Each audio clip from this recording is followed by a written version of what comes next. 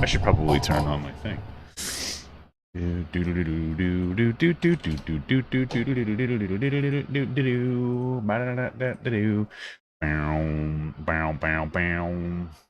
It's so Friday, Chinatown. Let's see. Let's see if we're streaming. Oh, it's live. Okay. It's weird sometimes. Gotta get the chat popped out. Hey, what's up? And you guys come in here so quick. It's crazy. You guys are in here so quickly. It is crayons. What's going on, everybody? It's nut bars. You're in school right now? Very pogger, brother. Stay in school, alright? Don't try to be like me. Don't try to be fat online like me, alright? It's not good for you. Not good for you. It's not good for you. Got them alerts on. I do. Oh, you do. Yeah, that's what you're trying to say. I'm being stupid right now. What's up?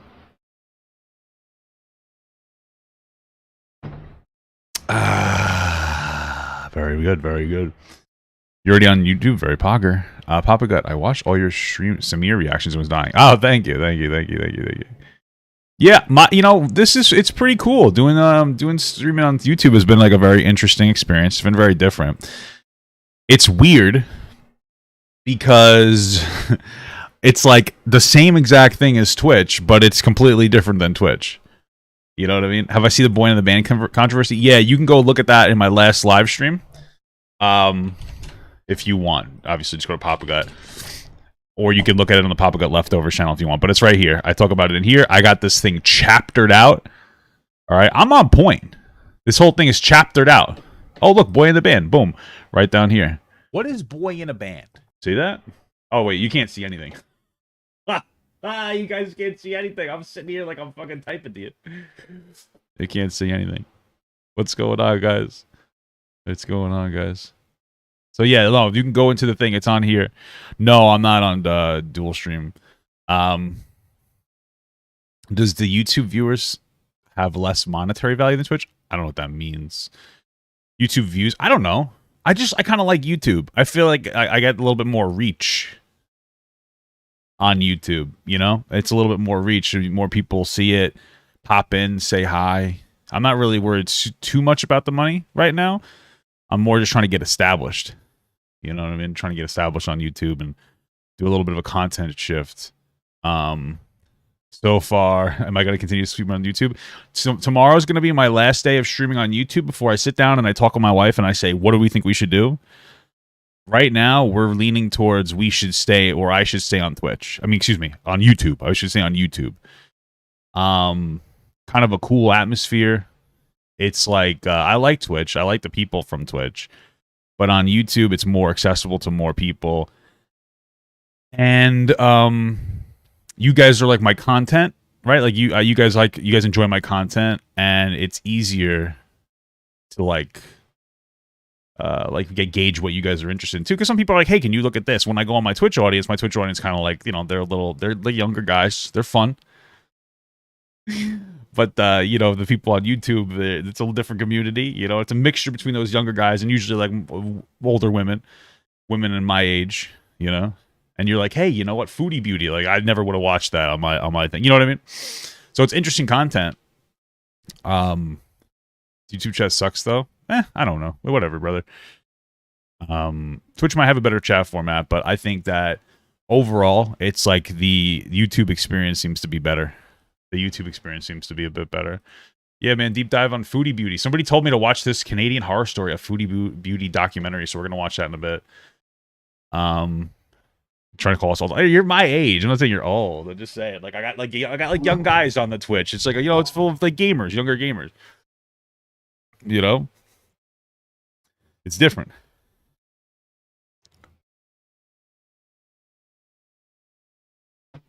Is the Foodie Booty stuff reaching more people now that Repsion covered it? Yeah, I watched Repzilla cover it.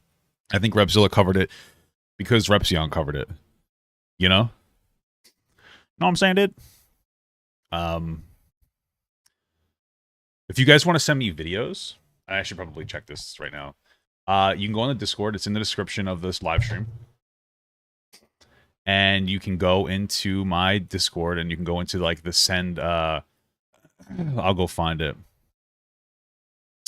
So inside of my Discord, there is a thing under meta. Well, it's actually meta discussion. It's called suggestions. You can come into here and you could throw in some suggestions for what you want me to look at. I think I watched the Dobby Vanity Files. Oh yeah, I did. Mama Max, a monster is born. Well, that's interesting. Hello, everybody. I don't know if I'm gonna necessarily watch this. Seems like a lot. Okay. It's a bit long, but maybe. But yeah, there's some stuff here. Jordan, survival of Jordan evolutionary psychology. Maybe I'll watch that. Looks interesting. It's hard to be with the TikTok communist. Who's the TikTok communist, though? That's the question. I will watch this if I know who the TikTok communist is. Do you think he does nothing? Do you think the school could run without a president? If we live in a greedy capitalist society, which you probably agree with, appeal to this about economics. But like, what is happening? Hey, hello. I'm just curious who this is. I'm not going to watch this. I cannot hear you. I gotta change my settings. I'm not going to probably watch this, but I'm curious who he's talking to. Testing, 1, 2. Can you try again? Hey, hello. Hey, I hear you. You're just soft, I guess. It's probably on his end, but okay. How's it going, buddy? It's going pretty good. I just got off work. What's up? Nothing much. I Who saw is you this? I don't know who this guy is. responded to my TikTok video. I gave you a holler, and here we are. Yeah, good stuff. Yeah, so, Who is this? yeah, what did you think? Well, I mean, obviously I disagreed with everything. That's why I reached out to talk, right? Who is this person? Right on. So I made 2. Are you referring to the Andrew Tate one, or? I don't know. Maybe I'll watch it on the list. I don't know who the fuck they're talking about, though. Like, how am I supposed to know what's going on there? Because I might know that person. Most Disturbed Family Channel. But you guys give me some good content in here. Not too bad. Yeah, he's talking to a communist TikToker. Thank you. I didn't understand that. Now that you said that, I know who it was. So thank you so much. I'll probably do a couple of smaller segments before we do this bigger segment. A couple of small little, like a little, like we haven't done an internet Agi video in a while. A J. It's Destiny. That's who the communist is. Thank you so much. I actually didn't think of it like that. I have a traumatic brain injury, so I can't think very well. I can't think too good. Can't think good.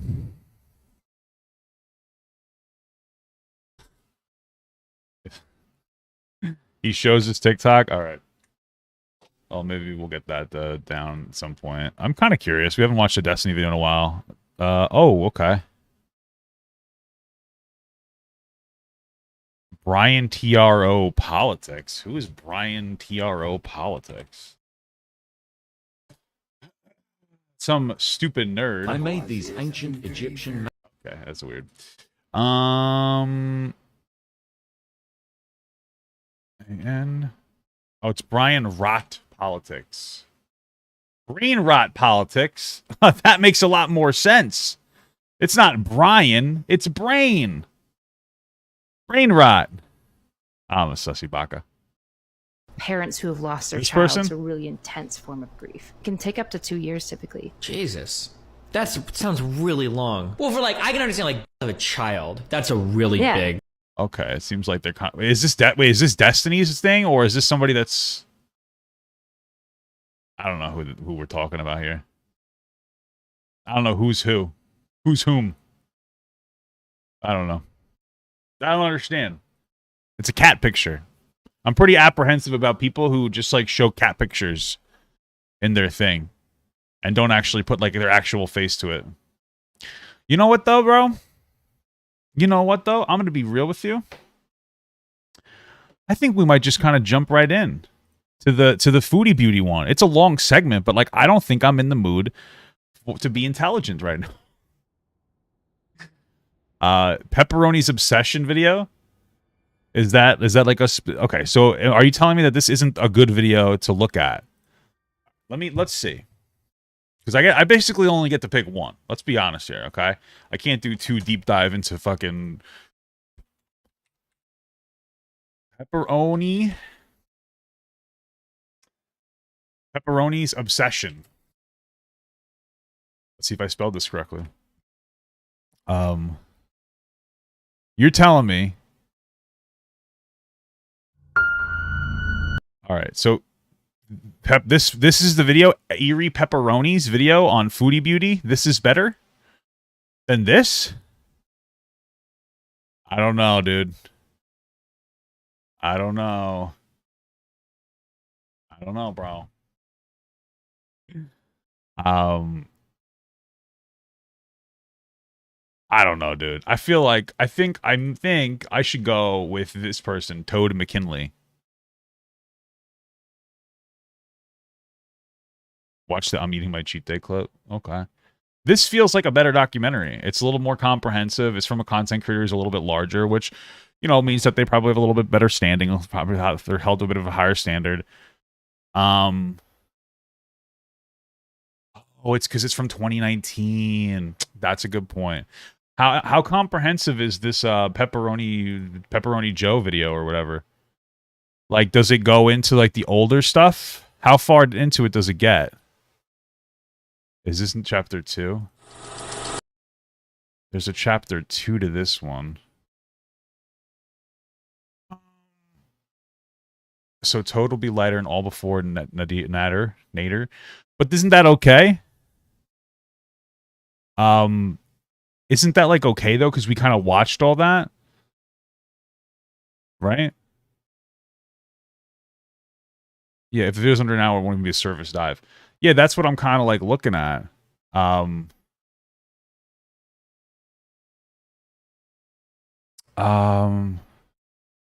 Okay, I'm looking for her backstory.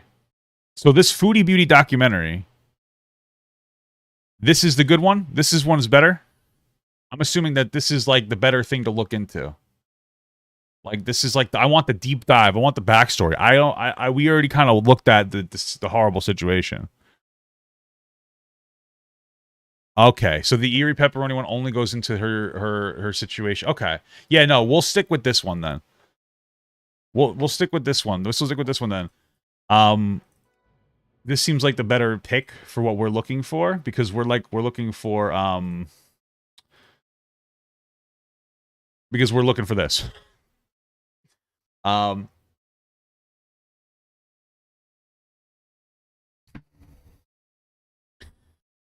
Yeah, so let's do this one. This one seems like the better choice here, honestly. I like this one a little bit better. All right, good. I'm happy that we all see. This is what I get though. I don't get that from my Twitch conversations. We don't really get that. Yeah. Thank you. I love you too. Your pretty much was the darkest Foodie Beauty era. Yeah, no, I'm looking for, I guess, this. We'll start with this. We kind of already went through the Nader Eshmi arc. We can go into that again after, you know what I mean? But let's start with this. So this is a video from Toad McKinley about Foodie Beauty. It's like the beginning. It's like kind of like start. I want to get like a good introduction, you know what I mean? We started with the Nader Eshmi. I don't know. But like now let's kind of get the pretext to see her adventures as her marvelous misadventures of Foodie Beauty.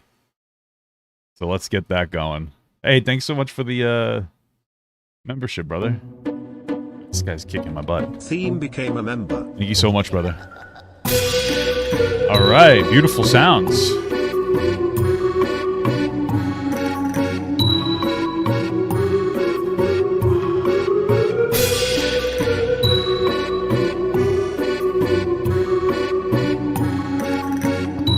Okay. It's quite an introduction here. Quite an introduction here.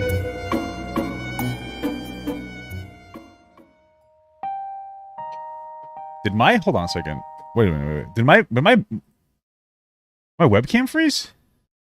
Okay, now we're back. Let me know if that happens again. You know you've made a few pretty significant mistakes in your life when a simple Google search of your name returns a link to your Kiwi Farms thread Let's as see your if this first result. messes up the audio. Even worse is when that thread is in excess of 1,400 pages and growing steadily. Yep. Each post dedicated solely to documenting, discussing, and Give me 2 seconds. I'm going to restart it. I'm just going to turn down my audio. because this person's audio is kind of all over the place. Search of your name returns a link to your Kiwi Farms thread as the first result. All right. Even worse is when that thread is in excess of 1,400 pages and growing steadily, each post dedicated solely to documenting, discussing, and speculating. Let's try this one more time. Sorry, guys. There we go. Okay. Sorry. Rough start today. Farms thread is the first result. Even worse is when that thread is in excess of 1,400 pages and growing steadily, each post dedicated solely to documenting, discussing, and speculating upon every single move you make in your public life on the internet. Worse still, when someone decides to check YouTube to see what you're all about, a search of your channel yields results of videos about you instead of by you. These are the telltale signs that you are not an entertainer, but the entertainment. The vast majority of views and therefore revenue produced by your presence going directly into the pocket of the people talking about you while you struggle to get by. And true, and then you know what? If you ever lose your online career and then they decide to Google your name, guess what? Guess what happens? Guess what ends up happening?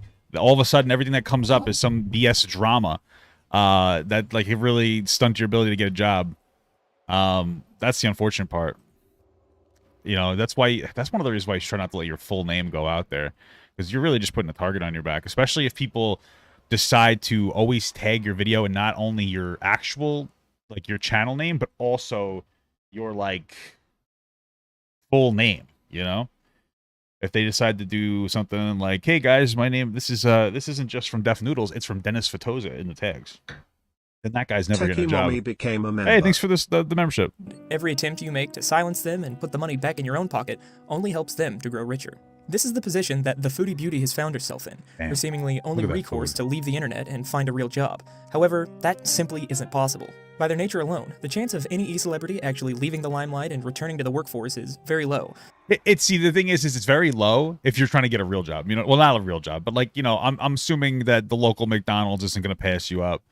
There are some very in-demand jobs that they really could not pass you up. They'd be crazy to do so. Also depends on how like intense the accusation is, because like it's definitely going to be embarrassing if you go for a job interview, but some people are just going to look at that and go like, wow, this is kind of stupid, like, you know. So it depends on what it is. She, being the subject of this sort of dedicated collective of internet anthropologist curiosity, makes it nearly impossible for her to find any kind of meaningful or fulfilling employment opportunities. True. This does not, however, mean that it is the fault of her onlookers that she is stuck in this position. Their attention is a direct result. It could be a little bit. I don't know the allegations yet. I will tell you one thing. This is like, it's so hard to describe this phenomenon to people, but like there are situations where basically, so we know internet drama exists, and each bit of drama has a different level of importance as something else. One of the biggest reasons I'm making my content shift, and it's something that I realized, but you don't like realize it till it's weird. It's like, it's almost like you become woke. Is that when you're a content creator whose channel centralizes around making content and doing commentary on controversial topics, that you can very quickly and unintentionally get caught up in sensationalizing topics because you're looking for your next story.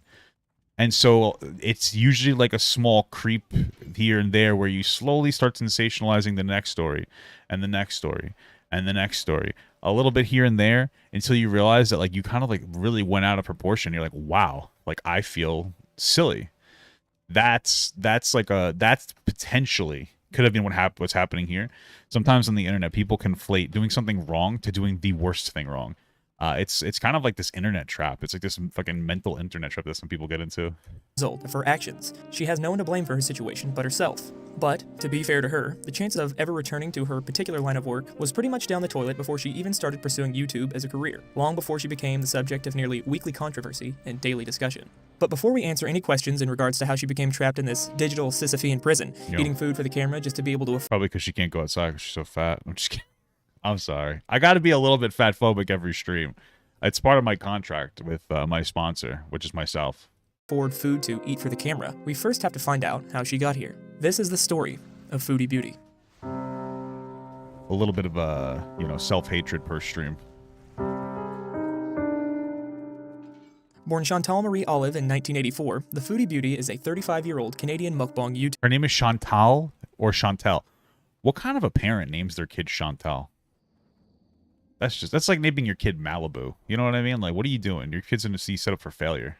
According to her YouTube About Me section, her channel is about, quote, an unapologetic fat girl who loves food, fashion, and vlogging. This is not a weight loss channel. Welcome. Anyone with even a passing familiarity with Chantal knows that this is far from an accurate description. One more fitting would read, a morbidly obese woman struggling with a severe doctor-diagnosed eating disorder and rapidly deteriorating mental and physical health, brought on by her refusal to address her addiction to food in any meaningful way, and her constant need to antagonistically engage with anyone who has even the slightest criticism of her, regardless of their— That's good. I think that, like, that's a healthy way to call out her eating habit. Like, listen, dude, you know what? I don't think being fat is, like, wrong at all. Obviously, I'm fat. But, like, you should try not to be unhealthy. My biggest thing is, like, this is why I've been getting, like, so turned on to Lizzo. Not by Lizzo. She's hot. It's not bad, but because, like, she is, like, an unapologetic overweight woman. But, like, I've seen images and stuff of her where she's, like, eating well and, like, she's exercising and stuff and, like, showing people that, like, yeah, you can be overweight if you want, but you got to put in the work to be healthy. And so, like, I've been really kind of enjoying Lizzo, just, like, what she represents a lot lately. I've been kind of into it because of that. Their intention. If you were to try and gauge the kind of person Chantal is by clicking on one of her videos at random, if you were to try and judge this book by its cover, you'd be inclined to think that she was just your typical basic female with a rather obvious addiction to food, who shares— She looks like the kind of girl who used to put up Tumblr porn. And, like, a lot of guys were like, yeah, I really like this, but they were, like, hate watching it, you know? just a little too much. Most of her stories are boring, albeit disgusting. She seems like a bit of a dork, her friends are all nerds. But if we peel back the layers just a little bit, if you can stomach the unsettling way she eats and her propensity for discussing bodily functions in great detail, you'll find someone who is self-absorbed, cruel, vindictive, and quite possibly the most impulsive person you will ever find on this platform.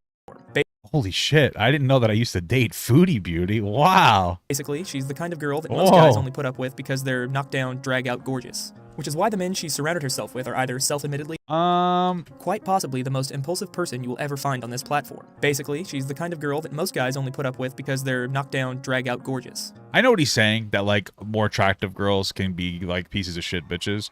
But I don't know. I guess maybe I'm just being kind of like a weirdo. But like, I feel like you shouldn't accept even attractive women being pieces of shit, right? We should be a little bit more stern about that as a society. Okay. I just don't think that being attractive is an excuse to be a cunt. You know what I mean? Like, oh, well, she's ugly, so she doesn't get the right to be a bitch. It's like, I think that nobody should be a bitch. You know what I mean? Sorry if I use too much intense language, but, you know what I mean? I don't think we should. It's like borderline excusing the behavior, but, you know. Which is why the men she surrounded herself with are either self-admittedly autistic, like her ex and, best friend. Wait, what is the... Wait, what do you mean he's self-admitted? Okay, like, are we joking about him being autistic, or does he say he's autistic? I don't know. It kind of feels like a knock on autistic people. What's happening here? And Pete's. Somebody asked if my ex Pete was autistic or had Asperger's, and you know what? He did tell me once that he thought he might be on the spectrum. Okay. Or compelled to be with her in order to maintain their citizenship, like her current boyfriend, BB. If you really take a dive into Chantal's content, you'll find that she has led a rather troubling life. She was born to a teen mother and her parents split very early on. They traveled around quite a bit until her mother finally married her stepfather. Her stepfather was the primary father figure in her life, as she's mentioned on several occasions that she has abandonment issues from her biological father not sticking around. They are so estranged, in fact, that he has 2 children who she has never even met. I have 2 brothers my dad has with another woman, and I've never met them. Okay. I'm pretty sure they don't even know I exist. Her mother and stepfather had another child when Chantal was 11 years old. In a pinned comment of their family pizza party video in which the sister appears, Chantal says her sibling has a mild learning disability. There are plenty of reasons to doubt what Chantal says just based on her well-known behavior of putting others down in order to elevate herself, but even if her sister does have a mild learning disability, why mention it? For one, it's no one's business, and 2... Well, we would need to see her mention it. I mean, like, listen, I know that how these videos work and how people, like, get very upset with me because I don't carry the same energy that the author is telling me to carry, because that's not how I operate. I investigate these things, or I look at these things. I'm not doing a whole lot of investigating work. This person's laying it out for me in a very intelligent way. But, like, I need you to see, why did she mention it? Was she just kind of futzing around? She's like, yeah, you know, my sister, half-sister, whatever, sister has, like, autism or something, or learning disability, or ADHD, or whatever. Oh, okay.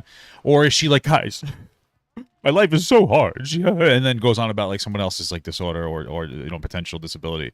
You know, those two are very different things. Because, like, you have to see the context of why she says it. We can't just be like, you know, we can't just, like, derive a narrative without seeing the context of what she's saying it for, you know?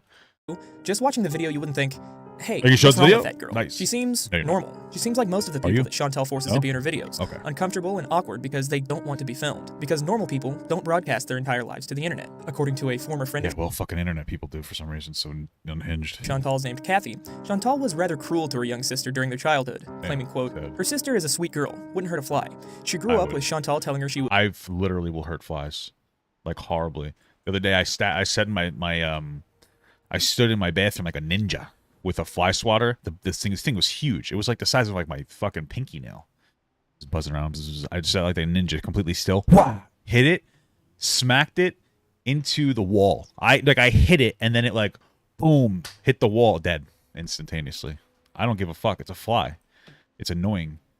I'll usually give them the offer to get out of my house first, but they don't take the offer because they're fucking flies. They're just dumb as shit. So what am I supposed to do? I kill them. You know?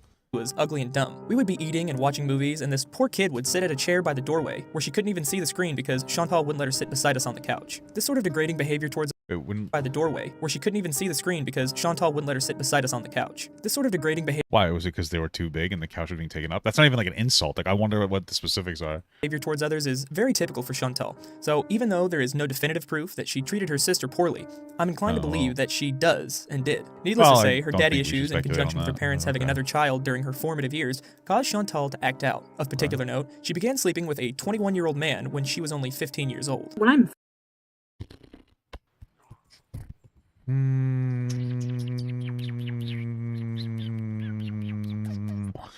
Gotta see how we talk first about met this. him, I was 15 and he was 21. So yeah, kind of to begin with. I mean, I was a mature younger person, but Aside from the obvious fact that this man was a predator, he also had a drinking problem and a girlfriend his I was gonna say I wanna be careful of us leaning too much into like it's her fault for this happening. She's a fucking 15-year-old. You know, it can definitely be perceived as like an acting out thing. This is one of the unfortunate realities is that like a lot of times, especially younger women, like they will be opening to talking to an older guy. The older guy is predatorizing them 100%, but they'll say things like, oh, you're a really mature young girl and you're this and you're that, and they fall for it because like they're impressionable young kids. And it's something that we should talk about because then we can, you know, hopefully get young girls to not do that, because unfortunately you can't always convince a bad person to not be bad, so you got to teach people to be safe. I just wanted to make sure he didn't put too much of the blame onto her, because that would have showed like a substantial bias, which I don't think that he did. Own age, who was pregnant with his child at the time. This woman would routinely have confrontations with a teenage Chantal, once even showing up at her school to try and fight her. I didn't know this guy had a girlfriend that who was pregnant with his child. Okay. How old was she? What the fuck? A girlfriend who liked to fight. Okay. And she was older. She was in her mid-20s. Damn. So anyways. Could you imagine? And like, listen, because the guy is a disgusting fucking predator, but also she's in her mid-20s and you're gonna fight a literal child? Do you think maybe it's the guy's fault? Like, holy fuck. Could you imagine being like 25 years old, about to go fight a 15-year-old for sleeping with like your however old like boyfriend? Like, that's, you should leave. You gotta read, like, why are you angry at the little girl? The young, like, what? This girl tried to make my life hell when she found out about me. Like, why don't you attack him? Why me? Yeah, I didn't know about true. him, I agree with that. But at that point, I was already like really in love with him, or so I thought. And she was so mean about it that I was like, you know what? I'm gonna keep screwing your boyfriend. And I know that's bad. I would never do that now. Okay, but when you're young and dumb, right? Yeah, I guess that's true. So we kept on keeping on, and you know, she showed up at my school, tried to beat me up. That's fucking crazy. She would see me on the street. She would freak out on me. The tension in Chantal's household was understandably high during this time. She had been seeing several child psychologists due to a plethora of behavioral issues with little effect. Well, at least they're trying, I guess. According to her, she didn't think she needed any kind of treatment. She was just a spoiled brat, which, to her credit, is partially true. To this day, she displays the traits of a petulant child. I think I just had, like, spoiled brat syndrome. Bro, this guy keeps killing me. Well, listen, we just got to be absolutely clear that a lot of times people who get famous online, they become children. I don't know what it is, but like you really can't go anywhere on the internet without finding some dumb fucking child they even like adult people that are like over sensationalizing topics, and they're like, oh my god, it happens everywhere, bro. Online is fucking crazy. Literally, I mean, like we always talk about power dynamics and about how like famous people online, when they talk to their fans, there's a power dynamic there. I think if anything, if you want to date a rich famous person from the internet, then you're a pedophile, because they have the brains of fucking 14-year-olds. They are stuck. They are stuck in their developmental cycle. They are fucking dumb as shit. It's fucking crazy. Whether she thought she needed them or not, her opinion didn't stop doctors from prescribing her antidepressants at the time. It also doesn't stop Chantal from using her mental health issues as a scapegoat for her abhorrent behavior, while simultaneously refusing to follow through with any kind of therapy, which she has sought out and quit countless times in what many believe is an abuse of Canada's free healthcare system. One night, she got into an argument with her mother. She wanted to go— An abuse of the healthcare system? That seems a little... Seems like a little bit of a stretch. Go stay the night with her boyfriend, the 21-year-old predator. I just want to know why her mental health issues is a scapegoat for her abhorrent behavior, while simultaneously refusing to follow through with any kind of therapy, which she has sought out and quit countless times in what many believe is an abuse of Canada's free healthcare system. That's stupid to me that you would think that. So they're saying that she would go and start to get help in some capacity, and then she would stop, and they think that she's trying to abuse the healthcare system. Like, what way?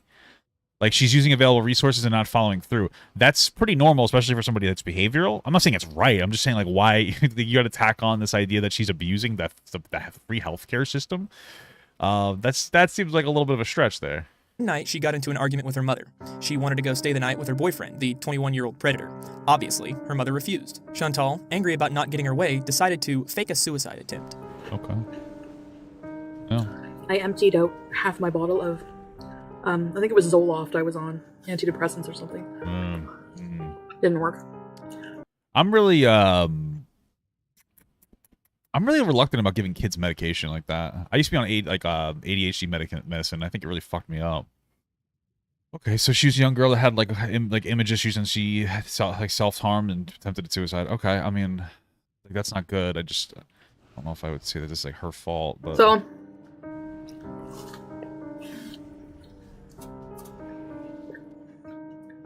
I showed her the bottle and I said, I'm gonna kill myself. I took half the bottle.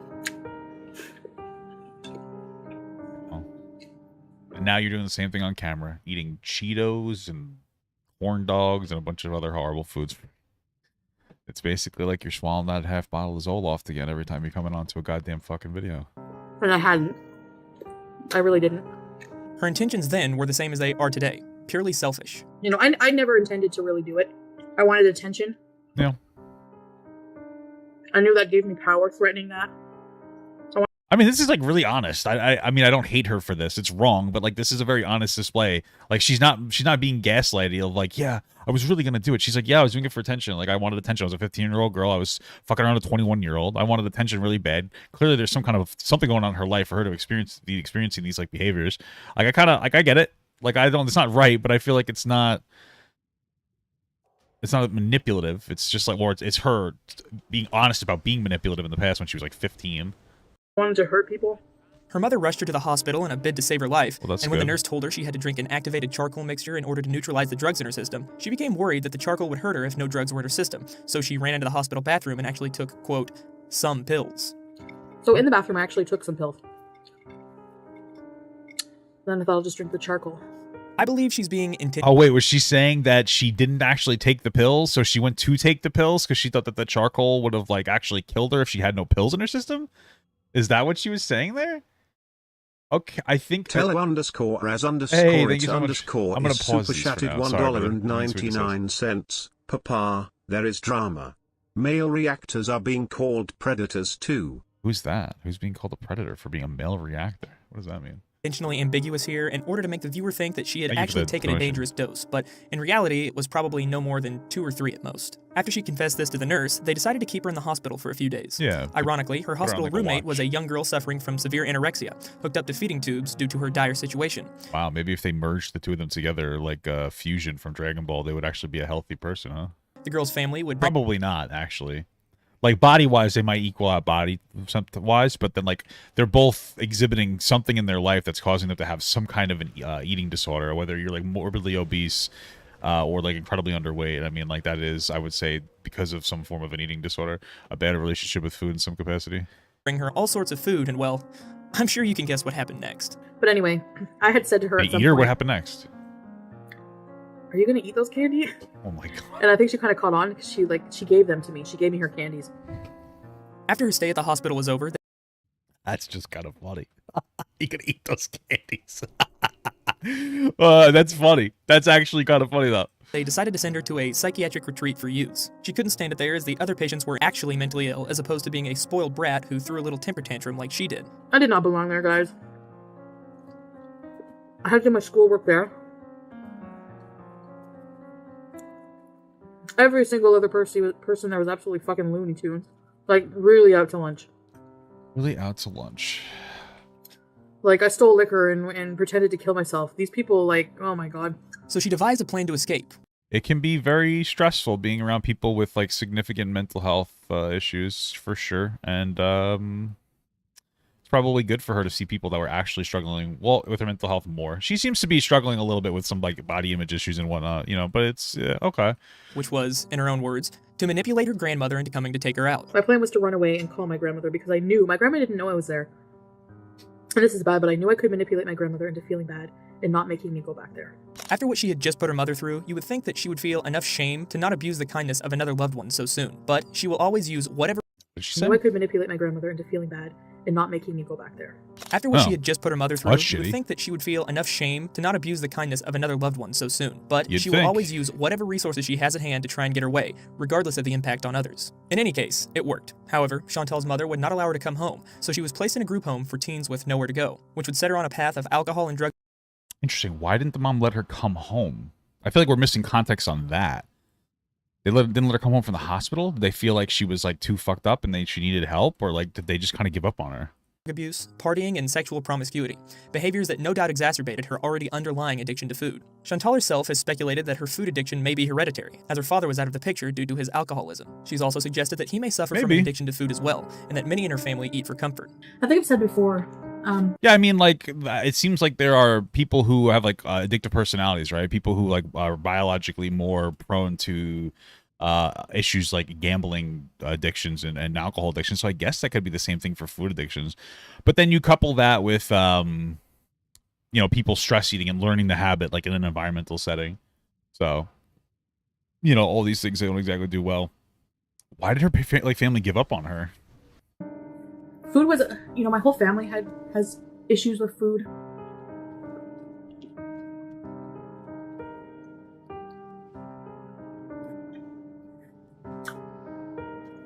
Okay. And food was used as comfort and during happy times of family gatherings, you know? From her earliest days, her fondest memories are of food, enjoying visiting her grandfather because he always had candy, and being scolded by her grandmother for eating too much and asking for more. And she was really French.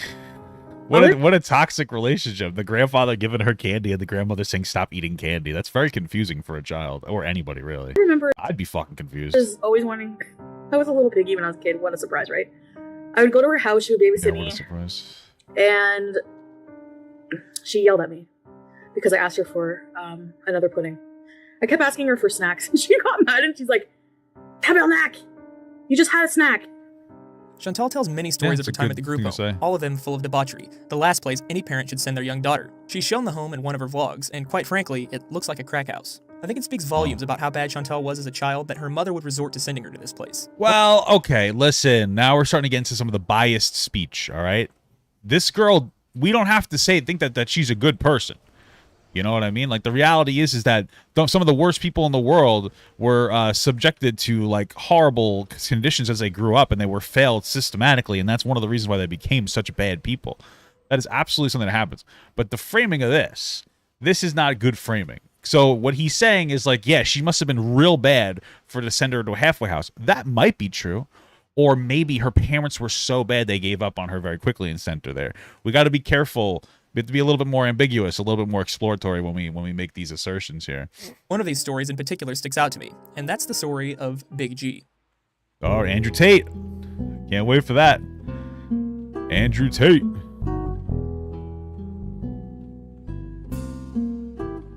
Top G. Big G was a man who Chantal led on one summer in exchange for drugs and a place to party. She's unsure whether he had some sort of led on disability or not. Wait, what do you mean led? Why did she have to lead him on? Okay. But in my experience, if you have to ask yourself that question, then the answer is probably yes. I led him on. I was nice to him. I made him think that we might have something. I used to ask him to get me weed, marijuana. Typical woman. And in return for him buying me some weed, I'm a prostitute. Think about it. I would go in the bedroom alone with him for a couple minutes to talk. That's it, I swear.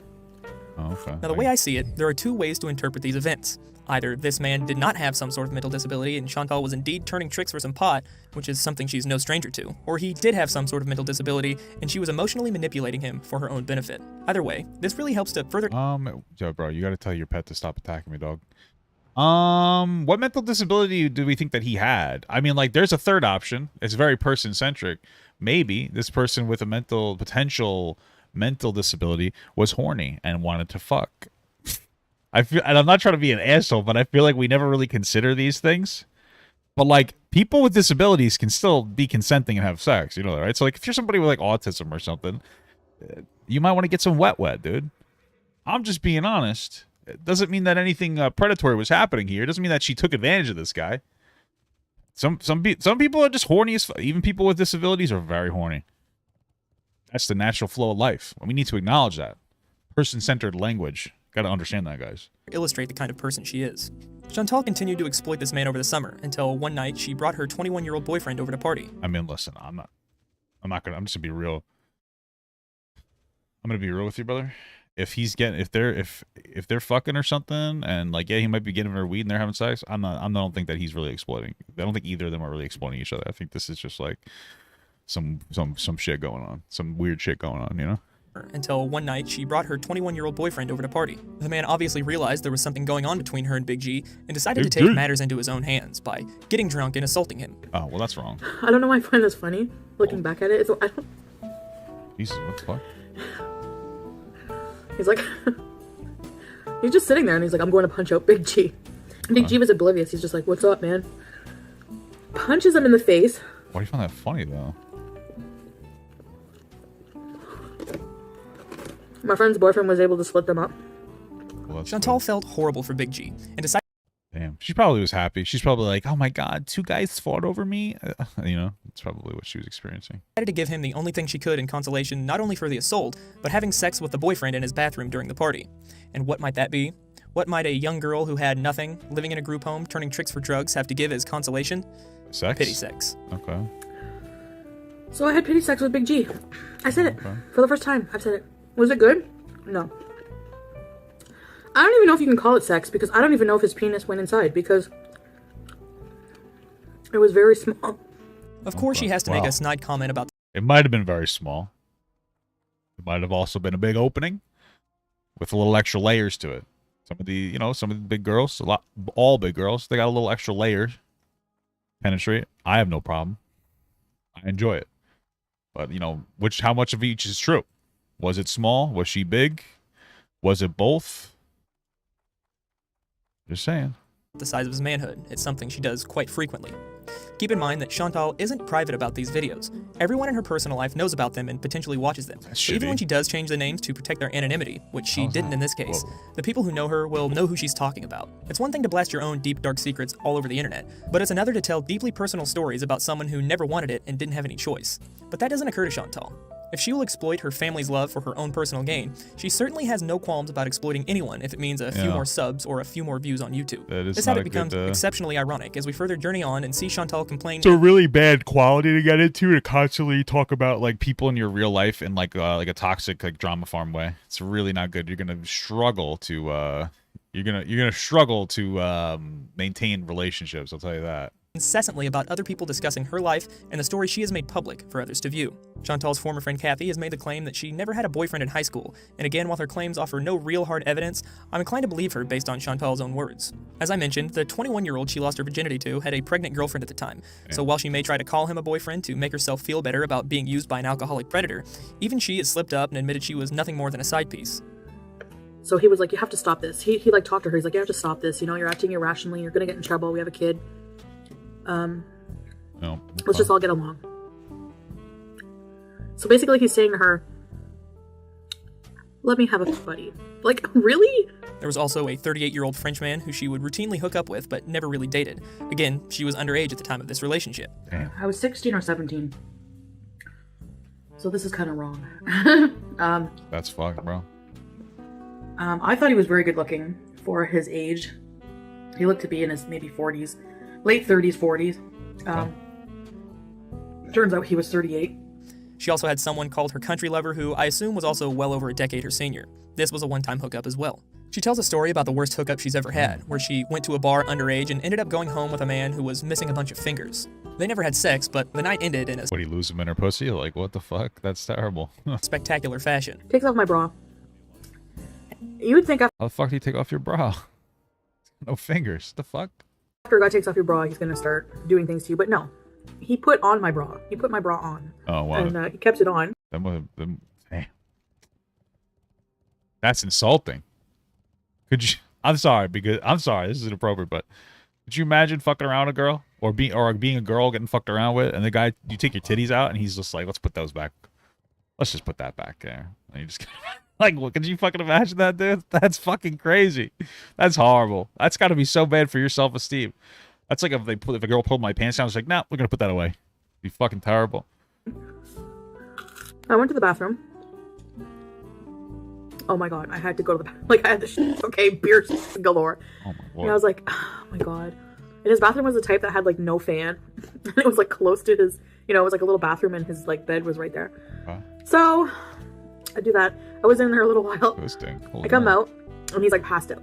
Like, completely passed out in my bra. All of a sudden, he starts grunting. Okay. And he starts, like, he cuddles up to me. Okay. Grabs me really tight, like, almost friggin' suffocating. And he starts crying and saying, Mommy, Mommy, oh god. And I'm like, what the f?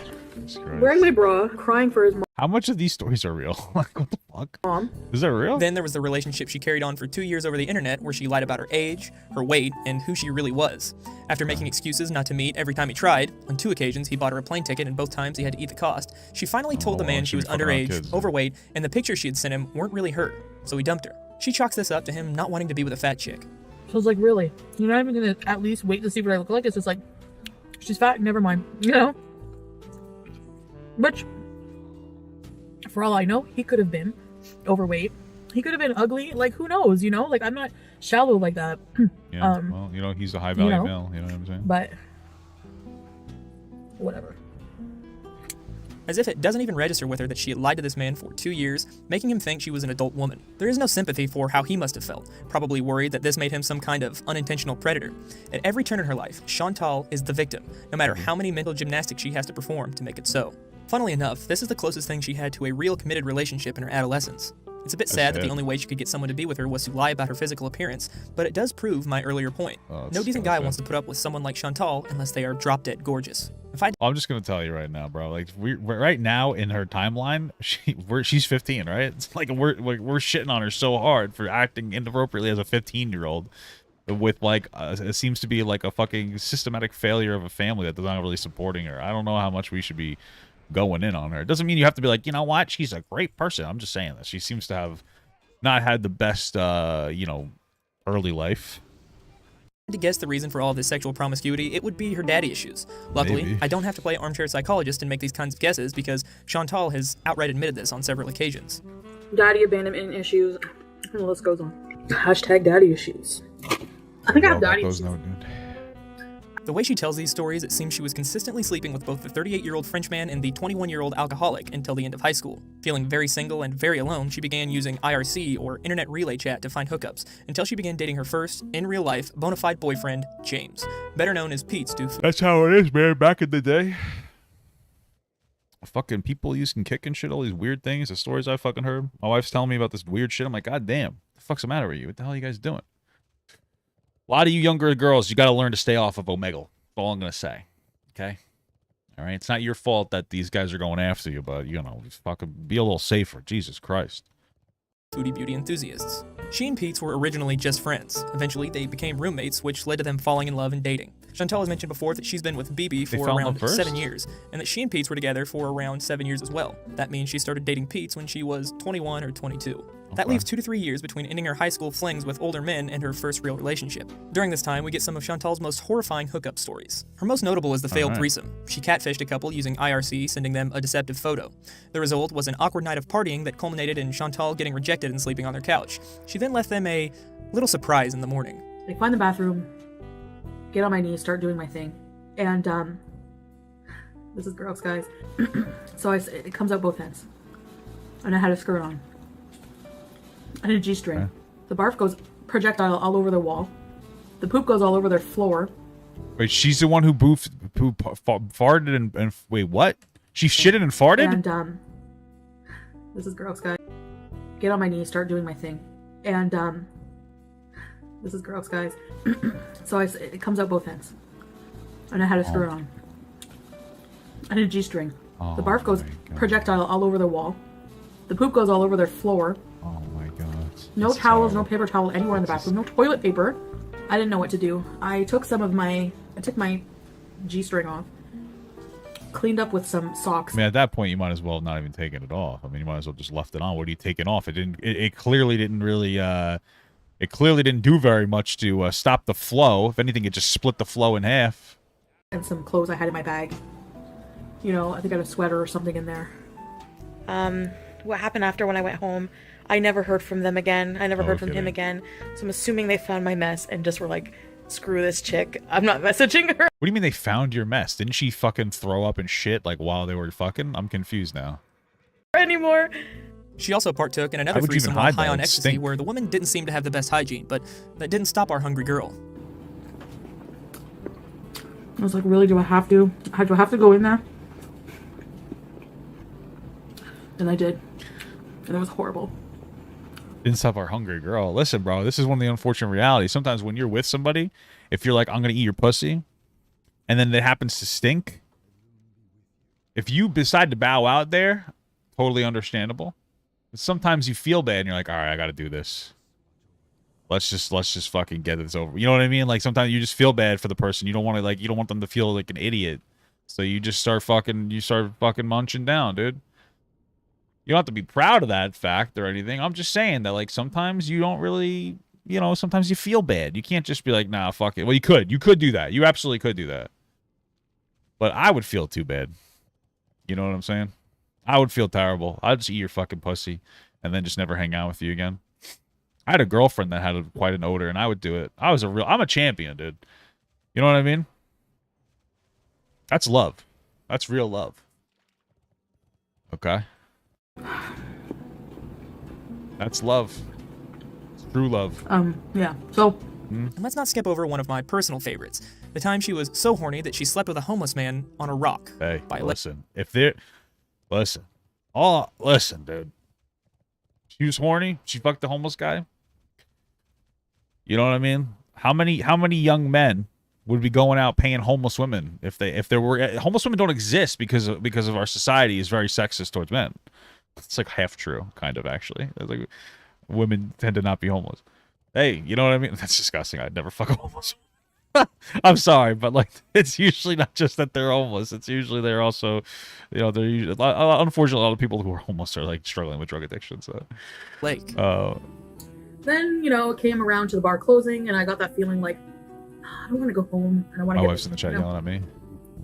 As I'm walking home. Listen, I didn't truly love anybody before you, but that's what I thought was true love. You know what I'm saying? Like, it's one of those, it's like, it's Papa Gut's theory of relativity. True love relativity. You know what I'm saying? That's all I'm saying.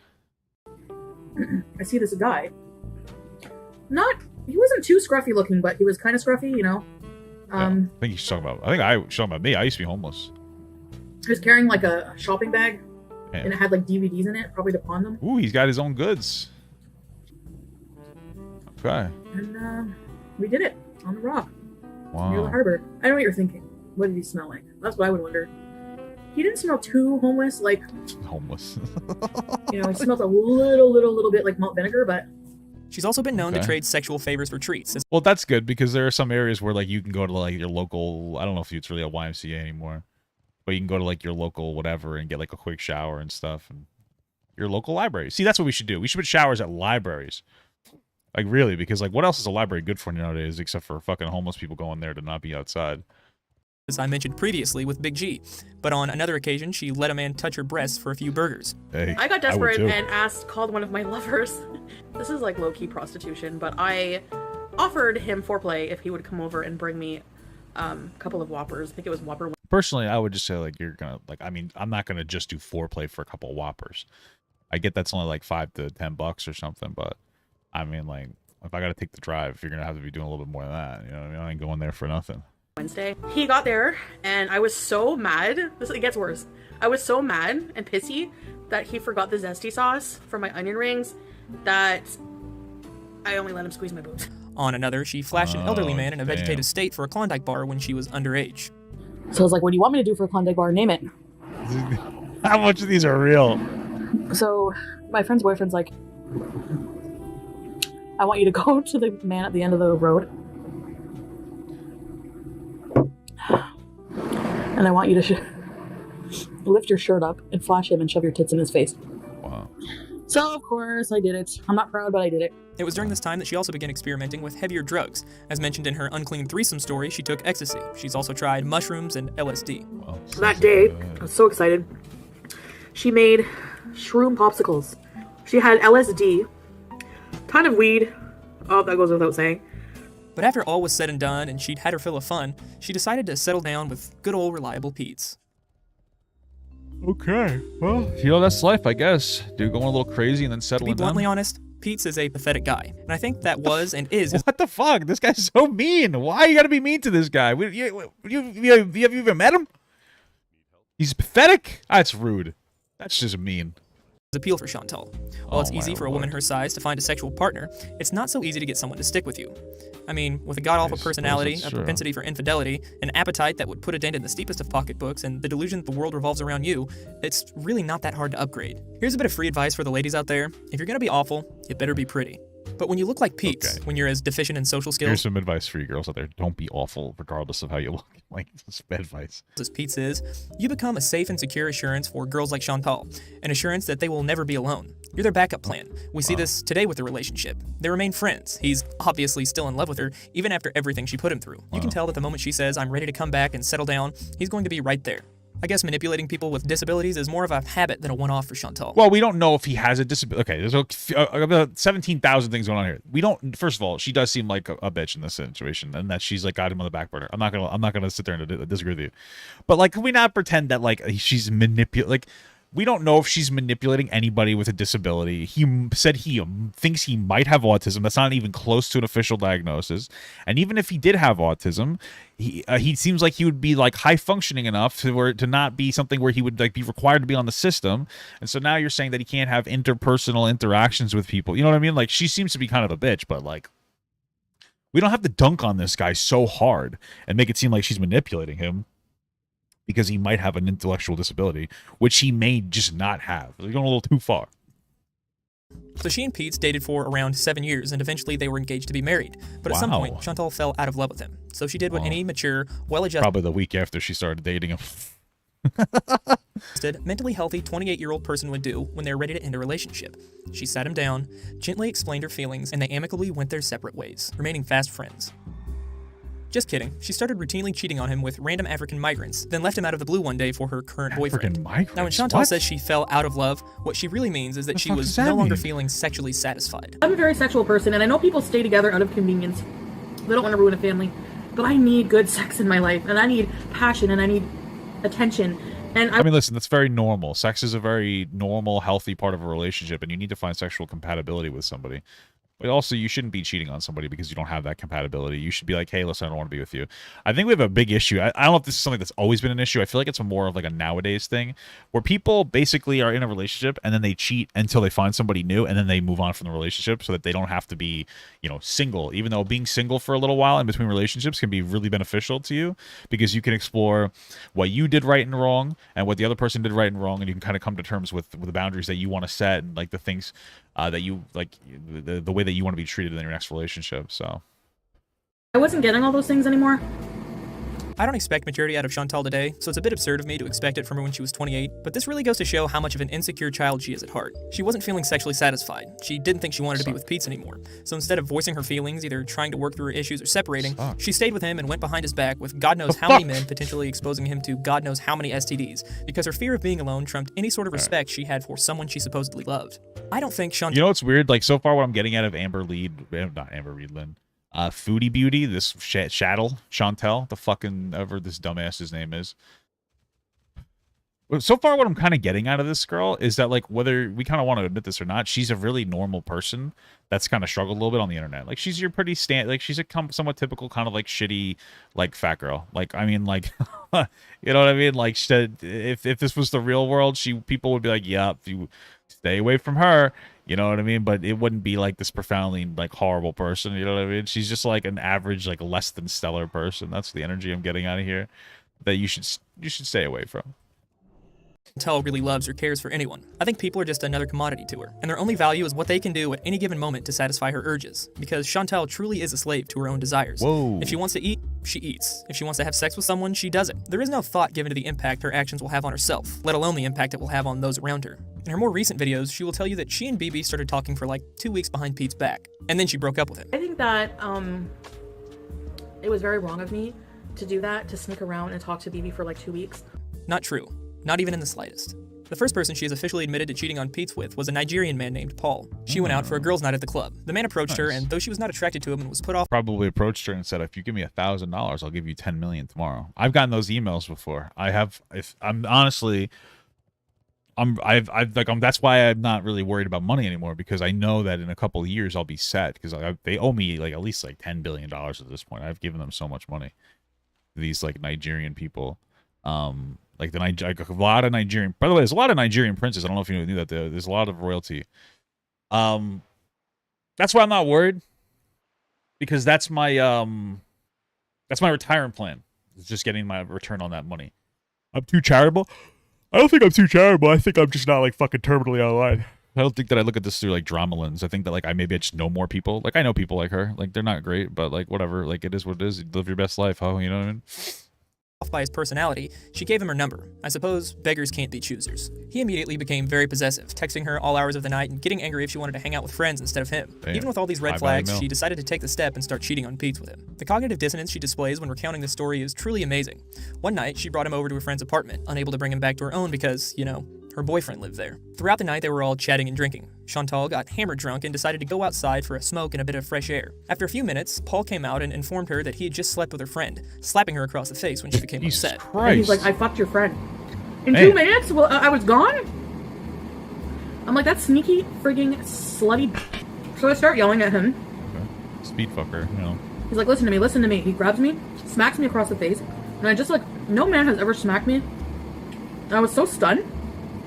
I can understand in the moment being upset about your friend sleeping with a guy you were interested in, but this story is over 7 years old and she's still visibly upset about it, as if she never stopped to think, hey, I was cheating on my boyfriend during this time, and this guy was a scumbag. Well, maybe it's because she got the fuck smacked out of her, you know what I mean? Like, let's be a little careful being too, like, F you to her. Yeah, she was being shitty, but it doesn't mean you should be smacked. Who physically and mentally abused me. Maybe he was the problem, not my friend. Better yet, her friend even told her it wasn't true, said he made it all up, but she didn't believe her. She believed the guy who she claims treated her worse than anyone else has in her entire life. I guess Chantal just can't wrap her head around the notion that not every girl sleeps with any man that so much as glances in their general direction. She even has the nerve to say this. I believe in karma. And I think that I was sent BB as a consolation for this jerk. Now, I'm not a complete moron, so I don't believe in things like karma, but just for the sake of argument, let's say I do. You never know, brother. You never know. What seems more plausible? That she was sent BB because the guy she was cheating on her boyfriend with was a scumbag, or that she was sent a scumbag because she's a terrible person who was cheating on her boyfriend of 7 years? The answer should be obvious to anyone who isn't Chantal or one of her dozen fans. Around the same time she was seeing Paul, she began seeing a man she only refers to as her Rwandan lover, as well as chatting with BB online. She would routinely visit the Rwandan man for booty calls. Eventually, she and BB met in person, immediately fell in love, and lived happily ever after. Except they didn't. You see, BB was still sleeping with other girls, and Chantal was still hooking up with other guys, not to mention she was still dating Pete. It wasn't until a chance encounter at a gas station that they decided to make it official. Chantal came across BB in a car with 2 women and became So what is that, like they're just fucking, like an open relationship or something? Yeah, I guess it's the new normal, right? infuriated. I mean, how could he do this to her? Sure, she was still in a relationship with her boyfriend and sleeping with other men, but that's different. Chantal, unlike everyone else in her life, can't be held accountable for her own actions. So she meets up with him at the club, tells BB she doesn't want him to hook up with the other girl he brought, and they get a hotel room. Because again, they couldn't go back to her place because Chantal was in a relationship and living with Pete, who I'm sure was at home watching X-Men in his whitey tighties, oblivious to the fact Pete's getting cucked by fucking BBC, man. It's sad. It's sad. You think there's some kind of internal racism going on there? When you see stories like that of like these white women who get cucked to have like their white boyfriends cucked by like BBC, and like part of the thing. And I know I'm going off to a little bit of a story, but part of the thing is like, yeah, they're so much better, blah blah blah. But I want to keep the white boyfriend around because like I don't know, is that weird? You know what I mean? It's like it's just weird. I keep seeing stories like that. We watched that like soft white underbelly video. It was like that. You know what I mean? It was just like that. It's fucking crazy. The woman he thought he was going to spend the rest of his life with was sleeping with any man desperate enough to give her the time of day. I remember when the hotel, it's dark, we start making out and stuff, you know, and things are getting heated. And he's like, take off all of your clothes, like your socks, everything. Ooh. And I was like, no. At the time, I was still, you know, I hadn't been with anybody since Pete's, like, you know, and the Rwanda guy, but that was a really good night. So,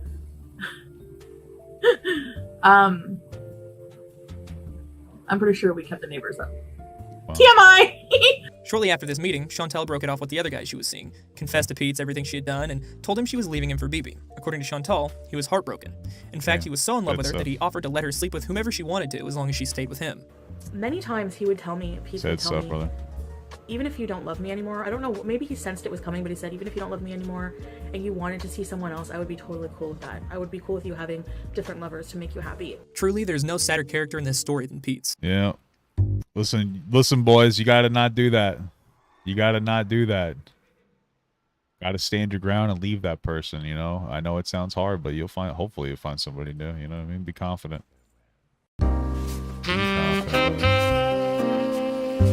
So Chantal and BB moved in together. He used his 4-year bachelor degree to get a job as a security guard, and she worked in healthcare administration. In late 2016, Chantal lost her job and instead of seeking new work, lived off of unemployment and began regularly uploading videos to her YouTube channel. What was that? Bachelor degree to get a job as a security guard, and she worked in healthcare administration. In late 2016, Chantal lost her job and instead of seeking new work, lived off of unemployment and began regularly uploading videos. I would live off of unemployment for a little while too, you know what I mean? Make some YouTube videos, fuck around a little bit, see if it took off. I don't really fault her for that, you know? I mean, but... to her YouTube channel. The first few appear to be your typical low-quality, low-effort beauty videos. Although I don't know if I could stay out of work for too long, because I feel like I get too fucking self-conscious. I mean, I would just be fucking fiending to work, you know? In her first Get to Know Me video, she tells us a little bit about herself. Unlike the brash and brazen girl we see today, proudly recounting her sexual exploits or bathroom blunders as she shovels thousands of calories into her mouth, she comes across as a bit shy, giving us precious little tidbits of information. She's short, 5'1" in fact. She loves cats, she dropped out of college, and she can count the amount of people she slept with on her hands. Something she later admitted was a lie after the 10th or 15th video she made recounting her numerous sexual encounters. I know you're unless those were fake, you know? Thinking, oh my gosh, woman, how many lovers have you had? They used to say that I could count on my hands, but I don't think that's true anymore. It was a few years ago. Same girl. If you were to look at her channel today, you would see that not long after this Get to Know Me video, she switched from makeup tutorials to mukbangs and the occasional vlog. However, this is not a true representation of her channel's history. Chantal is well known for deleting videos, typically in an attempt to mitigate the repercussions of her impulsive nature. The most common reason for her to delete a video is the backlash she receives after lashing out at those she deems haters, which is a blanket term that covers everyone from people who are genuinely worried about her health due to her constant binge eating on camera and her numerous health problems. Let's just be like clear about one thing, and I don't know the specifics, so you know, take this with a grain of salt. There are a lot of people on the internet who fucking concern troll all the time. I'm not saying that that's everybody who's actually concerned about her. There might be people that actually care about her. But there are tons of people who will pretend to care just to troll. Like, there's a lot of people who, like, pretend that they care about fat people. They're like, oh, I just want you to be healthier. They don't give a fuck. A lot of these people just want to make fun of fat people, and they say that they think that, like, the bullying, well, oh, I'm just saying these things because I want you to be better. Like, they don't really give a fuck about that shit, you know what I mean? A lot of it's just fucking bullshit, concern trolling. I'm gonna take a really quick wee-wee, okay? I just gotta go potty.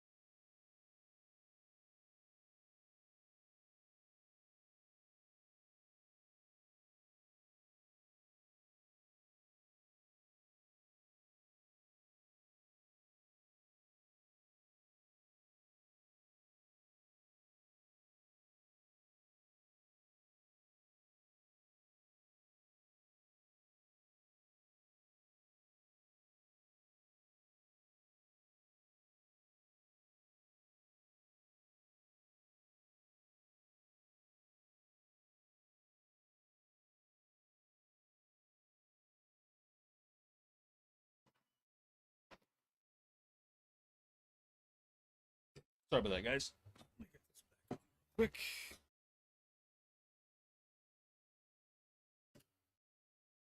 Play.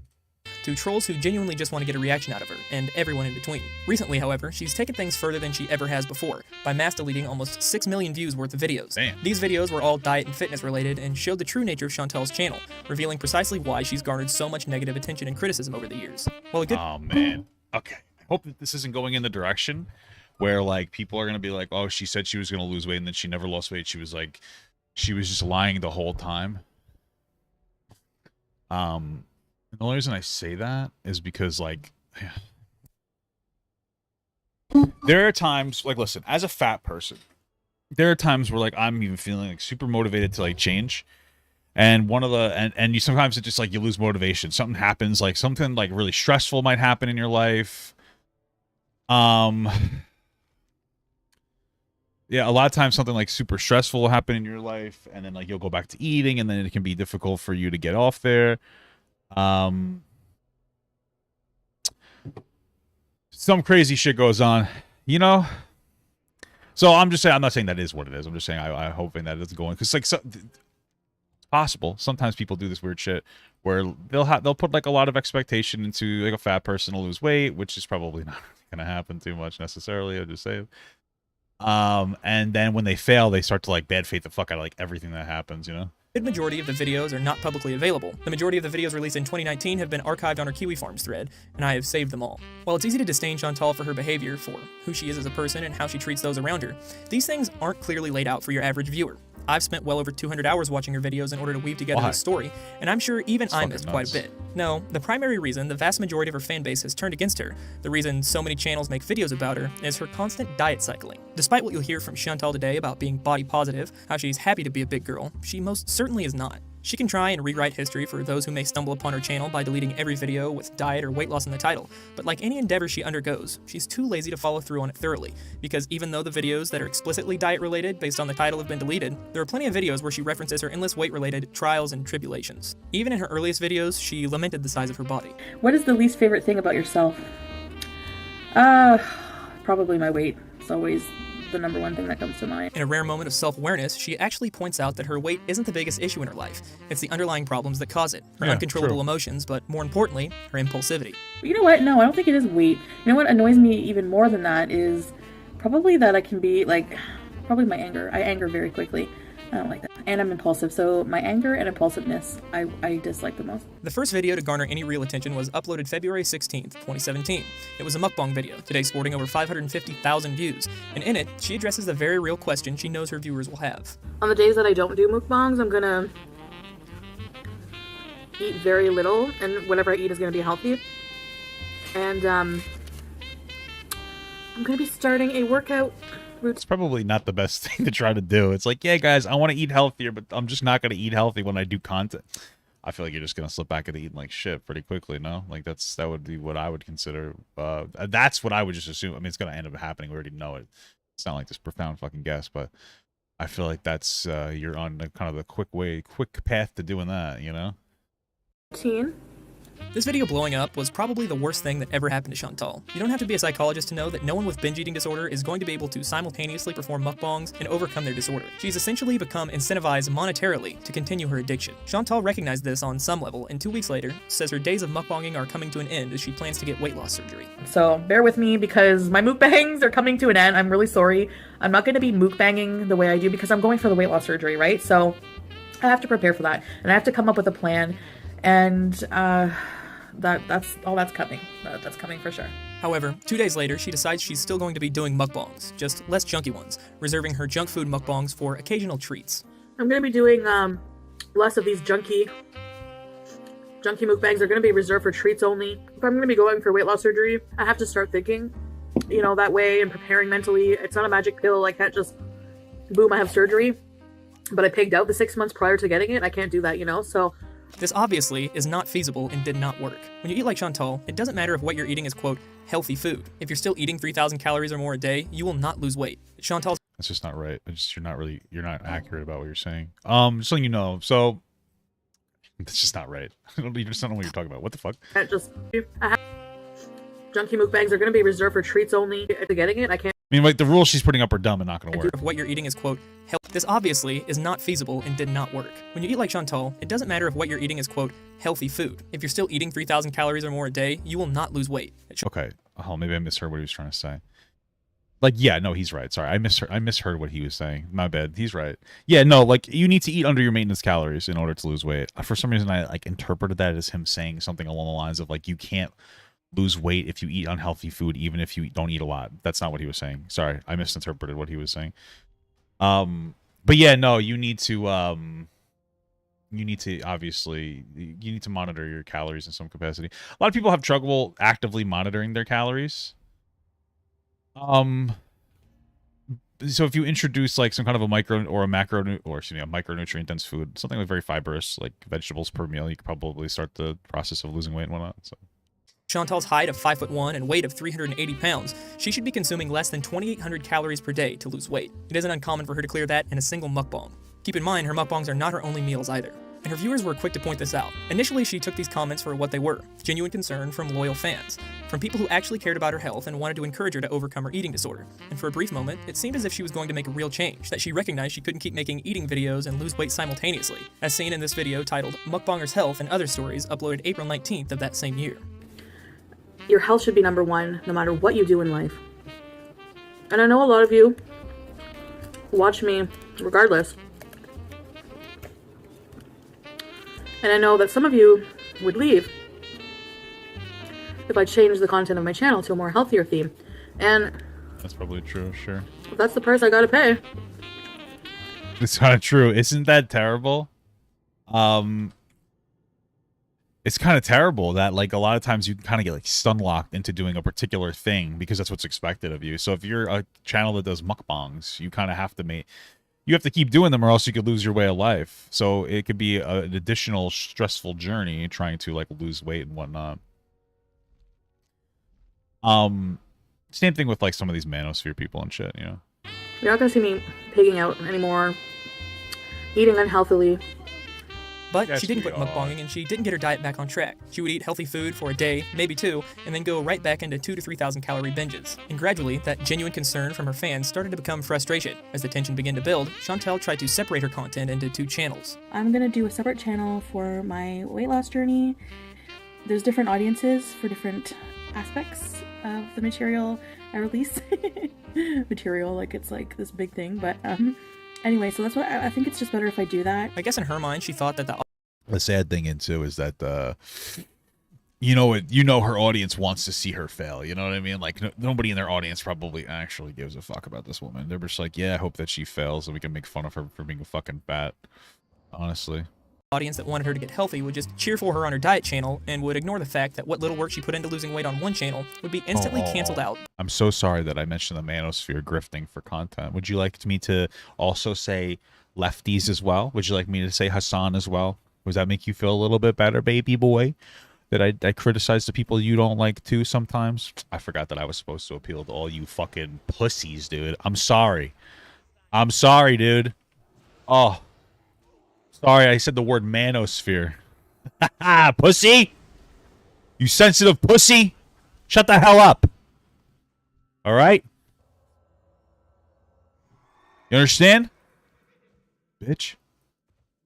How do you like that? You understand? Fuck you. By her massive binge on the other. After this attempt to placate her viewers failed, she began lashing out at anyone and everyone who called her out for destructive behavior. First, with small passive-aggressive quips here and there, before eventually addressing her critics directly in a scathing rant within a video titled Indian Food Mukbang Eat With Me, uploaded June 6th of 2017. So before you all start typing, what happened to your diet? Let me explain something to you, okay? I'm ready. So I made a decision. I'm closing my weight loss channel. My other channel, I'm shutting it down. Damn.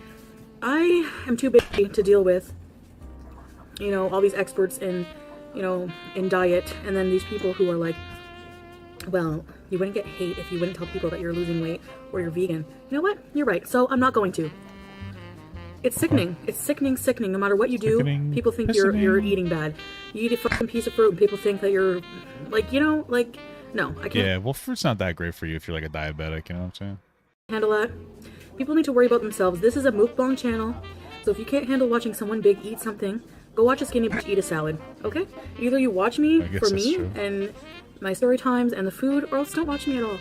Plain and simple.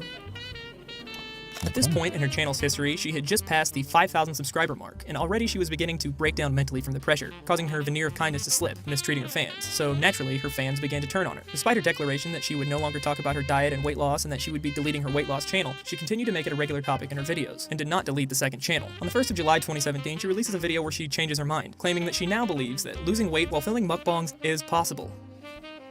I mean, it's possible. It's just not fucking probable. It's difficult. It's not easy to do, you know? You gotta have like a lot of discipline, which fortunately a lot of times fat people do not have. You know what I'm saying? At least not when it comes to eating badly. Just saying. Eating a meal from Five Guys. I believe that you can have an eating channel and lose weight. I definitely do. Okay. Cool beans. Gotta watch what you're eating. Yep. Let's get to the burger. 2 weeks later, she uploads an absolutely manic video where she tells her viewers that they need to quit worrying about what she eats, because she knows what she's doing. And if they were to only watch her diet channel, they would know that when she's not filming these unhealthy mukbangs, she eats healthy and exercises. Here's the thing, okay? You only see me eat one meal. You don't see what I do the rest of the day. If you want to see what I do the rest of the day and things that I do eat, go to my other channel, Chantal Marie. It's always in the description. You'll see that I go to the gym. You'll see that I'm losing weight. I know what I'm doing. You come here for food, you come here for story. You don't come here to criticize. Like I said, it's like if you're watching somebody, a YouTuber who has no legs, doing makeup, you're not going to start talking about the fact that they have no legs. The title of this video is Loads of Spaghetti, and what an... I mean, I guess not, but let's be honest. The people with no legs can't just grow legs, you know what I mean? apt name it is. Chantel will often tell those who criticize her that what they are doing is basically the same as criticizing someone with a real physical disability. In this example, someone with no legs. I can only imagine how incredibly insulting this must be to anyone with I think it's like a little bit closer to criticizing somebody with like some kind of like I guess like maybe like an addiction problem. I mean, I personally don't think that being over like eating food, like bad eating habits, I don't think are as bad as like another like addiction like alcohol or something. But I still think it's like within like the addiction realm for sure. An actual disability, as if her lack of willpower and compulsive need to eat are even remotely the same as being physically disabled. I know you don't like to think before you run your mouth, Chantal, but maybe stop to consider the fact that you have the opportunity, at any point in your life, to simply stop eating disgusting amounts of food every single day and start going to the gym, and your supposed disability will disappear into thin air. If someone with no legs could get their legs back by not being a glutton and stuffing their face with food all day every day, they wouldn't be crying on the internet about people saying mean things about them while they wallowed in their own misery. They would be eating a clean, healthy diet and working out twice a day, 7 days a week until they were back on their feet. I imagine this message was conveyed to her in the comment section, as they are, along with the ratings, disabled for this video. Despite her assurance, her rather vehement assurance that she knows exactly what she's doing with her diet, and that behind the scenes she's working hard to eat clean and lose weight, by the end of July she confesses what everyone already knew, that in addition to her on-camera binges, she would routinely binge off-camera as well. To be honest with you, probably. Completely honest with you, my problem is what happens off of camera, not what's on camera. So like, probably, yeah. I binge off of camera. Like, if I just ate what I ate on camera and then counted calories and stuck to that every day and went to the gym and vlogged that, I would be fine. The thing is you don't see me, you know, going to the store and eating a whole bag of chips and dip, or, you know, like sometimes I binge, and that has to stop. And it all comes down to correcting your own behavior. I mean, you have to just do it, you know? And that's the thing, is like you could binge eat and like lose weight, but like you're not gonna have the discipline. Like I think that there's I don't know what the guy's name is, but I've seen like a really thin guy, like a muscular Asian guy, and he does this. He actually like loses he just mukbangs and he loses weight, or he's just not overweight. Like I guess he doesn't really lose weight, he's just not overweight. So like yeah, people are able to do this. Like it works, it happens, you know. So that's what has to be done, and again, despite her assurance that she will be able to lose weight and film mukbangs by cutting out all the junk, all the videos that follow this one are filled with pizza, fast food, poutine, just the worst kind of foods you could possibly put in your body. The month of August saw Chantal reach her breaking point. She uploads a video on the 9th proclaiming the difficulty of her job as a YouTuber, saying that people are only hating on her because she's fat, her go-to defense mechanism when she doesn't want to reflect on her own poor choices. So people come here. Well, it's not the only reason. It is the primary reason, though. But like it has to do with like her behaviors around being fat, right? Like not losing weight and whatnot. It's like the behavior. Here to watch me eat and talk. And yes, it's just eating, but it still takes a lot of work, okay? I work almost all day on YouTube, editing videos, planning. I could show you my planner. Bro, give me a break with that. Like that's like, you know, it's so funny. What was that? Michaela Nagurkrin? I don't know. That the Boston accent girl with makeup talked about how her job was hard. And like people make good points that like she has to do her makeup for every video, so she does like 5 videos a day. She has to do her makeup like for each video, which could take like quite a while, especially if she's changing makeup. And I get that. Still a better job than doing anything else, like pretty much any other job. Everybody would prefer to do makeup for a living than to go work at fucking McDonald's, right? However, in this instance, dude, seeing her videos, what are you planning? She's probably like, oh, maybe I'll eat a big fucking cheeseburger today. You're not planning a lot. The editing is very minimal, I could tell. Like, she's just basically ranting. So what the fuck is she on about? What is she on about? Scripting, coming up with different ideas. I also do other things like a different series on my channel. So just because it involves a fat person eating something doesn't mean that it's just a waste of money. Every dollar that I make from that is going to go back into this channel in some way. So to those people, can it? You think she writes off her food? You know, like as a tax deductible? Kind of makes sense if you think about it. Kind of makes sense. You don't have to donate, but you don't have to open your mouth and give shit to people who want to contribute to my channel. She pins a comment to the video from a loyal viewer imploring her, and this is great advice for any YouTuber out there, not to compare her cushy life of sitting at home eating all day to a typical 9-to-5 job. Her response to this almost defies belief in its arrogance and ignorance. YouTube is a full-time job. I put out a schedule, and every day I work on my channel pretty much all day. I try to put more and more into it every day. YouTube is a job. It involves scripting, filming, putting your life out there. Eating is just part of it. Regardless, it is getting on camera for thousands to view and entertain people, whether that be they are disgusted or entertained. I don't care either way. People watch to be entertained in some way. I started writing my own stories to tell on camera. Editing takes a while to do. It is more work than people realize. On top of that, interacting via social media also takes hours out of the day. So yes, it is comparable, and I would argue that it's even more work, especially for bigger YouTubers. See, I was like, okay, I get it. Like, what you're saying isn't so bad. Like, yeah, it's more work involved than, like, some people think. I get that. Okay, fine. That's a fine thing to say. Then she's got to say that it's, like, harder than some other jobs, and that's where you lose me, bro. Like, what are you doing? You can't be saying some dumbass fucking out-of-pocket shit like that. A 9-to-5 job, you get to go home and leave it behind at the office. YouTube, you're on your own. You don't get benefits, except you have to constantly remain creative and competitive. So I appreciate you watching me, but I have to largely disagree with you. The fact that you simply call it eating pizza on camera is ignorant and false. Become a YouTuber. You will see. Anyone who has a real job knows this is not true. Anyone who has a successful YouTube channel knows this is not true. Well, that's the thing is like, so I'm not trying to be, because like, I'm whatever. I think that one of the stressful parts about it is that, like, you know, if you're not a successful YouTuber or you're like a semi-successful YouTuber that's like making decent money but not like fucking forever money like these really successful guys, it's like, oh man, if I have like a bad week, like that could be that I'm not really eating that much. Well, it's not for her, but you know what I'm saying? You get what I'm saying though? I'm not trying to be like that guy because, like, again, I would much rather be doing this than anything else, but I understand that there are some struggles or some issues that people don't really consider. That's all I'm saying. On several occasions while working on this video, I've put in 16-hour days because the physical effort is so minimal and creating it has been so rewarding. But I don't need the testimonial of myself or others. I can use Chantal herself as proof. More than anyone I've ever come across in my life, Chantal is like water, and that she always takes the path of least resistance available. At no point in her life has she faced adversity and overcome it if an easier option was available, the most obvious being her ongoing failure to lose weight. It's just easier to give in to her urges. So if YouTube truly was more difficult than getting a real job, you can be assured that she would have given up long ago. It's around this time that Chantal begins to heavily censor her comment section, and is quite vocal about doing so, oftentimes disabling it altogether if the backlash is too strong. If your comment annoys me, or it's just like annoying, you know, or rude, or just pisses me off, I'm just gonna delete it because, you know, I don't want that shit on my channel. It upsets other viewers who actually like me. She begins repeating what will eventually become her catchphrase more and more often.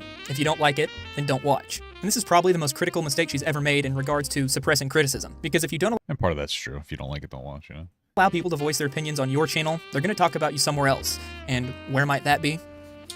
And then somebody, I found out, going through the comments, there's this, what the hell is Kiwi Farms? Is that like a forum or a website where people go and like discuss other people? I think you know that that's what it is. Based on what you, like, oh, hey, what's an apple? Is that a fruit? It's high in vitamin C or something? You know what I mean? Like, it's like, okay, I mean, I don't know if that's true. But you know what I mean? It's like, you know exactly what it is. What is this thing? Is that exactly what this is? It's like, okay, well, you were very specific about something you're pretending to not know about. Chantal's Kiwi Farms thread is massive and extremely active, and she has no one to blame but herself. I'm not saying that she wouldn't have had her own thread. All I'm going to say is Kiwi Farms is just fucking abysmal dog shit, so I don't really, I'm not gonna, I just fundamentally am not going to agree with you there, because, like, Kiwi Farms is a fucking cesspool. You know, some people on there may not be great, but the documentation of them is just, like, obsessive. So, like, I'm not going to agree with, like, I'm not going to agree with any type of, like, pro Kiwi Farms rhetoric, you know? If she let people freely voice their opinions in her own comment section and didn't fly into a fit of rage at least once a week when people point out her destructive or hypocritical behavior, only to subsequently delete her impulsive rantings and then pretend like nothing ever happened and she's just the poor victim of a society full of fat hatred. But it certainly wouldn't be in excess of 1,400 pages and the primary place she's discussed on the internet. So despite her assurance that she's a fierce girl who doesn't care what the haters have to say, to no one's surprise, she uploads a video on August 17th of 2017 admitting that everything is really getting to her. Well, I have a hard time keeping my feelings in, so you guys don't know how many times I've come close to, like, I'm not saying this for pity, I'm just telling you how it is. Like, I almost lost my head and just, I'm taking a break. I'm taking a break from YouTube. Huh? I'm quitting. I wasn't understanding what I was doing wrong. You know? I don't get it. I'm a good person, I have a lot of friends, and so I've concluded that people don't like me because I'm overweight. Again with this victim complex, with this delusion that people don't like her because she's fat. Sure, at any given point, random people on the internet are going to make fun of you for whatever they can to get a rise out of you. But the vast majority of criticism she was receiving at this point was because over and over again she promised to go on a weight loss journey, to stop eating herself into an early grave, only to turn around, not even a few hours later, with a several thousand calorie binge. But this fake oppression is just one of Chantal's many methods of well, yeah, I mean, that's pretty expected from somebody that has, like, some kind of an eating disorder, no? To not be able to really... Like, she probably really means, like, I'm feeling inspired, I'm feeling motivated. The most motivated people will usually feel when they to lose weight is after they've just had, like, a really nice big meal and they're like, I'm satisfied. You know what? I don't need this anymore. You know what I mean? Like, that's the unfortunate reality. I'm not saying it's right, but you know, I don't think that you can not like somebody for failing their weight loss journey for sure, but it's gonna happen. Like, clearly there's a pattern of difficulty when it comes to losing weight, and you cannot do mukbangs while you try to lose fucking weight. It's a terrible idea. Scapegoating the very valid criticism she receives. Things get progressively worse for Chantal throughout the month of September. No doubt, her mood was affected by her nearly daily intake of fast food and her complete lack of diet or exercise, culminating on October 1st of 2017 when she uploads a video where she once again declares she's officially done with discussing her health, and that she will be closing her diet and weight loss channel, one day after claiming she would be starting a water fast in a video that has now lost to time. See, that's another problem too, a water fast. So you could tell that she's desperate when she's, like, doing, like, dumb fucking shit like a water fast, like, as if that's actually going to help at all.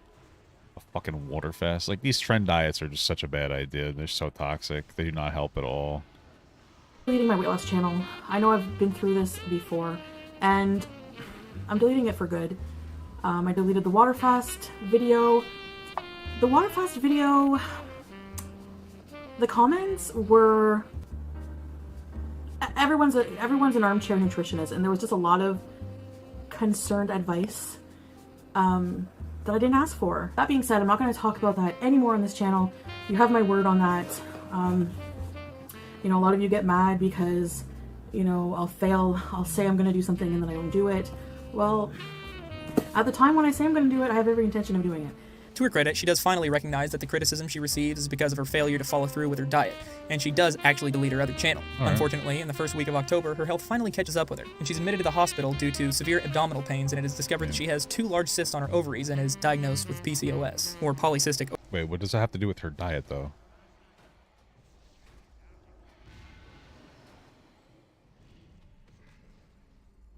I'm just curious, so why does that...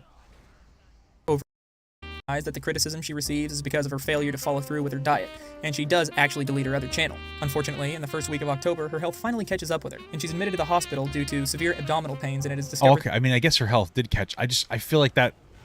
I feel like saying what this person's suggesting is that, like, her eating like shit put her in the hospital. It sounds like her PCOS and having ovarian cysts put her in the hospital, which don't seem to have anything to do with her being fat.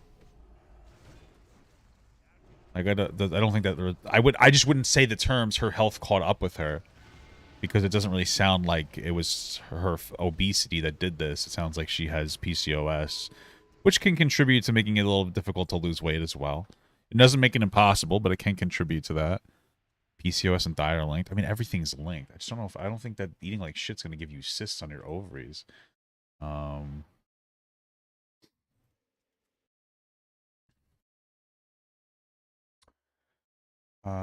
Let's see.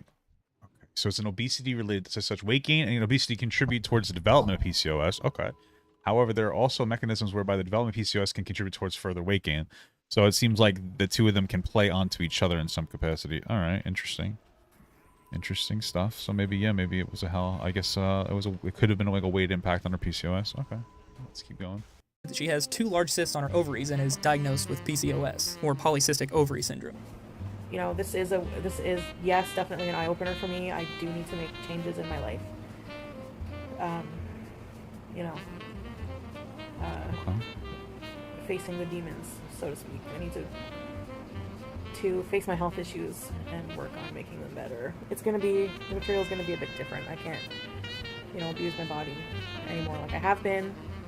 So I'm gonna have to make some changes. Chantal completely changes her attitude after this video. She decides she's done with binging and blaming others for her own shortcomings. In the comments, she even implores her most loyal fans not to argue with people who post comments doubting their confidence in her newfound motivation to turn her life around, recognizing that her past behaviors don't inspire confidence. She almost seems like the girl we first saw uploading videos on her channel, the one who took advice and criticism for what it was, genuine concern from her fans. She manages to stick to what appears to be a mostly healthy diet for a good 2 weeks with only one little slip-up, but by the end of October, she falls off the wagon again, uploading what is, in my opinion, the saddest video on her channel.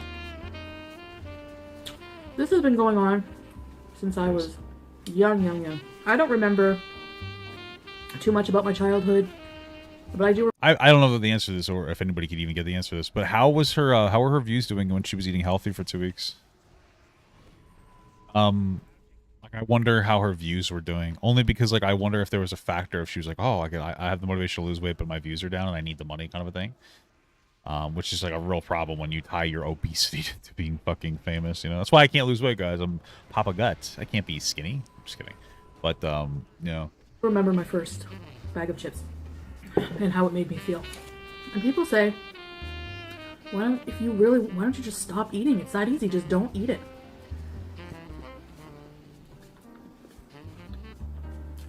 If you cared about yourself, you wouldn't eat that way. Maybe we don't. Maybe we care more about the food than we do about our own selves. Probably, yeah. That's probably true. I don't want my life to just be food for happiness, you know? So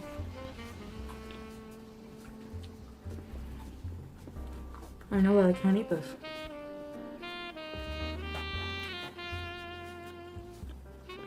The hell is that? Is that just a big piece of chocolate? Odd. I don't know how that tastes good. Not even a week later, she was back to regular binges and raging at anyone who dared question her life choices. But don't come at me, you know, with bullshit. Huh? And people are like, well, you only want people to kiss your ass on your channel. No, there's no reason. I'm sitting here eating or talking or doing what I do. Even if I fall off the wagon on my diet, so shoot me, you know, like I'm trying here, and you still have no right to be a negative on my channel, and I just delete you, and that's it, plain and simple. Okay. You don't like it? Watch something else. And to this day, just past the 2-year anniversary of finding out about her ovarian cysts, she still hasn't had them removed. For a time, she was under the impression she could cure them with diet and homeopathic medicine. Yes, she's one of those people. I'm sure you're shocked. But mostly she's just putting it off because anything that requires she raise her heart rate past its resting state of 100 beats per minute that isn't stuffing her face on camera seems to be too much for her to handle. I mean, like, I feel like that's just kind of a dumb thing to say. I don't know the specifics as to why she hasn't gotten them removed, but it could be because it could be a very, like, intense surgery, and the dealing with having it could just be better for her than getting a surgery that removes it. You know what I mean? Like, if, let's say that, like, it potentially disrupts her in some capacity, I don't know what she would get. Maybe it makes it difficult for her to have kids or something. Or maybe it delays her period, and that's the negative impacts of having it. And she's like, you know what? I'd rather live with that than get, like, a surgery that could put me under, could be very expensive, and could potentially, like, cause harm to me, especially because I am, like, very obese. Maybe that's why. Maybe it's not because she's lazy. It's, like, a kind of a weird assumption to make. But okay. It's a little bit weird. Less than 1 year of creating regular content on her channel, Chantel developed a concrete pattern of behavior that she repeats to this day. The behavior has been labeled by those who enthusiastically follow her life on Kiwi Farms as the Chantel cycle, and someone even created this handy little chart to use as a reference tool. While in her first year of regularly uploading content, she probably repeated the cycle at least 4 or 5 times, each new cycle becoming shorter in duration, her behavior growing more and more erratic, her periods of exercise and diet growing more and more futile, her binging more frequent and extreme. And this snowball effect continues to this day. I could go through her channel and troll Kiwi Farms in order to list every single diet she's tried and failed over the past 2.5 years. I could take those failures, compile them into a neat little package, and give everyone my hot take on what Chantel could do in the future to improve her life, but I think this comment sheds all the light we need on the subject. Are you still seeing the obesity doctor? No, we have differing viewpoints on nutrition.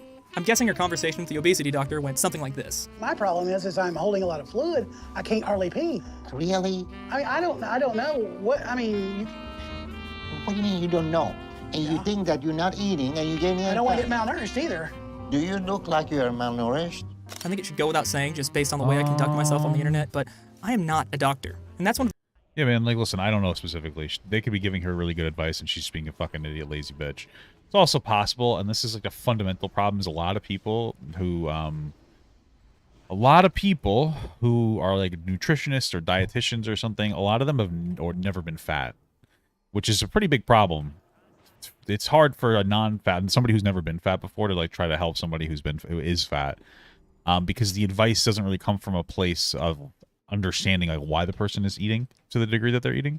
I know that doctor that you were just showing, he deals with, like, on my 600-pound life, he deals with like very, very intense situations of obesity, so they probably have to be a little more drastic, but it's not healthy for somebody that's eating a ton of food to drop down to like the bare minimum amount of like 1,200 calories a day. It's probably better if you can to like cut your calories by like a 500 per day deficit and like operate from there. I don't know the specifics. I could be completely wrong. I'm just saying that like sometimes just because someone's a nutritionist doesn't mean that they know how to like necessarily motivate or correctly or properly motivate somebody to lose weight that's obese, because a lot of times a nutritionist is not like a mental health physician in any capacity, which is probably more with somebody that's morbidly obese, especially who's like stress eating or emotional eating, like Amberlyn Reed, same person, right? Foodie Beauty is needs, you know. The 2 reasons why I'm not going to give her diet advice. If she won't listen to a doctor, then why would she listen to some handsome, well-muscled stranger on the internet? True. The other reason being that I don't want her to get better. I want her to keep entertaining me with her dumpster fire of a life, and to serve as a guide for what not to do for people who are actually committed to turning their lives around and losing weight. Okay. Just because I'm not going to... Well, you know, that's obviously not right, but I can at least respect that he's being honest. You know what I mean? I can respect the honesty. Oh my god. That's actually very funny. Because a lot of people, like, I can respect that. Because a lot of people on the internet will like do like concern trolling. They'll pretend that they give a shit about somebody that they're talking about. And they'll be like, I just want you to lose weight and be healthy and blah, blah, blah. And I care about you. And I just want you. And like, but they don't. They're just pretending that they do because it's like fucking basically like a virtue signal in some capacity. And this guy's just like, yeah, I want you to say fat because it's funny. It's like, okay, you know what? I respect that. I honestly respect the honesty, because I'd rather somebody just say basically, hey, I don't like fat people, I think they're disgusting, than to pretend to like care about fat people, what they're going through, and just be completely disingenuous about it, because it's annoying. It's just like some childish fucking maneuver. So I respect that. Okay, I respect that. Oh my lord. To list every single diet Chantel has been on over the course of her history on YouTube doesn't mean I'm done talking about them altogether. They are incredibly relevant to the rest of her story. Where's the dough? Probably eating it raw. In the early days of her channel, she told her viewers she'd been laid off work after completing a 1-year contract and was currently receiving unemployment while trying to figure out her next move in life. Huh. This, as with many other claims Chantel has made, turned out to be a lie. Oh, yeah? She later admits that she had in fact been fired from her last job. She'd been working in healthcare administration for several years and finally managed to get her dream job working at a psychiatric hospital. Coincidentally, the same hospital she stayed at as a young girl. She was hired in a temporary position to fill in for a woman who was gone on maternity leave for 1 year. For the first 6 months, things went great, and she decided she wanted to stay on permanently with the hospital. She applied for a permanent secretary position under a new doctor in the geriatric unit, and despite being underqualified for the position, she was hired on full-time with paid leave, full benefits, and a whopping $29 per hour. Keep in mind that's 29 Canadian dollars, so I don't know, like $6 US or something? I don't know. It fluctuates. I think right now it's worth less, but still $29 an hour Canadian is still pretty decent. Fortunately, things with the new doctor didn't go so well. So from day one, the doctor was on my ass, expecting me to know things about how she likes things done, just because the old secretary did it that way. It was the type of situation where no matter what you did, there was always something. It wasn't good enough. And I have a feeling that she just didn't want me there. You know what I mean? For some reason, I don't know what. I don't know if she didn't like overweight people. She was a very health conscious person, always biking around Italy, blah, blah, blah. And eating her bean salad or whatever. Of course, just like every problem she faces in her life, it's not because she wasn't performing up to par. The doctor was just picking on her because she didn't like fat people. I mean, listen, it's possible. A lot of doctors just hate fucking fat people, let me tell you. It's like, and I understand hating fat. I just want to be explicit here. But there are doctors who hate fat people. Like, I understand not liking fat and wanting it to go away and trying to make people healthier, but there are some doctors who fucking hate fat people. Like, they think they're disgusting. I've interacted with doctors like that. Like, it just exists. So it's possible. I'm not saying that, like, it is what happened, but it is possible. So, but eventually, Chantal began outright neglecting her duties and started frequently calling in sick. If something pisses me off and is not going right, I become very discouraged, and I just don't give a shit anymore. Like, I don't care what happens. Based. I just didn't want to go. I would wake up almost sick thinking of going in there at 7 in the morning and dealing. I should have played these alerts when Lord they came Lennox super chatted $5. The same thing happened to me. Poo and bath for an hour. Oh Don't my eat God. Amanita muscaria mushrooms. My friends thought I died. I respect it. That was when she was talking about pooping and throwing up at the same time. I should have thrown that on there. with. You know, it was just too much. So I just so I called in sick a lot. Oh, well, that's probably why you're fired, you know, then, asshole. just explaining to the boss that I'm really not well right now, and mentally I wasn't. Things came to a head and she was called in for a meeting. All right, well, you can't just constantly call out. I mean, that's probably why you're fired, asshole. Okay? Your best argument's like, oh, they created a little bit of an uncomfortable environment for me to work in or something. Okay, but still, you can't be calling out constantly, dickhead, you know what I mean? And informed she was being terminated. Her union rep informed her that the reason for her termination was weak and she could request arbitration, or they could just ask for a settlement and accept the termination. After seeing the settlement amount and with the knowledge that she would be receiving unemployment, Chantal accepted the termination under the condition that she would never be able to work at the hospital again and that she signed a non-disclosure agreement, which I'm fairly certain she violated when she uploaded this video. I'm not an expert in Canadian unemployment, but assuming Chantal received the maximum amount, she would receive around $500 a week for up to 45 weeks, which means her checks most likely stopped coming around the end of 2017, early 2018 at the latest, leaving her with nothing but the settlement money. At one point, Chantal admitted she went into debt from ordering so much fast food when she lived with Pete's. Well, okay, so here's my question. Here's my question. And I don't know, but how much money was she making on YouTube? Because this could potentially be considered unemployment fraud, I think. I think it could be considered unemployment fraud. Fraud? Right? I don't know. Canadians. That's a fucking dystopian universe I never want to live in. But my understanding is if you're making money, you can't really collect unemployment. At least not to the same capacity. I think... like if you lose a job and you take a job that pays you less, you might still be able to accept like some form of unemployment in some capacity because it might still be considered supplemental income if you were making like a lot more than you used to be making. It's a lot there. I don't know the specifics, but like is she paying her taxes? Does she have to pay that back? It's a little bit suspicious, like a character from the popular video game Among Us, guys. That's all I'm saying. When I used to live with my ex, oh my god, I probably gained about 100 pounds living with him because he didn't cook and I didn't cook. Well, nobody cooked, and we ordered out every day, so I got into a lot of debt and I gained a lot of weight. So I think it's safe to assume that with her underlying need for daily fast food feasts in addition to her penchant for purchasing absurd amounts of clothing and makeup, she burnt through the settlement money quite quickly, meaning her sole source of income is YouTube. On average, she gets about 100 to 150,000 video views per week, and based on my own channel statistics, that means she's probably it's about 100 settlement money quite quickly, meaning her sole source of income is YouTube. On average, 100,000 video views a week. I don't care about views, don't matter. Watch time matters more than anything else. So the views aren't really irrelevant. It's how long people are engaging for. Yeah, I don't know. I can't. She gets about 100 to 150,000 video views per week, and based on my own channel statistics, that means she's probably earning about $300 per week, which doesn't even meet minimum wage.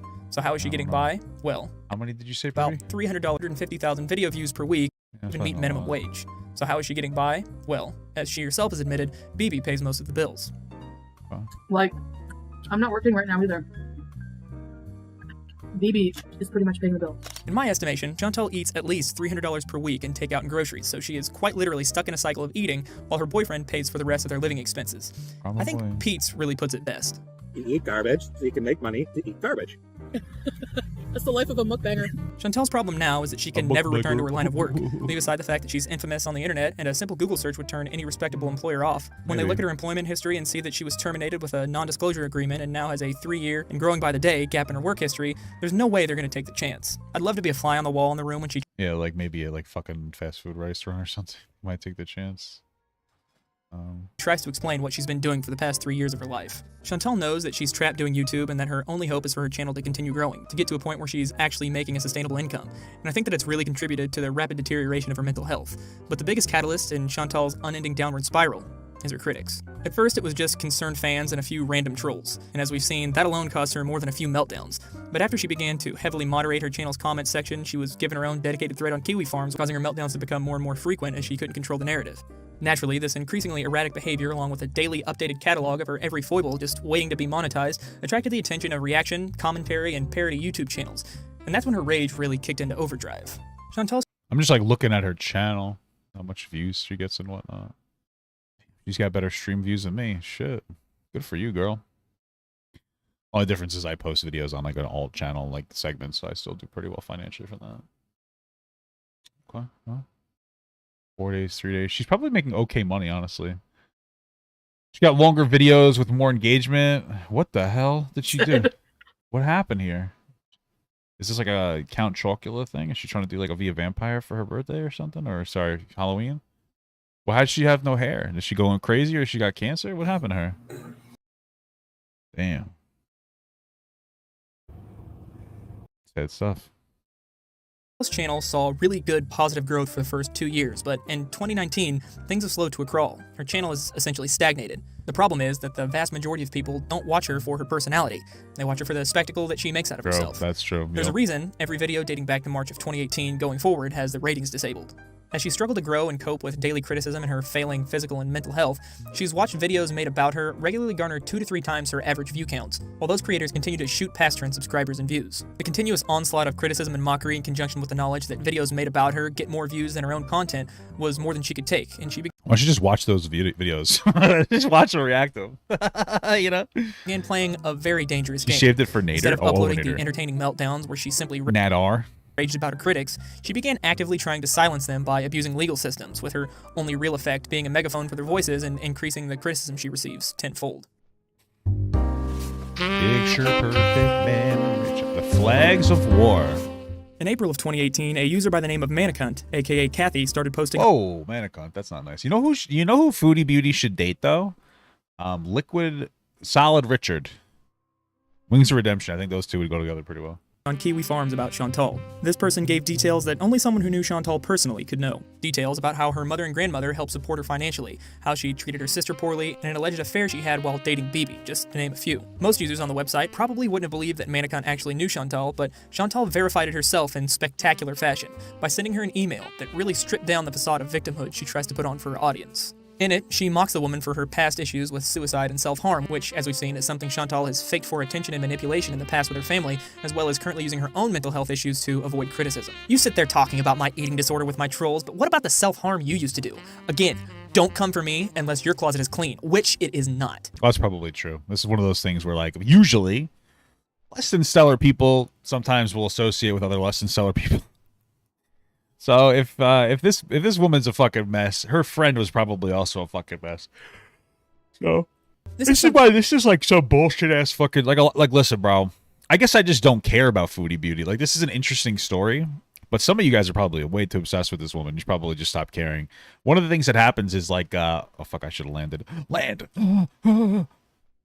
Some people will start to kind of get into this like cycle of sensationalizing and like over exaggerating what's going on. Like in the real world, you would just avoid somebody like this because they're kind of an asshole. In the online sphere, you'll make like constant videos about this person because it's content, and it's within like the regular cycle of content of like, okay, I know Trisha Paytas, Foodie Beauty, Ethan Klein, you know, this person, they're all like centers for like controversy. So like if you're making a video a week, you could do like 1 week is a Trisha week, 1 week is an Ethan Klein week, 1 week is a Foodie Beauty week, 1 week is a Gabby Hanna week. 1 week is this week, you know what I mean? And you just constantly it's an interesting video. I'm just saying, like, some of the people are just like boom, boom, boom, boom, boom, boom, boom, boom, boom, boom, boom. I do appreciate this content creator though, that made this video, because they're just like, yeah, I hate fat people, which I respect. It's refreshing. It's refreshing to hear somebody just tell me like, I fucking hate fat people. I'm so tired of the concern trolling. I just don't want fat people to be fat. Bro, you think that we're disgusting. You just think we're disgusting. Which is fine. Just tell me though. Don't be some fucking goblin. You know what I mean? Something Chantal does every single time she confronts her critics or trolls. In fact, whataboutisms are basically the only weapon in her arsenal.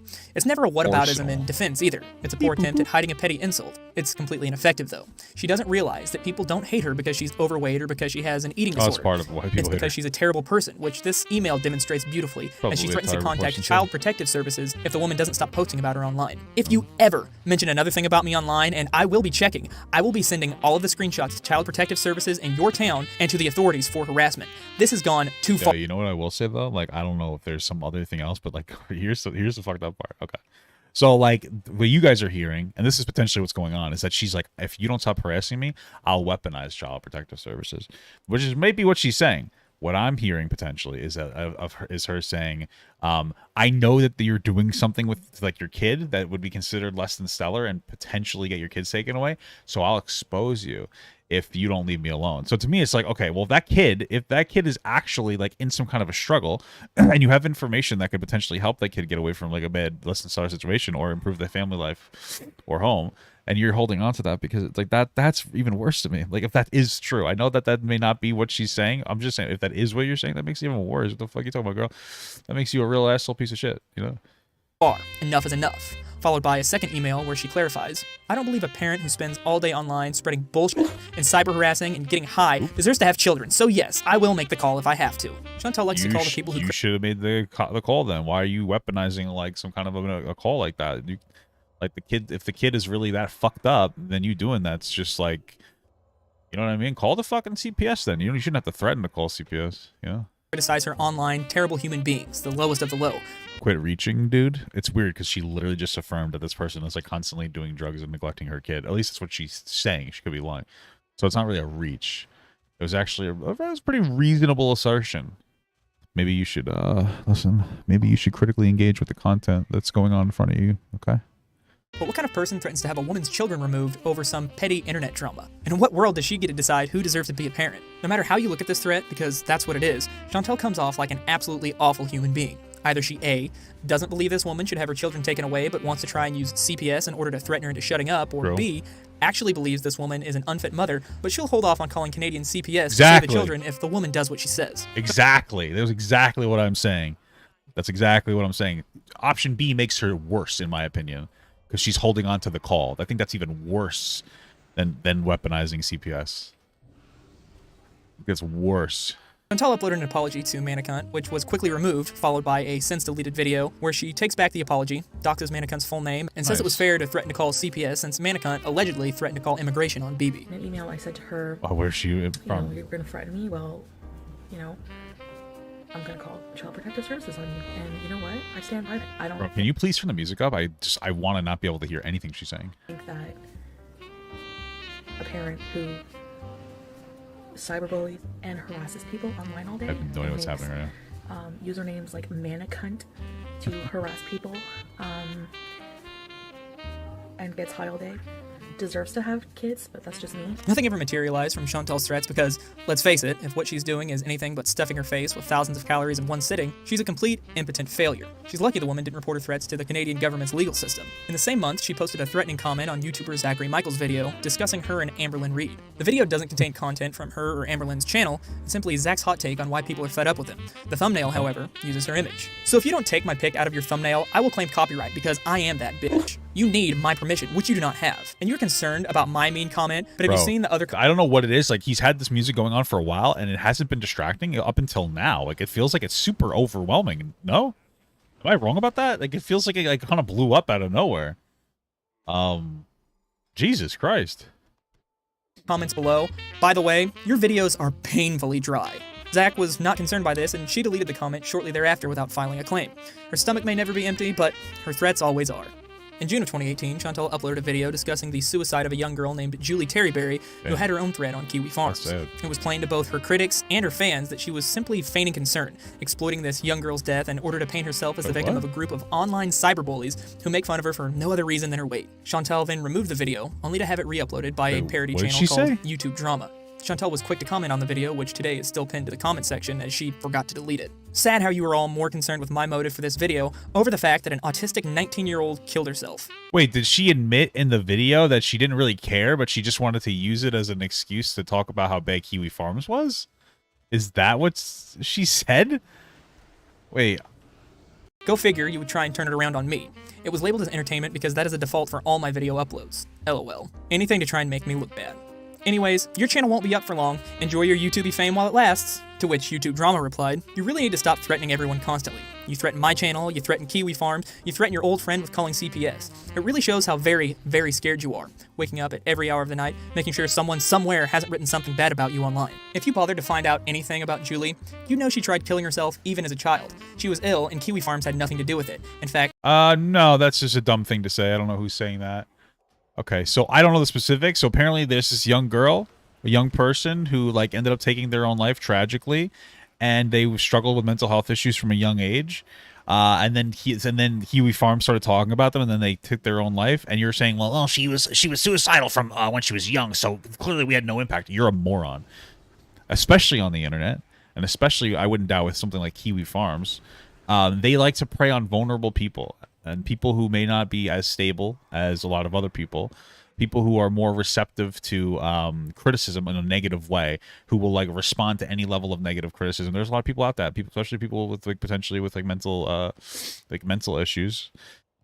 So this girl probably was massively contributing to a negative mental health aspect. Like you can't just be like, no, she was already depressed, so this didn't make her more depressed. Like, no, okay, that's just a dumb thing to say. Fucking just like you have no. So many dumb fucking people on the internet have no understanding of like mental health. It's actually incredible. Like, maybe you guys should go read a book and stop fucking being so terminally online. It's embarrassing for you.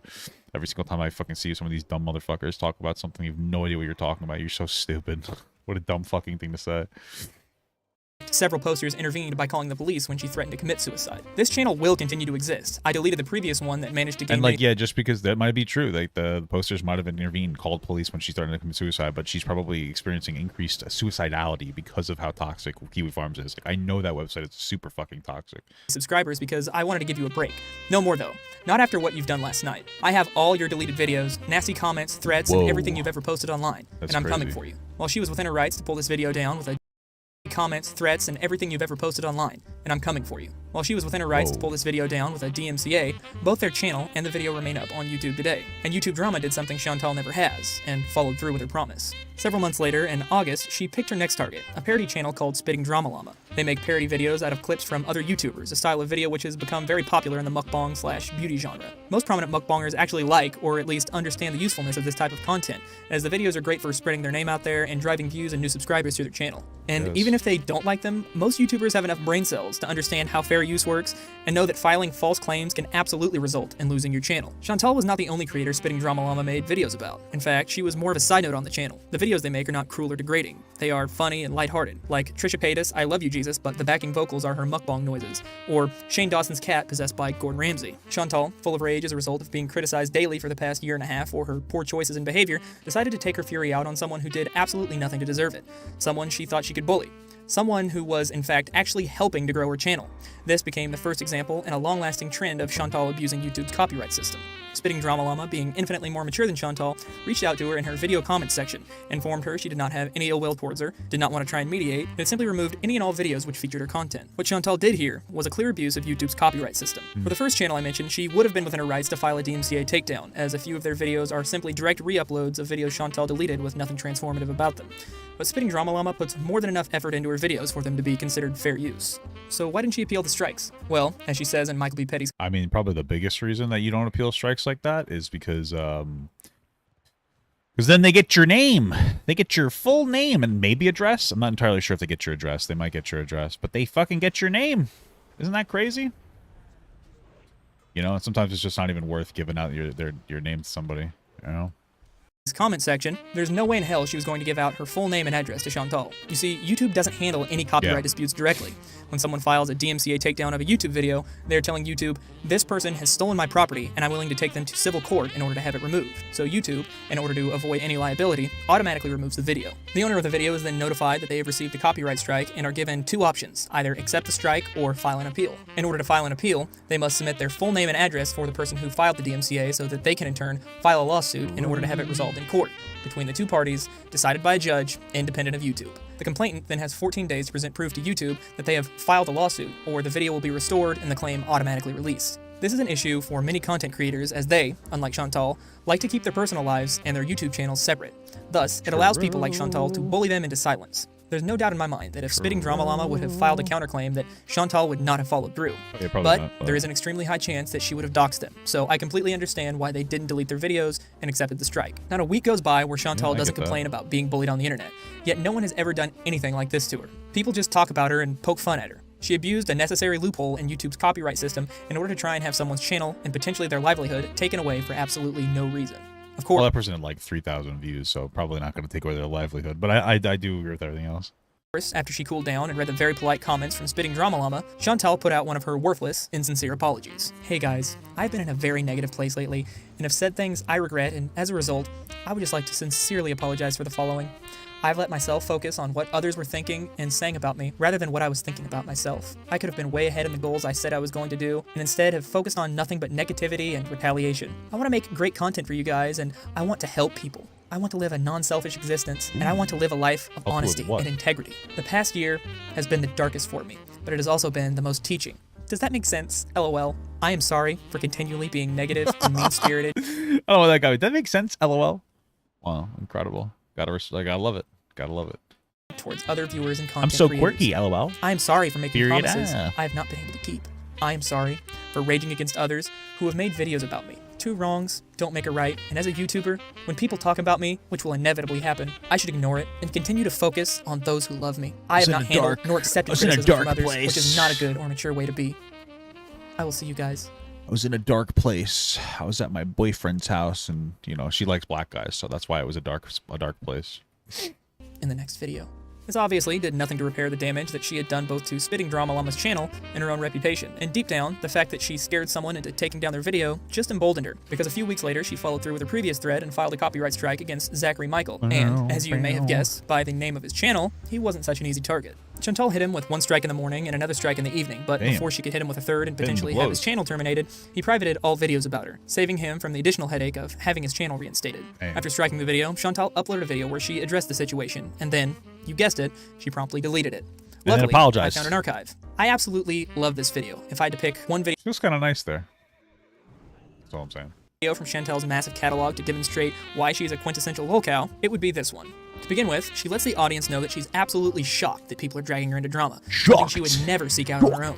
For some reason, I'm at the center of this, controversy, this drama. People love to bring drama to me. Even though I've said I'm done with it, I don't know why I'm being involved in drama.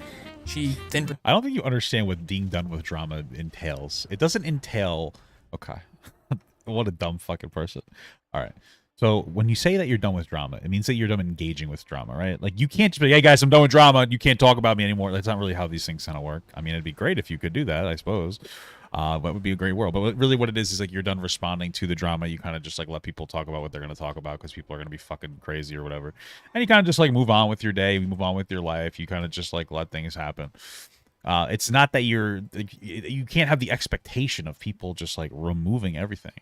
And being I'm not going to talk about this person anymore because they said they're done with the drama. Oh, okay. That's not really and it's nothing. It doesn't mean anything, you know? Proceeds to tell the audience how she just set off a nuclear drama bomb.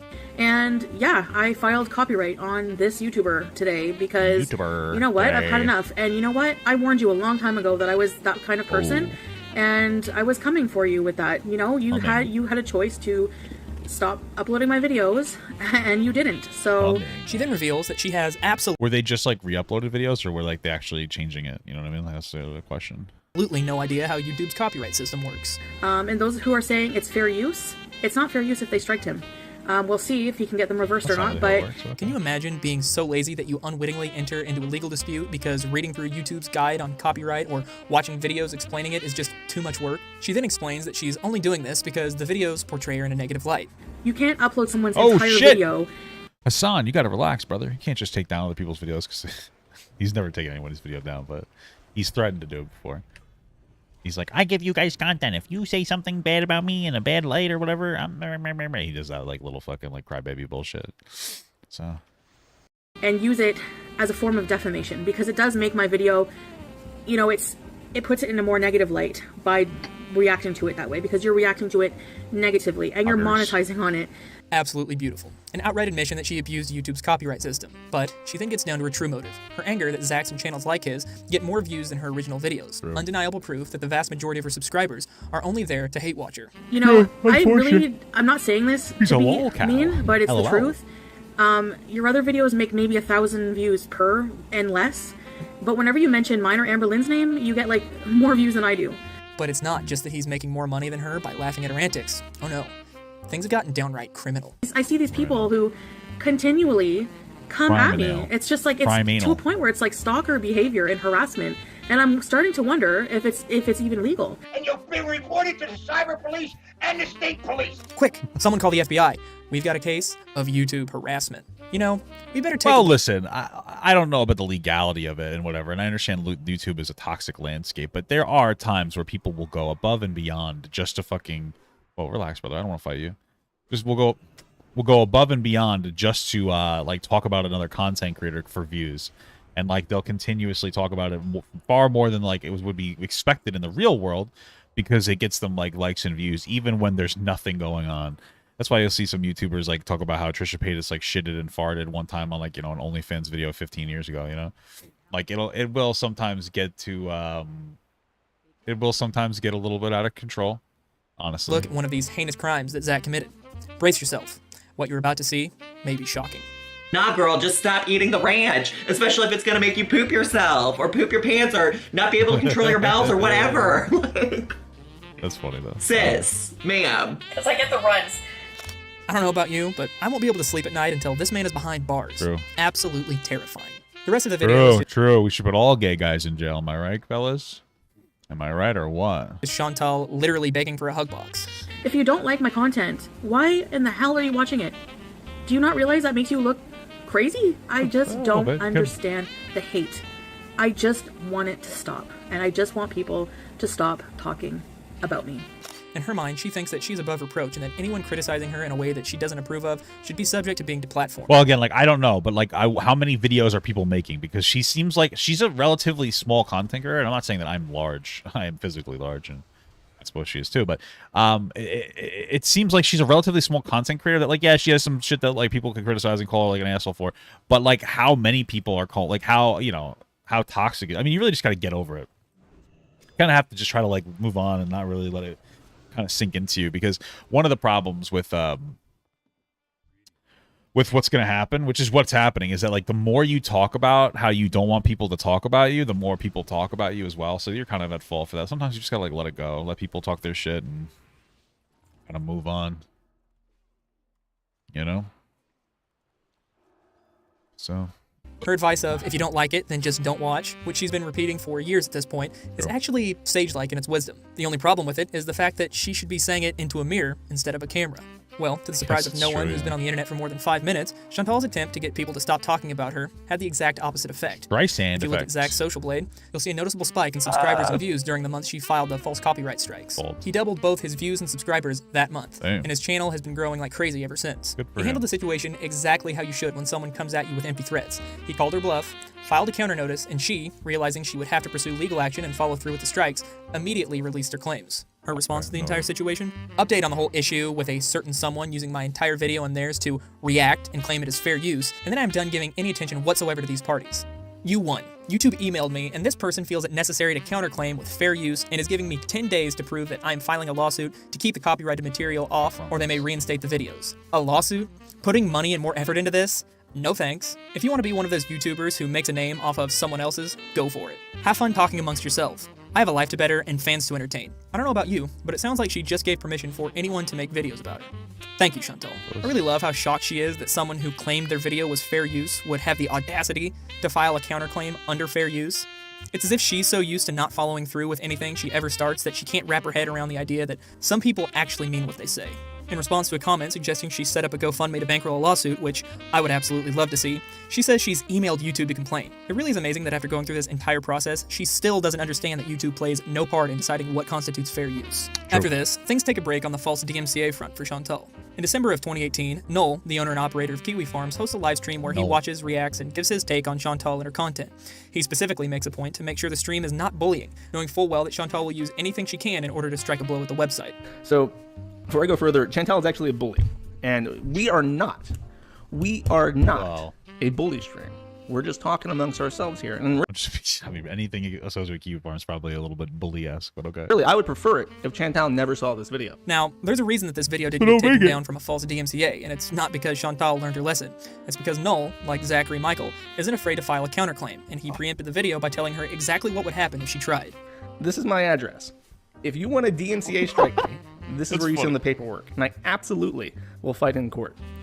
And if you DMCA strike my channel, I will contest it. And if you don't take me to court after doing that, you will get a strike against your channel for abusing the DMCA system.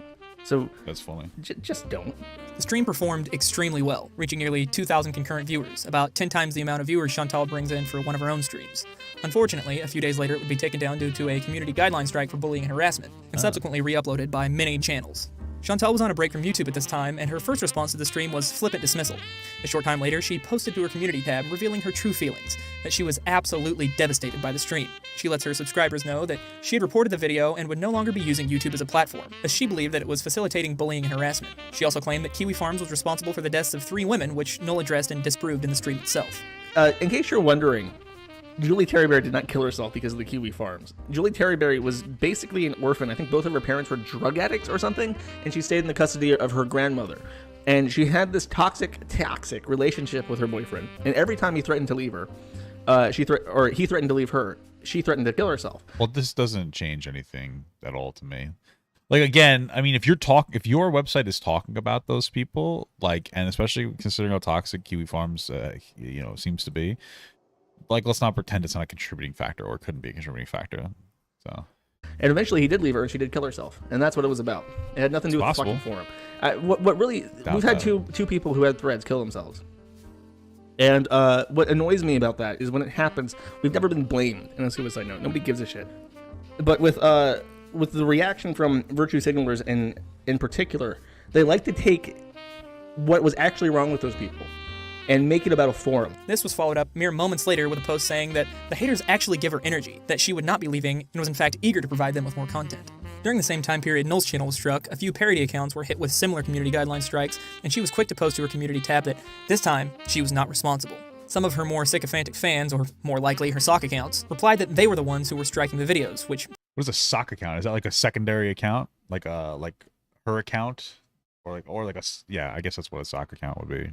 Chantal took great joy from. Among these channels was KDW, who actually lost her channel due to false flags. And I say false flags because a month later, her channel was fully reinstated after an extensive review from YouTube. I have a theory, and it's just my theory, mind you, that after this, Chantal became basically impotent when it comes to community guideline strikes. Unlike copyright, YouTube directly handles community guideline strikes, and as a result, the one striking the video enjoys the privilege of anonymity.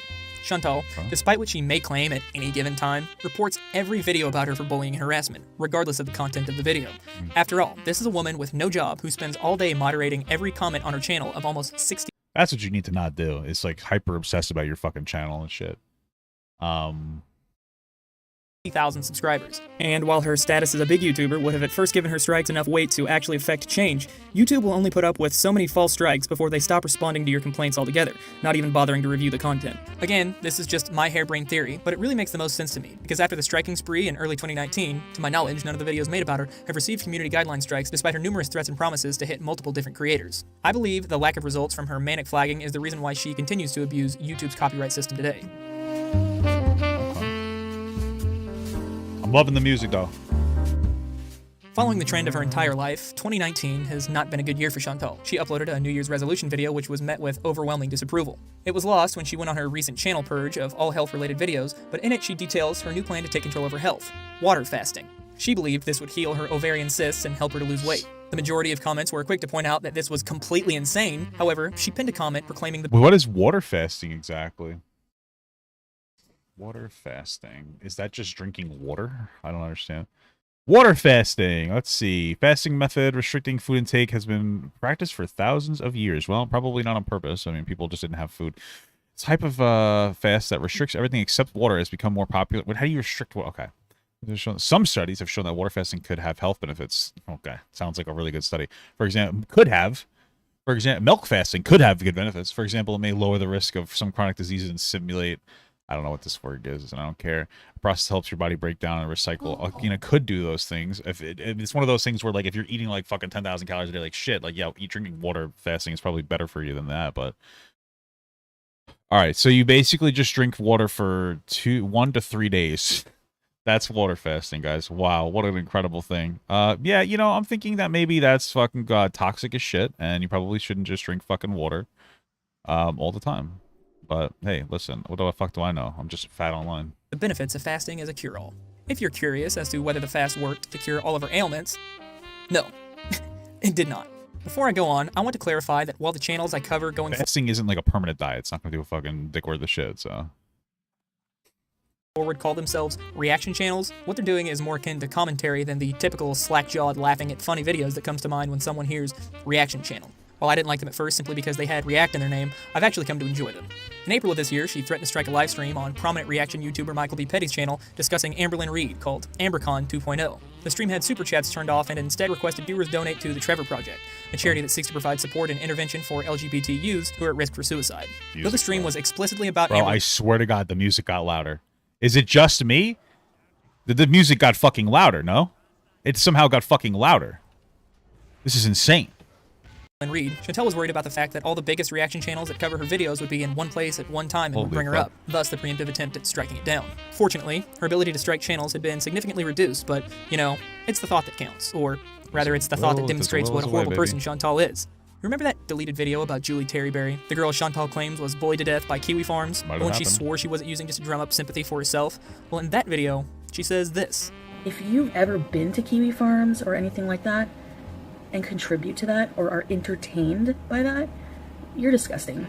You're a horrible human being. Like, make the whole forum about me. I don't care. Just leave other people alone. That's right. Chantal, protector of the children, was just months ago willing to have all of Kiwi Farms dedicated to her if it meant saving everyone else. She was willing to be obese Jesus. But when it came time... Okay, I guess. Just feel like it's probably not a great website. Gotta love being stunned, guys. Okay, I mean, that's a little, I guess, preachy, little virtue signaling, but yeah, it's a garbage website, so. Time to put her money where her mouth was, she decided she would rather that kids at risk of suicide not get the help they needed if it meant a few people were going to gossip about her on a live stream for half an hour. Chantal struck the stream during one of her meltdowns. She had gone through one of her cycles in record time, uploading a video called My Weight Loss Doctor's Plan Is Not For Me, where she decides that the doctor specializing in obesity and eating disorders doesn't know what he's doing, instead opting for a book called The Medical Medium by a man I have no idea what's in the book, so. Who, quote, is a medium who offers medical advice based on an alleged communication with the spirit of compassion. The man's advice had her switch to a vegan diet, and she immediately began extolling the moral superiority and health benefits of her new lifestyle, as well as raging against the way modern medicine treats clinical obesity, but changed her mind in the span of a day. So here's what happened. I woke up today starving, and I was cold, and so I was cold and hungry. I get up, come to the table, look at all this unripe fruit, and I almost wanted to cry. So I ordered some Greek food, and I really promise not to start anything that I'm not going to finish. If I do something, I'm going to do it behind the scenes, and I'm only going to tell you guys if I've been successful for a little while at it. I promise. I know I've said that before too. And I know it makes me look like a hypocrite because I'm going to eat chicken and about what I said the other day, and I guess maybe I am. You know? The backlash from this was so great that she uploaded a short video with a black screen and text informing her viewers that she was quitting YouTube. Oh. She did not. In fact, she returned the same day with a community post, her resolve to change stronger than ever.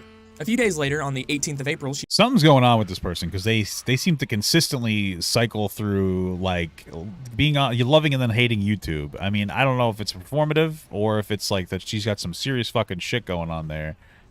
I really don't know. But it's definitely fucking bizarre, I'll say that much. It's definitely fucking bizarre. She watches a documentary called Dominion, which exposes the horrors of factory farming, and it shakes her to her very core. So moved is she by the plight of these poor animals that she decides to go full vegan with no looking back, complete with Instagram posts full of obnoxious moral superiority mere days after committing to this radical change in her life. Unfortunately, this sudden air of moral superiority and condescension earned her a less than warm welcome into the that vegan teacher always talks about that shit, right? I love that my chat's just full of saxophones now. community, and many people started to question her level of commitment. Specifically, why she still had all of the videos in which she'd consumed meat over the years publicly available and monetized. The question was signal boosted by Michael B. Petty, which triggered a nuclear meltdown. And yeah, I don't Dude, if I was gonna go vegan and I had like a bunch of videos about not being vegan, like about like meat, like if I was a mukbanger, and I had a bunch of fucking videos up there, and they were like, well, why do you still have them up if you're vegan? I said, I gotta make that money, baby. You know what I mean? That's what would be my response, and I would just not care anymore. Sometimes you just gotta make your fucking response and then move on. You know what I mean? I don't know. Like, I seen a comment from like somebody sent me a screenshot of this Michael B. Bully and talking about how I should delete. I've been vegan again for 5 minutes, and I should delete all my videos that I had in the past, which is who I was before. I get income off those videos, and how about you delete all your videos as being a piece of crap and bullying people on the internet? Like, seriously. Just because you can see your dick again and lost weight doesn't mean that you can be an asshole to other people. She cares so much about the little animals that she will proselytize all over social media for good boy points, advocating for the abolition of an industry that would cause the displacement of millions of workers. But God forbid she lose a single dime for her own participation in this horrible, systematic abuse of animals. Chantel's blood must have really started to boil after the heat she took, because on the 28th of April, she goes to the ER and is diagnosed with a pulmonary embolism. Damn. Many people speculated that her diagnosis was fabricated as a diversion from the criticism she was receiving. And on May 6th, she uploaded a video once again informing her audience that she was leaving YouTube because she just can't cope with the hate. So this is not a clickbait video. I am Good way to start. leaving YouTube. I have one more video to upload, and that will be the last one. I know a lot of you think I'll be back, but I honestly don't see that happening. Which lasted all of 12 hours before she returned, at which point she started hemorrhaging longer than last subscribers, time. with even her long-term loyal fans finally growing tired of her constant failure to follow through with her commitments. About a week goes by with her continuing to gallivant as a vegan until the big reveal is dropped on the 16th of May, that she never even stopped eating animal products. Damn. In a futile attempt to She mitigate said the that? tidal wave of mockery Yeah. coming her way, she pins a comment trying to downplay her fake vegan superiority in hopes of avoiding another wave of backlash. When confronted with her own hypocrisy, she said that there was no way she could have been shaming people about their dietary choices because it's impossible to make someone feel a certain way, which seems rather contradictory to her previous statements. Bullying like that, constantly bullying somebody and harassing them, and just that type of psychological torment has the same effect on the brain. It's been proven scientifically that has the same effect on the brain as like years of emotional abuse. As you can see, in the course of a few years, the Chantal cycle has gone from taking a few months to a few weeks, to a few days, to even a few hours in some cases to complete one revolution. As you can imagine, her dire health, her failure to make any meaningful changes to her diet, and the piss-poor way she treats her audience on a daily basis caused the criticism to ramp up to all-time highs, and her mental health deteriorated even further. On May 17th, she makes a community post informing her audience for the 10th or 15th time that she will no longer be talking about weight loss, followed by a video later that night where, through tears, she says that she's checking herself into the psych ER because she can't stop eating cheese. After my 2 ounces of cheese was gone, I just, as if on autopilot, just kept eating and eating, and the thought of stopping and putting the rest of the cheese in the fridge was just not an option. I need to go down to the psych emerge because that's the only option at this point. I don't have anywhere else to turn to. I'm just so tired. I'm so tired of fighting this. I don't even want to do it anymore. I just want to just give up. And honestly, it's to a very Just do a flip. Just kidding. That's terrible. unhealthy point. And I'm actually scared. Many people have speculated that she seemed to be on some sort of opiate or drunk in this video, but there's no way of proving this, though I will say she does seem to be on something. She takes a 3-day break and returns delusional as ever. Her new diet plan is to eat what she wants and just count the calories. Okay, that works. But eliminating what I like to eat and eating only boring food actually seems to be counterproductive for me in a weird way. You know what I mean? I mean, like, I get that. The first step might be to just count your calories and just, like, eat whatever you want but count calories. It's actually not a bad thing. You know, if being super restrictive, if it's going to make you constantly fall off, that actually might be a good first step into losing the weight, potentially. So, yeah, it's possible.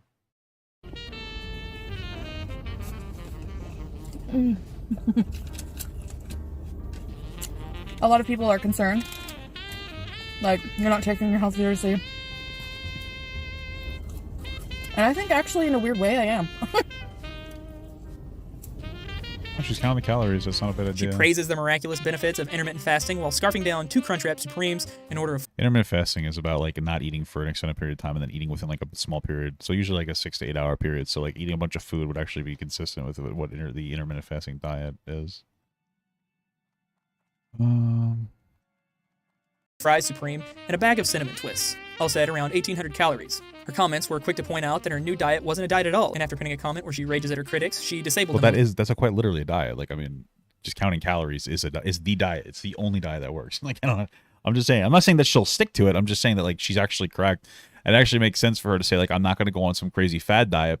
I'm just going to restrict my calorie intake and I'll eat within like a certain window of intermittent fasting so that I can have bigger meals so I feel less like less hungry throughout the day.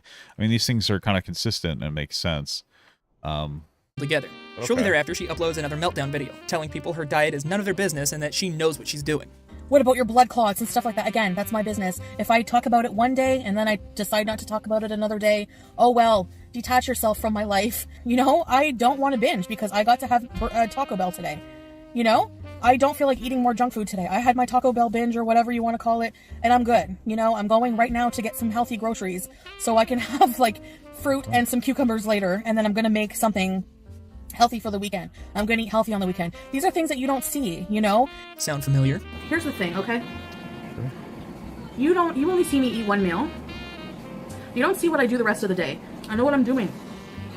She also tacitly suggests that she hopes a woman who left her a mean comment has their child bullied in the future. And it was somebody who had a picture of a child in their profile picture. Really.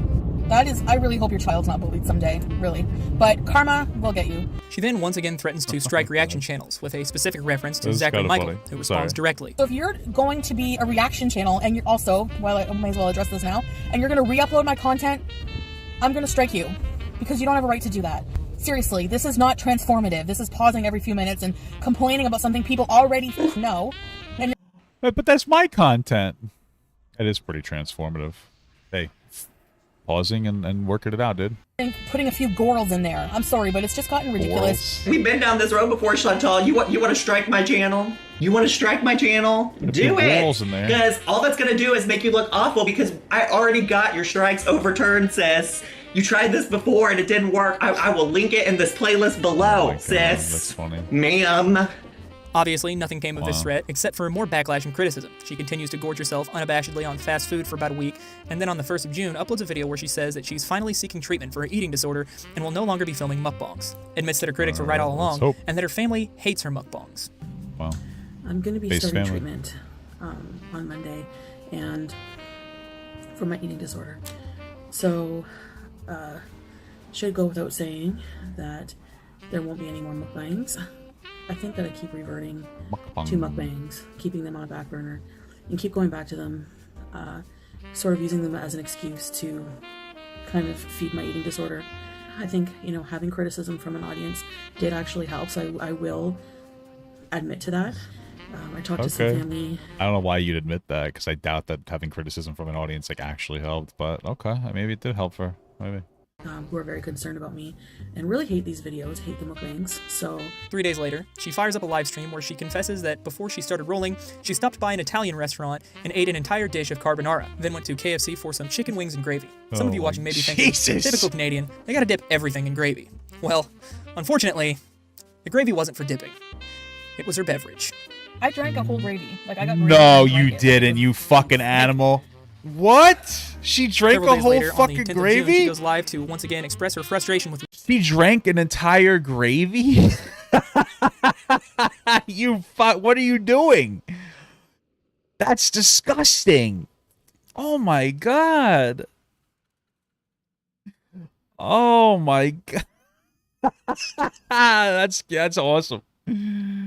That's awesome. You're disgusting. You're fucking killing me right now. That's horrible. Look at this idiot standing in there. Wow, incredible. Okay. Sorry. Reaction channels. In it, she specifically goes after a girl named Yabba, who runs a channel called the YouTube Underground. Like, there's one now making videos about me, and it's like fat shaming. Saying, like, I saw a comment like that she like made fun of my hand having rolls. Like, you're a fat shamer and you're a mother of 2. Like, how disgusting are you? Yaba was understandably angry that Chantal would bring up her parenting and warned her that if she continued to talk about her children, she wouldn't like the results. You're taking the thing, you're taking this whole offline. You're taking this off YouTube. You're talking about my kids who aren't on YouTube. You're talking about my parenting, which you don't have a clue what goes on in my household. Because listen, if you're gonna make fun of her, I mean, you're kind of opening yourself up to that. Like, if you're gonna like be like, oh, your fingers have rolls, you're fat, blah blah blah, and then you know, I mean, I just feel like you're just kind of engaging in petty bullshit, and you're gonna kind of get it back to like, you know, back to you, but you know, whatever. I'm a reaction channel and I react to your bullshit. That makes me a bad mom. You act like I'm sitting in front of a camera smoking crack or something. I don't know if you're aware, but the community that I come from, we don't really tolerate that bullshit. Because I don't have a huge channel and a huge following doesn't mean I don't have a big support group behind me, Chantel. And you know the drama community. I think you know how they play. They don't play fair. So if they don't. Fucking some of these smaller subsect communities are a bit toxic. I'll say that. This fucking crayons. if you want to take this off YouTube, if you want to go that route, keep talking about my kids. Keep talking about my parenting. Because the last person that talked about my parenting, go take a look at where they're sitting at right now. Are they so dead? That's a warning to you. You just threatened her fucking life? Holy shit. Jesus. She's not that serious, dude. Holy fuck. Wow, that was a little incredible. I mean, maybe that's not what they were doing, but they kind of sounded that way to me a little bit. But hey, what the fuck do I know, all right? For the next week, she films exercise videos, makeup tutorials, and healthy meals. On the 17th... Hold on, did I skip something? For the next week... The person that talked about my just kind of parenting, skipped. go take a look at where they're sitting at right now. So that's a warning to you. For the next week, she filmed exercise videos, makeup tutorials, and healthy meals.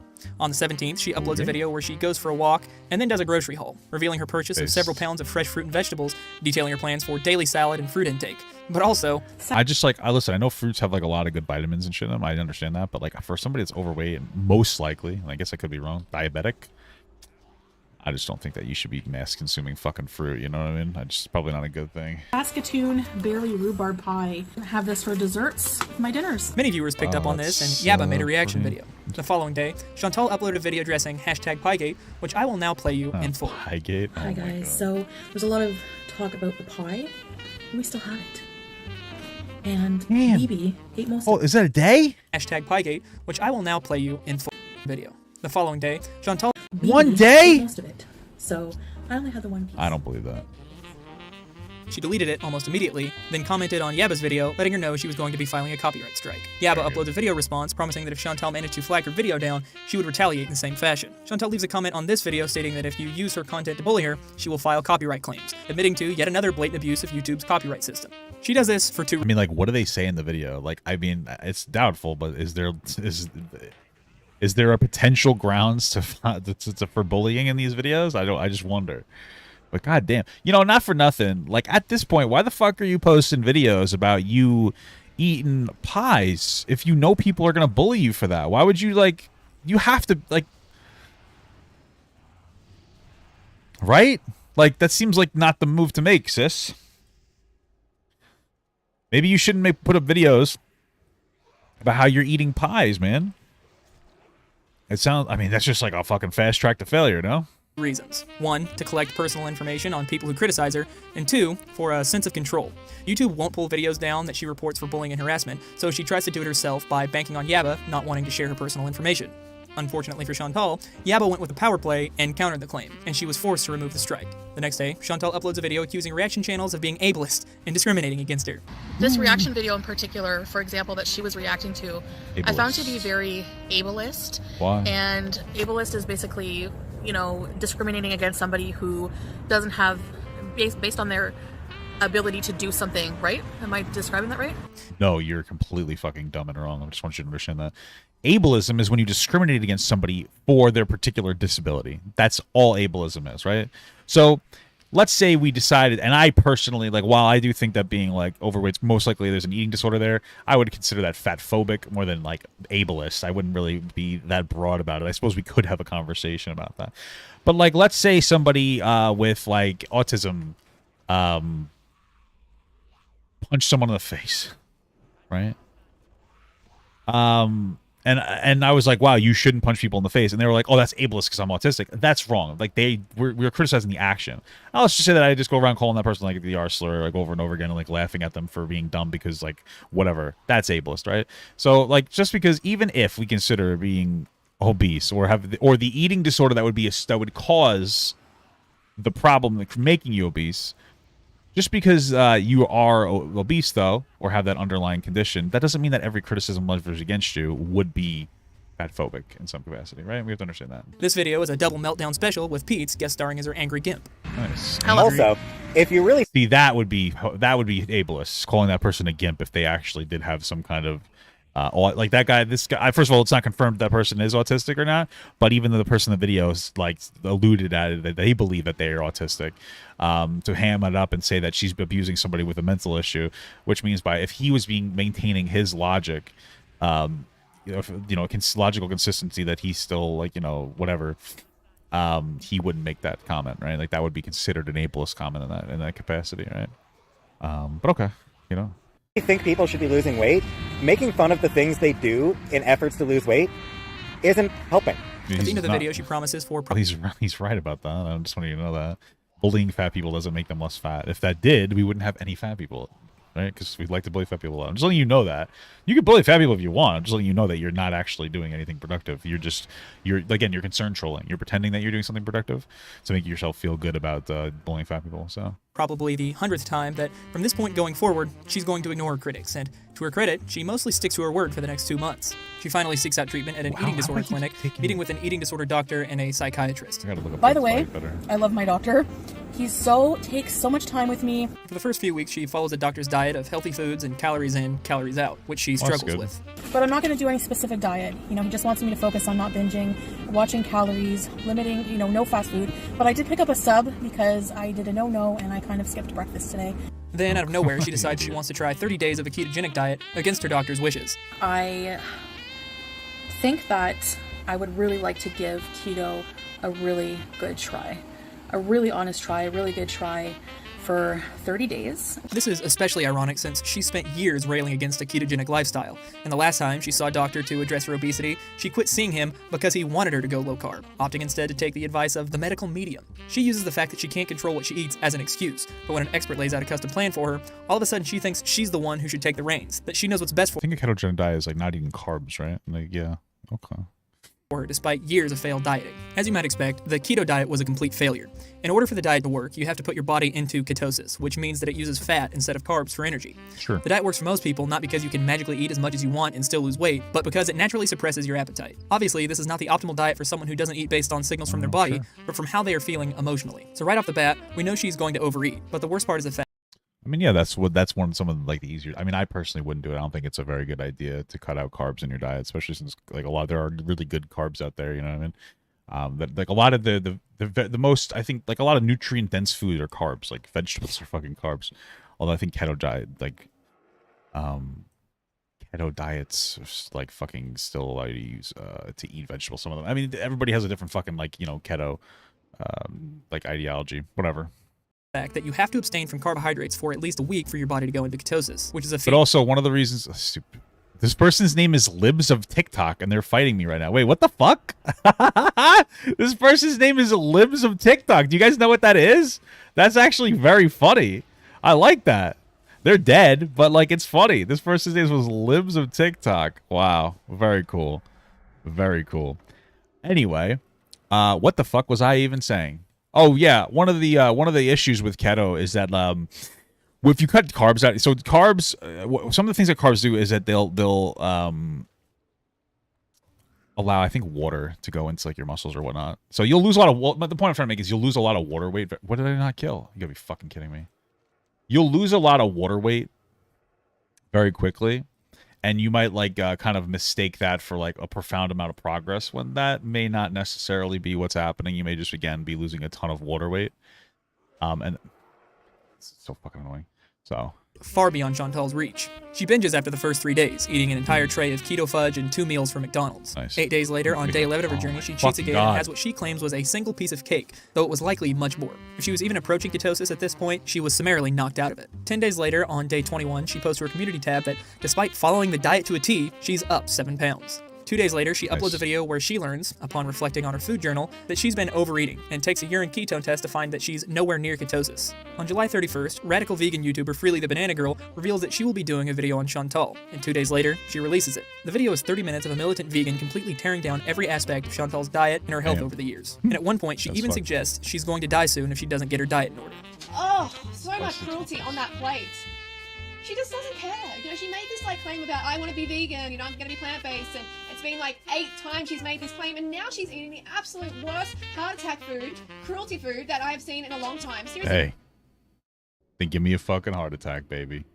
Then give me a fucking heart attack. That's what I'm saying, brother. That's what I'm saying. Give me that heart attack, baby. I don't think she has that long left with us. She's going to be checking out soon. Say what you will about crazy vegans, but I always enjoy someone who calls out a person who has co-opted their community for bragging rights and views. The video was much more critical than your typical reaction video, but when Chantal saw it, it seemed she really had learned her lesson, finally admitting that what all her critics had been saying for years was right, that she is, quote, a clearly conflicted individual that has a ton of excuses. August was a quiet month for Chantal, uploading rarely. The night Freely released her video, she checked into the ER due to a respiratory infection.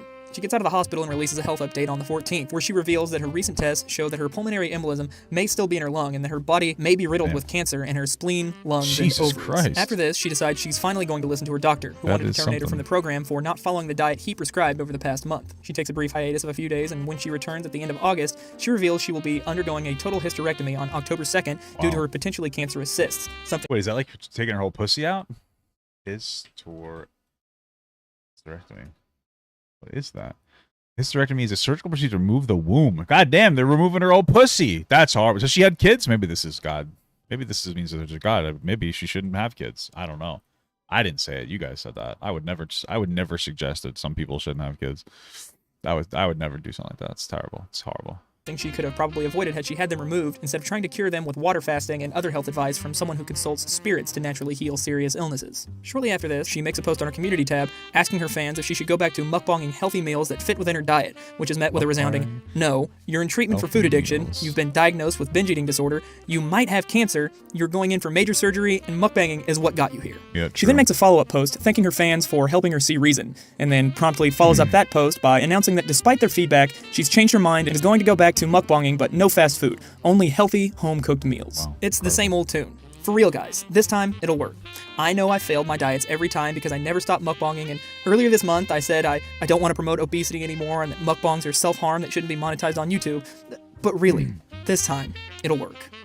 On September 1st, she rolls right back into her huge plates of, healthy food for mukbangs, and tells a story about her visit to the Psych-Emerge. In the story, she talks about another patient having a mental breakdown. The woman was Arabic, and Chantal did an impression of her that many thought was both racist and insensitive to her mental illness, something Chantal had been talking candidly about struggling with for the past few months. She's like... This caused a wave of outs to emerge. In the story, she talks about another healthy food for mukbangs, and tells a story about her visit to the Psych-Emerge. In the story, she talks about another patient having a mental breakdown. The woman was Arabic, and Chantal did an impression of her that many thought was both racist and insensitive to her mental illness. That's what that was? Something Chantal had been talking candidly about struggling with for the past few months. Wow. This caused a wave... I mean, okay. I feel like I need a little bit more than just that before I would go and say she's a piece of shit. But yeah, that seemed a little racist. I don't know what kind of context could be added to that would make it less so. But hey, you know, I like to try to be... I'd like to see something just in case. Wave of backlash in her comments, and the next day, she decides once again that she's quitting YouTube, railing against reaction channels after 2 whole months of peace. I'm bitter because I'm just grossed out by how people on social media are, and I'd rather just... My life is consumed by living in a world full of these people. Like, every day I have to deal with it.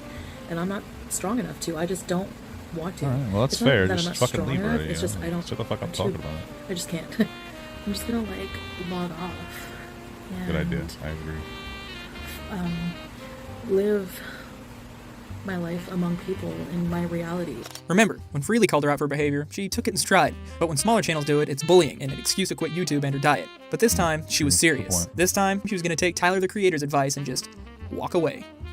Of course, the next day she uploaded a video titled I'm Impulsive, tearing apart a slab of ribs and a baked potato alongside Pete's, with a newfound resolve to ignore the hate. I guess I shouldn't care. Like, you know, I should just do what I want, what makes me happy. Because no matter what I do, there's always going to be... Bro, just pick one. Just be either fucking be happy and not worry about criticism, or fucking fold the criticism. Just do one of those things. It's constantly like another whole. She's like something different every 2 fucking seconds. Just be consistent.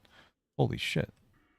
Somebody who disagrees with it or has something to say about it, and what you really have to just do is just whatever. Do the do. You know?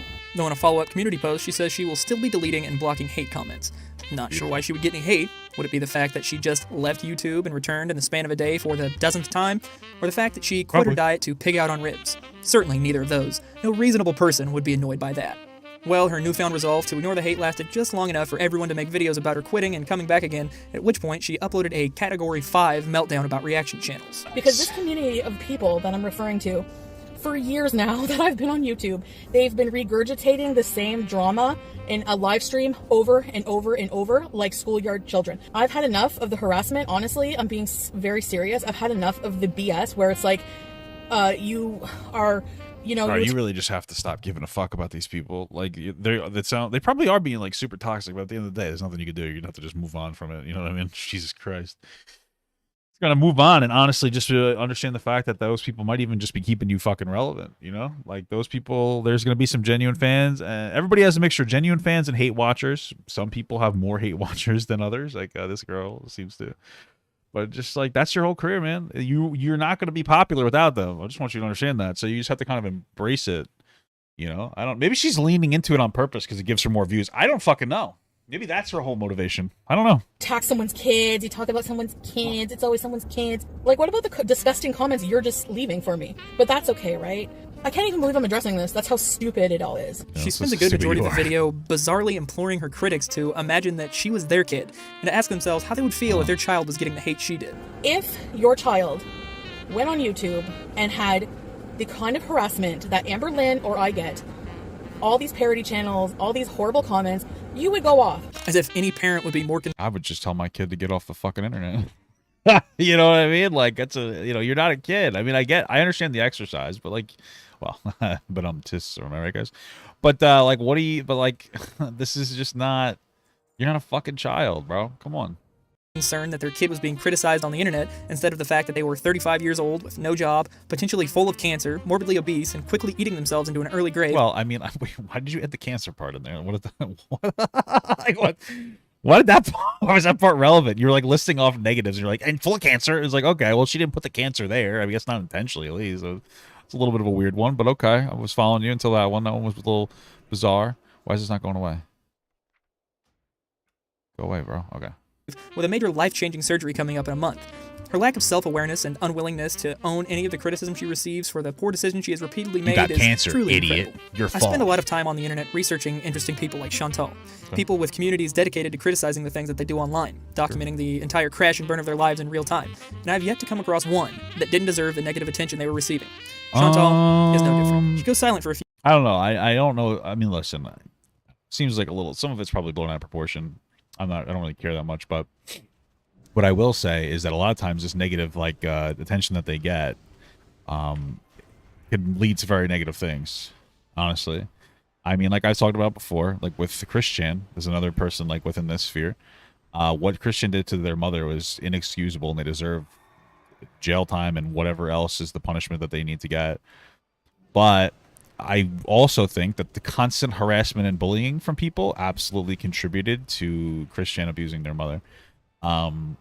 You know, it has a profoundly negative impact, especially since the only relationships Christian ever had were from trolls pretending to be women, and then potentially pretending to be women, potentially putting Christine into a situation where she feels like the only person she could ever trust is her mother. And there's also some trolls that were like playing up positively the idea of her having sex with her mother. I think Elizabeth Janke was one of them, where they're like, oh wow, that's good, like giving positive reinforcement for, you know, predatory thoughts and feelings, and over validating those feelings. So if you don't think that trolls have a negative impact on this shit, you're fucking off your shit. It's like a feedback loop. It's like, this person deserves this criticism, okay, that's fair, and then like this criticism like leads to the okay, and then it eventually like it keeps cycling so much that eventually like it becomes very disproportionate. You know, it's not like there's a difference between constructive criticism and like just constant harassment and bullying. And like for this part, I keep thinking Amberlynn Reed because they're both overweight. I don't know if everything is proportionate.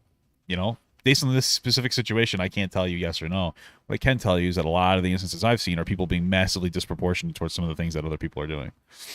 Is it Isabella Janke? Did I say something wrong? What did I say? Elizabeth Jenkins or something? Well, you know what I meant. Thank you, though. Thank you for the correction. So yeah. A few days before posting on her community tab on September 8th about reaction channel Charlie Gold. Charlie made a video about her leaving and returning within the span of a day and the state of her health. Very similar in nature to the Freely the Banana Girl video that Chantel took with such poise and grace. There were no jokes at her expense, just really solid analysis and advice. Okay. Most of the things she brought up, Chantel had admitted herself, namely the fact that as a food addict with binge eating disorder, mukbangs are self-destructive and will lead her to relapse. Words practically out of Chantel's mouth from a few months prior. My problem that I've been, that I now have is for her to return to mukbangs when claiming she's been diagnosed with an eating disorder is beyond problematic. In the post, Chantal is furious about two things: Charlie's video being more popular than the channels she reacts to, and the fact that Charlie is an obese woman who is steadily losing weight, saying that just because she's lost a few pounds doesn't mean she has the right to talk about obese people and their struggles, essentially engaging in the fat shaming she routinely complains about receiving herself.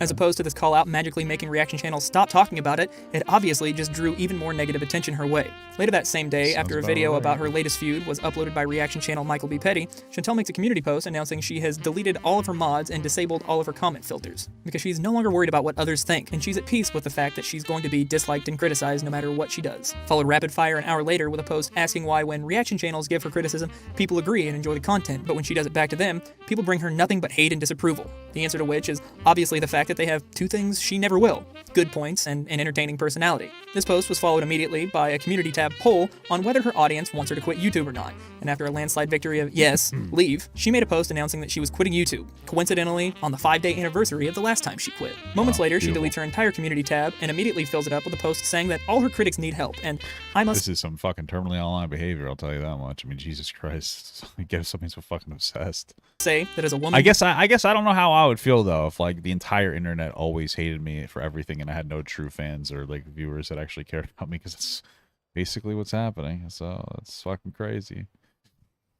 Who has mental health issues herself, she really doesn't have the right to be criticizing the mental health of others. Then she makes another post calling Charlie a bully, which earns her another video from Charlie. And this time, things are a little different from the constructive, respectful criticism of the last video. I personally take too much time to do my makeup, to do my hair, to get dressed, to just simply roll around in mud with a pig. Charlie explains in the video that the reason she makes the content she does is because she sees herself in these bigger women, because she used to be the same way.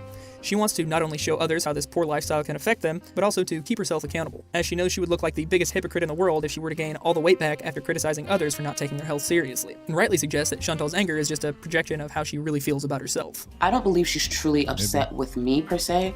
I think she's more upset with herself, that she couldn't accomplish a quarter of the things that I've been doing. Shortly after Charlie's video is released, she announces that she is not doing well and will be staying offline for a while. She stays away for 4 whole days before finally making her graceful return, refreshed and with a new outlook on life. And by that I mean she says she's not sorry for what she said, just the way she said it, and stuffs her face with poutine pizza, which, according to her, is now part of her new diet because, in her words, depriving herself of bad food will just trigger her to binge and is counterproductive, which, amazingly, has worked wonders. She hasn't been— I mean, nothing has worked. The fundamental idea isn't like— Jesus fucking Christ.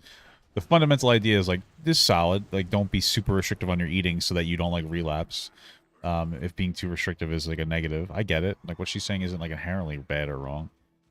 It just seems like it may just be an excuse to eat whatever she wants. That would be like your better argument to make against her for that. Binge since, and she's now down over 100 pounds and counting. Yeah, sorry, misread my notes. Actually, she went home that night and binged on so much cheese that she believed she needed to go to the ER for severe diarrhea, really getting the most out of Canada's healthcare system. After some pretty overwhelming backlash, she decides not to go to the hospital and apologizes for her impulsive insanity. That impulsive insanity continues when Chantal picks her next target. A young woman battling cancer uploads a video addressed directly to Chantal during a visit to the hospital to receive treatment. In it, she details all the numerous treatments she's undergone due to a battle with an illness she did nothing to bring on herself. You know, you mention all the time that you got deficiencies, that you have addiction, food binging, whatever, and all the complaints that you have. It's incredible that I can hear everything that she's saying. But okay, let me just— And you have your health. That's what I know. And at 34, I was diagnosed with cancer. That and sucks. at 36, I'm still dealing with it. Okay. So when you complain about cancer and your food addiction and that you might have this and you might have that, PCOS is nothing like this. So before you stuff your face again and then complain that you might have this, you might have diarrhea and you're going to the ER, I want you to see for 5 seconds what a daily treatment is like here. Because I mean, I feel bad for this girl. I just don't understand how her having cancer has anything to do with this woman, Foodie Beauty, being fat. Like, I don't really, like, I get the logic is like, I don't really get it. I really don't. Like, I think that they're trying to say like, oh, you don't really have something as horrible as I do. That's true. But when is she making the argument that she's like, well, I have it worse than somebody with cancer? No. I mean, everybody has like a different level of like a different issue. I don't really know what to tell you. I don't really see how this is like, I mean, constructive criticism. I mean, let the person with cancer go off. They're struggling. I'm just saying, it doesn't make them right just because you hate Foodie Beauty that much. they're about to start my injections for That iron. sucks. And I actually do have an iron deficiency because of the bone marrow transplant that I had to have to live. And that sucks. this is my daily life. And I have a port in my chest. I've had PICC lines. I've had chemo treatments that have made me lose my hair multiple times. I have endured more pain than you have in your life, physical-wise, probably health-wise, true, sure. at a very young age, due to nothing that I brought on myself. I get that. I get that it's an event. I just don't understand what is this really relevant to Foodie? How is this relevant to Foodie Beauty? Like, what is this really? Next time, and you set your tray up in your car, and you complain about whatever you're going through, and that you just can't live without donuts and Chinese and pizza and mukbangs. This is the reality. Well, that would be like that would be why we would consider, like, you know, the food addiction aspect of it. You know what I mean? Like, okay, yeah, but okay, I get it. This is reality. This is real life. Not some diarrhea crap that you bring on yourself. I'm just saying. I love this video because it comes from someone who is actually suffering from I think digestive, dude, this fucking NPC is making me really angry.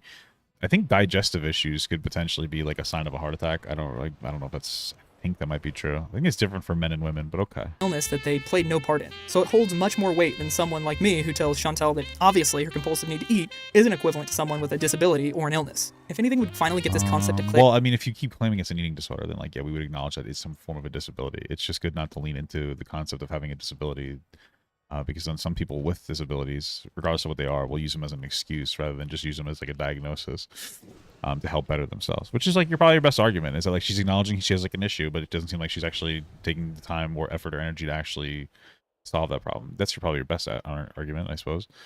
In Chantal's head, it would be hearing it from someone battling cancer.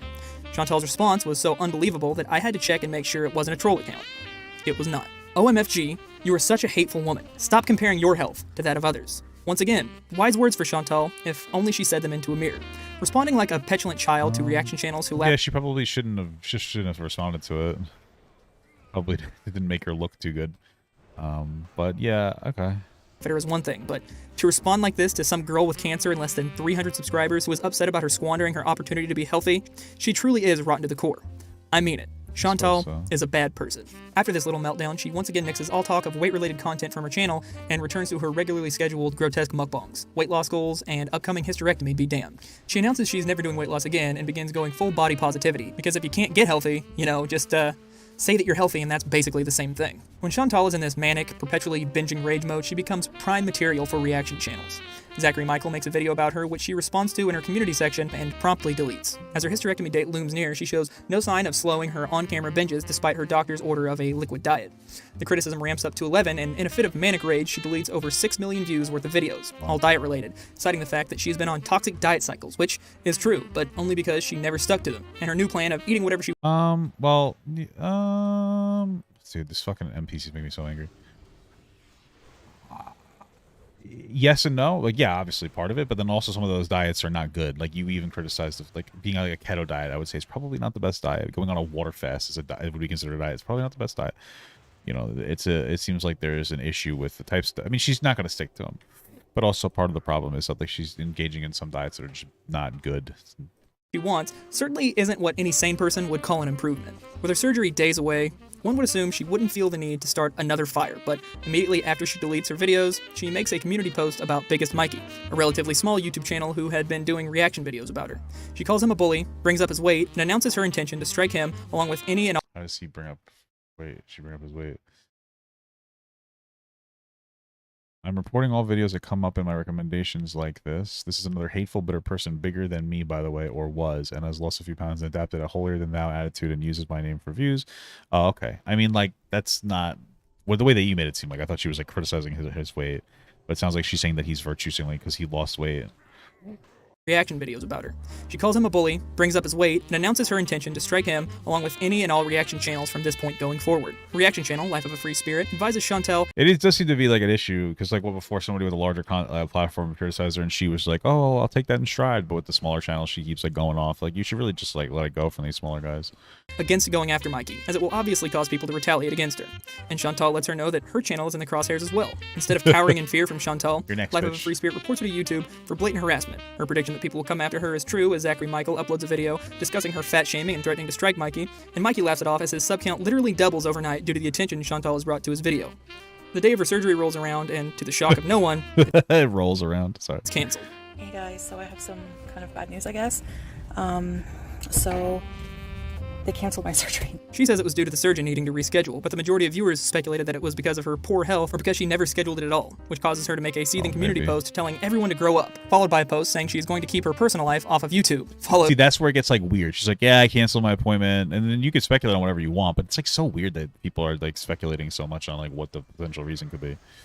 But okay. Sure. Immediately by a post showing her pre-surgery papers as proof that everyone else is crazy, not her. She then rolls right back into mukbanging without missing a step. In fact, her meals are bigger than ever. She manages to go 5 days without bringing her surgery up before putting it back on the table as a topic again, posting a lengthy video going into detail about why her surgery was canceled and promising that it's been rescheduled. Chantal manages to maintain her composure for a surprising few weeks, no doubt feeding her anger with tens of thousands of calories worth of fast food. But as reaction channels began flowing in with dozens of videos, she once again snaps. She uploads a Halloween special video where she talks about the Heaven's Gate cult's mass suicide while stuffing her face with chunks of bread and cheese, gulping it all down with a big old glass of wine. Chantal has this nasty habit of talking with her mouth full, and sometimes she pauses mid-sentence to take a bite and chew for upwards of a minute. She also tends to laugh at things that others would find morbid or mundane. People were particularly upset that she flashes pictures of the dead bodies across the screen and made a few jokes at the expense of the dead cult members. Chantal responds by making a community post where she threatens to strike all reaction channels again for bullying, but with a copyright strike instead of community guideline strikes because she still doesn't understand how anything works. The next day, she begins threatening Charlie Gold specifically, once again commenting on her weight, angry that she would dare shame a fellow fat woman. You know, I'm starting to see a pattern here. The last 3 people Chantal has threatened to strike have all been black. Really makes you think.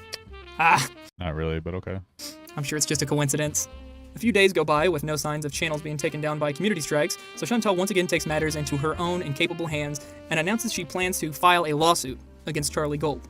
Finally, she's going to use YouTube's copyright system as it was intended and lose all of her money in court, only to have all of the videos remain up as they are unequivocally fair use. She deletes this post in record time, replacing it with a message that she's now taking time away from YouTube to decompress, which she also quickly deletes. A few hours later, she files a copyright strike against Charlie's video called Foodie Beauty's out-of-breath mukbang reaction, but lifts it before Charlie even has time to file a counterclaim. Then uploads a post complaining about reaction videos and how she believes they are not fair use because they cast her in a negative light, which tells me that she still hasn't even ever read the definition of fair. Well, that's not really what she's saying here. What she's saying is, I believe that these reaction channels should be striked somehow. They make up lies and rumors about me. Okay, so even if you disagree that's what they're doing, you did not present that in the accurate way. Like, you're like, that's not really a, it kind of makes you think if there's like a, that there's a narrative trying to be pushed here, you know? Fair use, as it explicitly covers criticism. The only important part of her post is this. How is that fair? They never provide any constructive criticism and comment on every single thing we do. And they do all this without consequence. Yeah. Unfortunately, unless you are willing to take things to court, there's not much that can be done, so for now, I just have to try and ignore it, but that's okay. I'll wait. This is the 4th time Chantal has filed a copyright claim with no intention of following through with it. The 4th time she has knowingly abused YouTube's copyright system to try and shut down someone because she didn't like what they had to say. Chantal, you keep saying fair use, but it doesn't mean what you think it means. Fair use doesn't mean people are allowed to use your content only if you think it's fair. They get to use it according to what the law thinks is fair. And the law explicitly covers criticism. Not just good criticism, whatever that means, criticism, period. Well, she said constructive criticism, right? That's what she was saying, so. People are allowed to say about you. And if you keep abusing YouTube's copyright system, I promise you, you're going to lose your channel. That isn't a threat. That's the reality of the situation. Much bigger YouTubers have gone down for the very same thing. Despite stating that she won't be taking anyone to court, she goes right over to Charlie's comment section and threatens her with legal fees right after the post, and Charlie encouraged her to follow through, which is the correct move. No one should be scared of Chantal. I know I'm certainly not. She can file a false copyright strike against me if she feels like it. I'll gladly milk that for content for years to come. I'll also make sure YouTube goes through and checks every single time she's abused the copyright system and community guidelines to try and bully people into silence. But I have a feeling she won't be hitting me anytime soon, as I am neither black nor fat. It's a really weird racism charge there at the end, like weaponizing racism. Okay, well, based, I guess. Weird as fuck. Kind of virtue signal, but alright, cool. Chantal's downward spiral shows no signs of slowing. In fact, it seems to be escalating at an alarming pace. As I was finishing up this video, she appeared in news articles all over the web in regards to her Heaven's Gate Halloween video. The first article was published by BuzzFeed News entitled, "A YouTuber's Halloween-themed food video about a mass suicide is causing a debate online," where she claimed she was being singled out unfairly for criticism. The article shared tweets from others critical of the video, but all in all, it remained neutral. I'm about 90% sure Chantal reached out to BuzzFeed herself in a bid to expose her critics for what she believes in her deranged mind to be bullying. One day later, a second article was released by Insider originally titled, "YouTuber Criticized for Eating Cheese While Talking About Mass Suicide," which, as you may have guessed by the title, wasn't as even-handed as the first. Which is probably why the article was swiftly changed to, "A YouTuber deleted a video which showed her talking about mass suicide while eating cheese," but she called much of the criticism false outrage. And where I'm 90% sure Chantal's the one who reached out to BuzzFeed, I'm 90% sure Michael B. Petty reached out to Insider, and I really hope that's true, because the entire article reads like one of his videos. It includes numerous quotes from Michael directly, exposing Chantal for her true nature. It even includes the fact that she filed a false copyright strike against Charlie Gold. The author really went out of their way to expose the real Chantal. My favorite excerpt is, "I do think, like anything else online, sometimes backlash can get quite nasty, and I usually try to block this for my health and for the health of my channel," she said, adding that she thinks Michael is hypocritical for calling her out when he fat shames her. Michael refuted this claim and said this is how Chantal responds to criticism. He said taking down the video is very typical, and when she does something wrong, she tries to hide all evidence of anyone wrongdoing. As well as, Chantal barely spent any time talking about the people that were involved in the crime, and while talking about the mass suicide of people, stopped to give her review of how amazing her pumpkin-spiced aged cheddar tasted. It really never fails that when Chantal attempts some sort of offensive move against her critics, things come back at her tenfold. And with that final story, I have to cap off this video before she does something else that bears mentioning, because it's a guarantee that she will. As the cycle turns, we can expect more and more erratic behavior out of Chantal until it comes to a crescendo and she admits that she's been in a really dark place and needs to take her health more seriously. Thus, the cycle begins again. Who knows what diet she will fail this time? Whose video she will strike next? I think Chantal's story really caught my interest in a way no other subject has because of its cyclical nature. It reminds me of my favorite series of books, The Wheel of Time. However, unlike the novels, the wheel, her cycle in this case, will be broken. But it will not be done by any hero, for there's no protagonist in this story. It will be done by Chantal herself, since she is absolutely, undeniably incapable of changing her own behavior. She will file another false DMCA, and another, until YouTube inevitably terminates her channel. At which point, the cycle will be born anew in her kitchen, where she films mukbang videos on a camcorder and mails hard copies to everyone she knows, taking her rage out on the few people left around her. God have mercy on them. Pete's, BB, Mama and Grandma Chantal, I'm praying for you. I hope you enjoyed this video. In all likelihood, it will get demonetized, so if you want to help me produce more content, you can throw me a few bucks. Alright, well we got through that. Yeah, I guess the at the end of that, I don't care.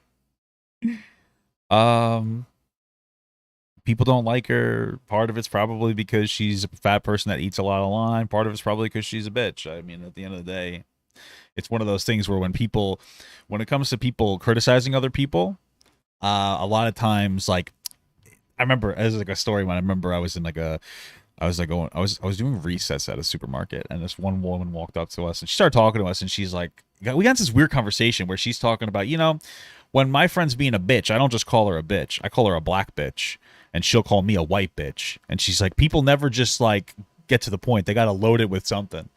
And so I think that that's part of the reason why,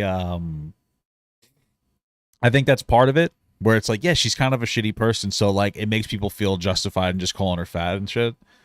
So yeah, that's probably part of it. I guess I don't really care. Interesting deep dive, but whatever, brother. Yeah, that is what it is.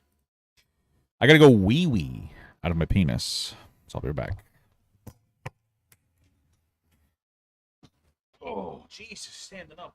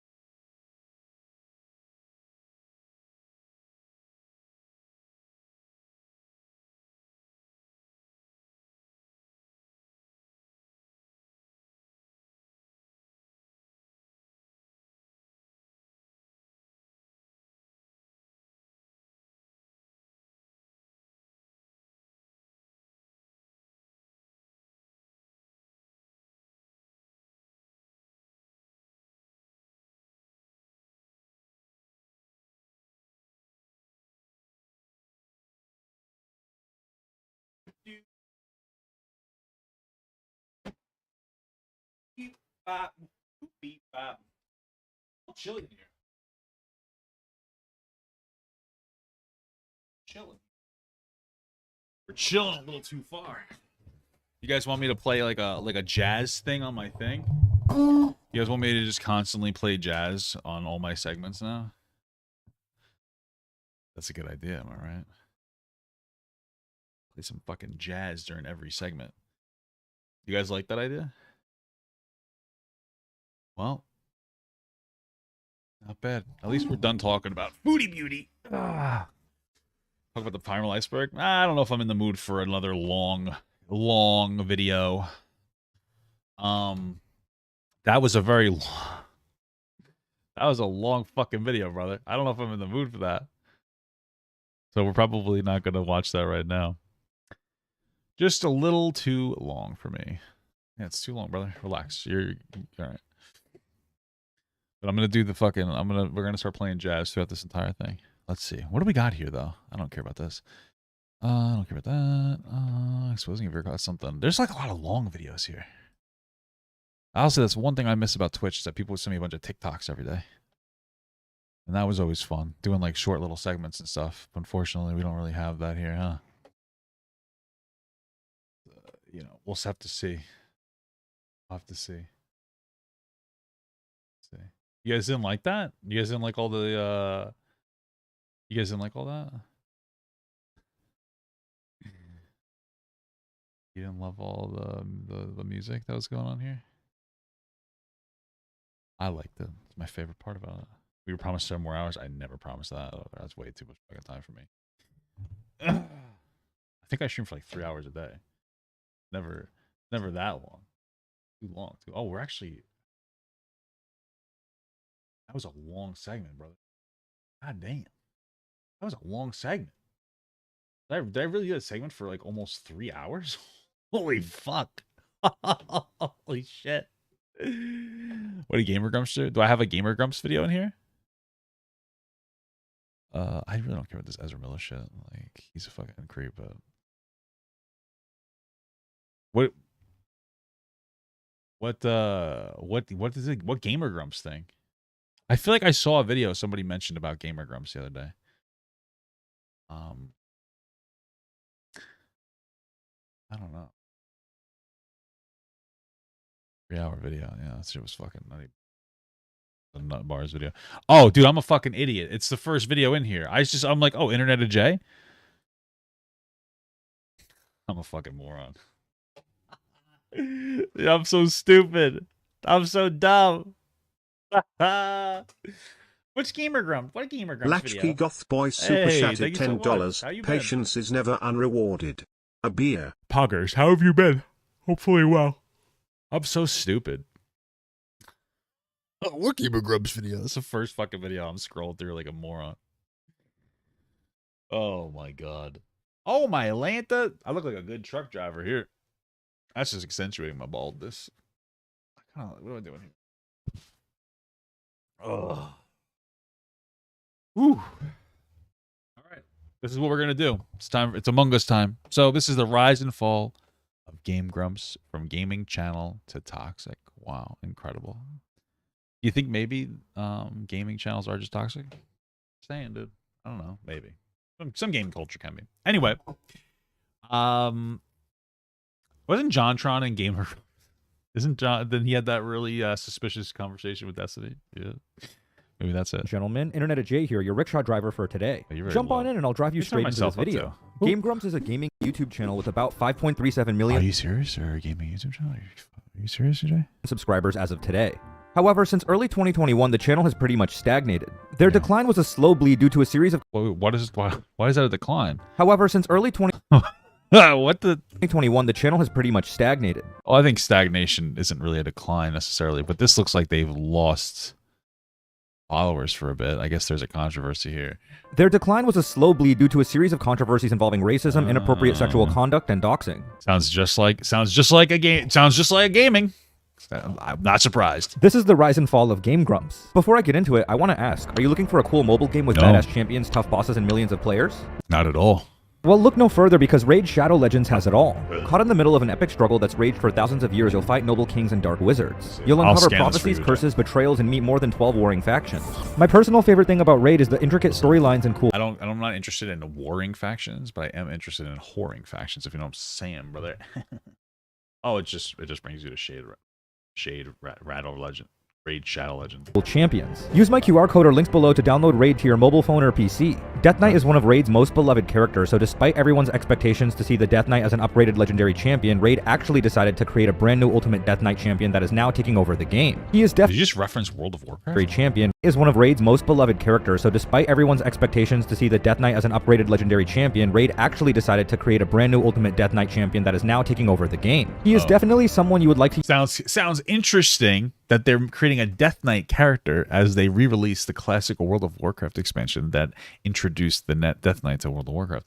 I wonder if there's a little suspicion going on there. Use in battles. He increases the squad's defense by 30% and completely blocks one hit, decreasing the damage by 0 when one of the allies is attacked. He took damage on that, bro. What are you talking about? This champion has an amazing skill called Rats Off Tia. This AoE skill is a tribute to Mr. Nibbles, a pet of OG Death Knight. The whole Raid community has been waiting for this for a very long time, and the Ultimate Death Knight is everything we hoped for. He's poised, he's powerful, he's perfect, and the best part is everyone can get him for free. Just log in and play Raid for 7 days between now and October 27th, and you'll get Ultimate Death Knight easy. You can also use the DK Rises promo code for a bunch of free items to instantly level your new strongest champion all the way to level 50 and 5-star ascension. But wow, sounds cringe. Wait, there's more.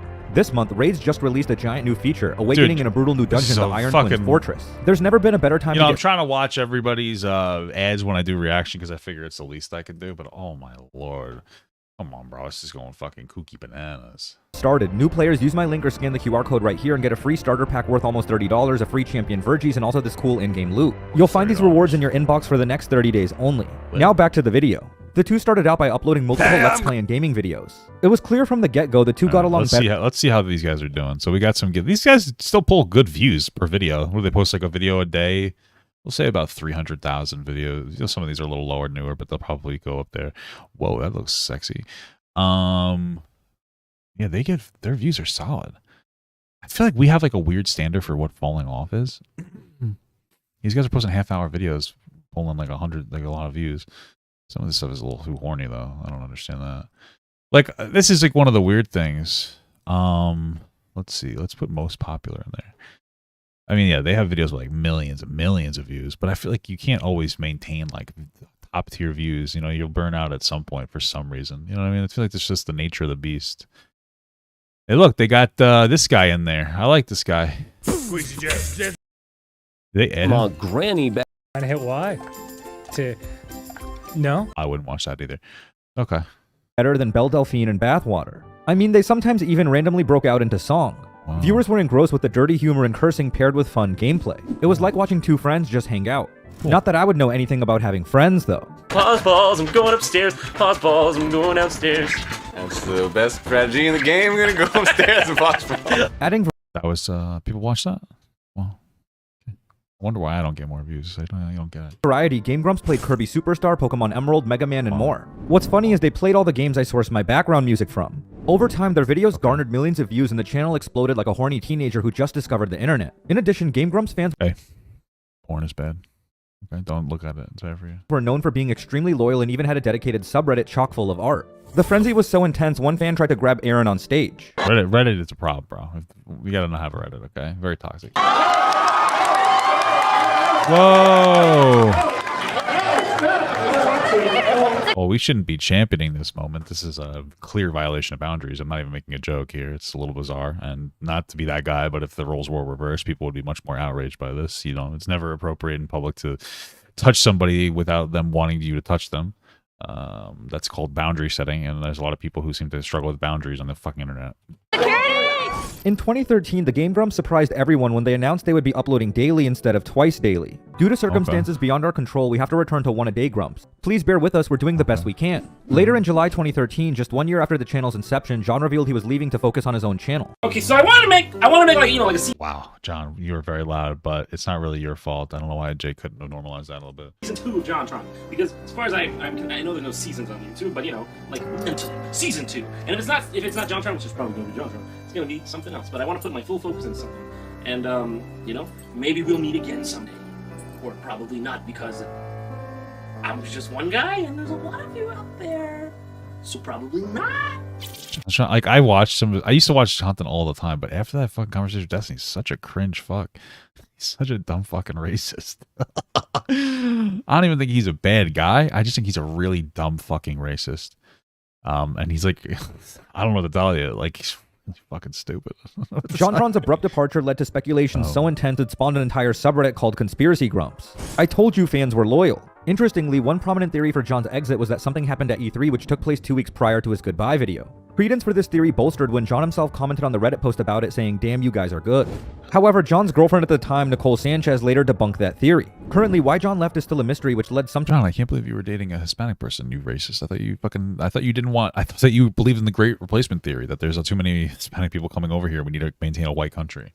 To lose trust in GameGrumps due to their lack of transparency. JonTron was later replaced by Dan, aka Danny Avedon. And while this later proved not to be the world's best choice. Did you say Dan, aka, and then his full name? That's why John left is still a mystery, which led some to lose trust in GameGrumps due to their lack of transparency. JonTron was later replaced by Dan, aka Danny Avedon.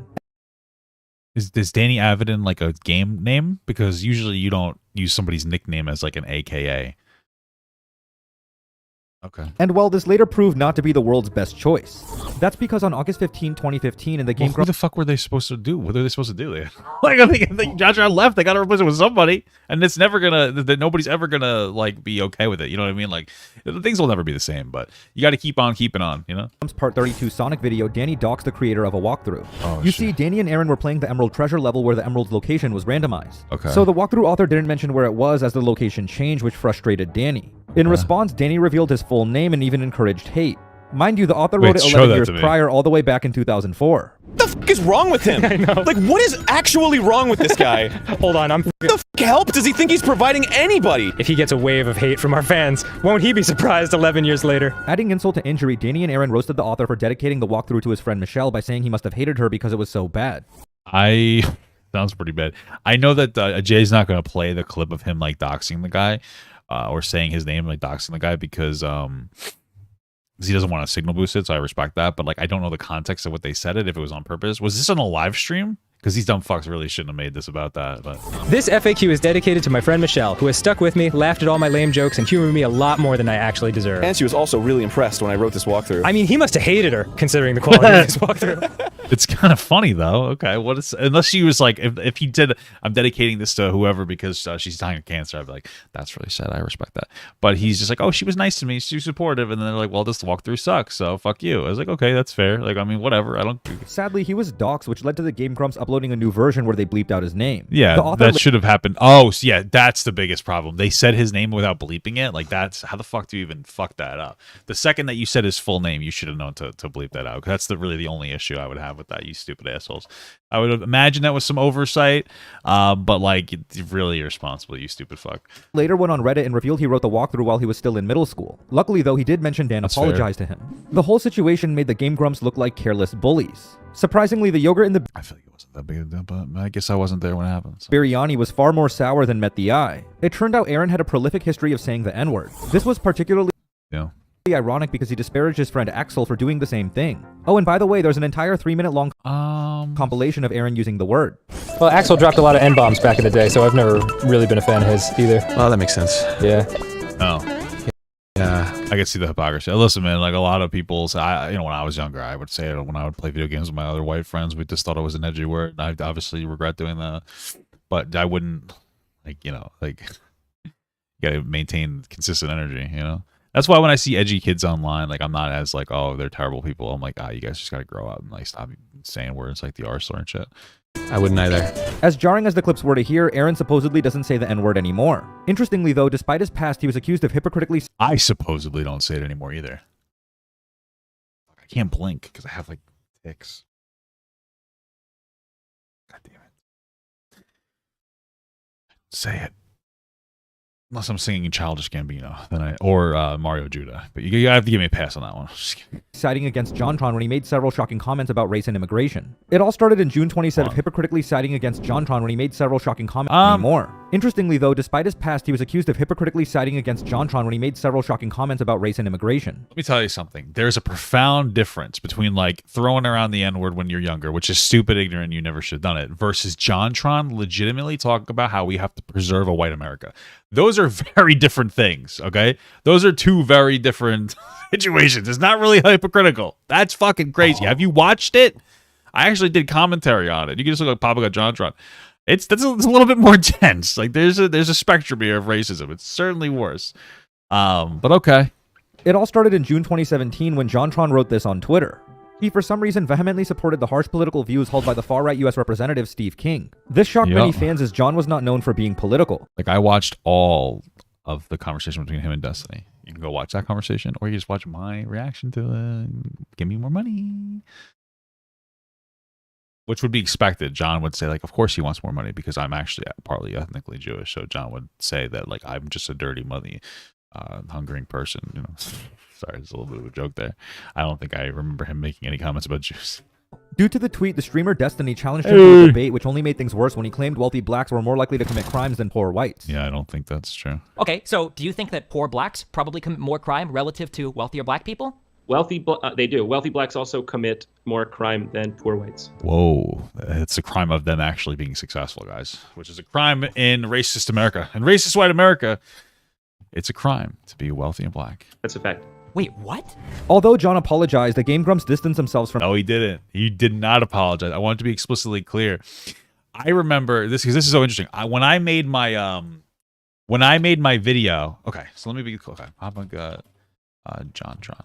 Okay, so this is... I actually remember specifically what happened. I made this video, The Downfall of JonTron, right? And this is like where I watched like the whole Destiny thing. All right. I remember making this video. And the whole intro will explain everything I'm about to say, but I found a TikTok of like JonTron saying whatever, and then I was actually intending to make a video because I remember I was like, oh, I heard JonTron apologize, so I wanted to make a quick video about how like, hey guys, like I know that you guys are saying that like you know he did this thing, but he actually has since apologized and like he's educated himself. When I actually looked into it, he didn't fucking apologize at all. He doubled down.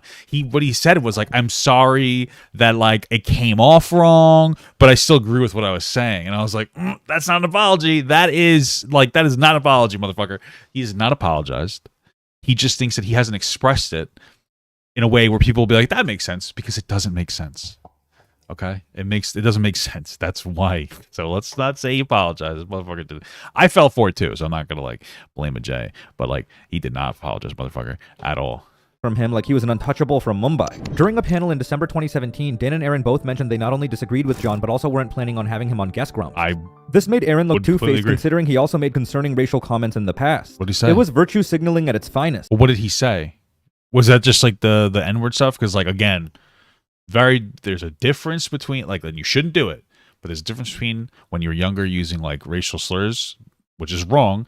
Most of the time it's people saying it's like their other white friends because they think it's cool and edgy, versus actually saying like posting ideas that we should maintain a white America. Like these are very different ideologies. It's not hypocritical. It is unintelligent from people on the online community and them just being like, I like JonTron because his content is good, so I'm going to try to diminish what he had done by just having some kind of a blind, unintelligent criticism for everything. These two things are very different. They are drastically different, motherfucker. I just want you to know. In 2020, Aaron tweeted to ask if he should make a statement about the Black Lives Matter movement. GamerGrumps has received many requests to make a statement about BLM. I am supportive of BLM personally. I would inform because Gamer is a brand, not a person. Would you love to hear y'all thoughts on this? Please let me know. That's just a weird thing to ask. What? Now this is like a weird, dumb question to ask, right? So like, do it or don't. Both of those, from a business perspective, fine. Do your thing. You could make a thing saying like, we're in support of BLM as a company, or you could say that you're not in support, I suppose, if you want, but you're going to get shit on, or just don't talk about it. Those are all fine responses, but asking your audience, saying, I like BLM. Do you guys think that I should make this my business? Just don't do that.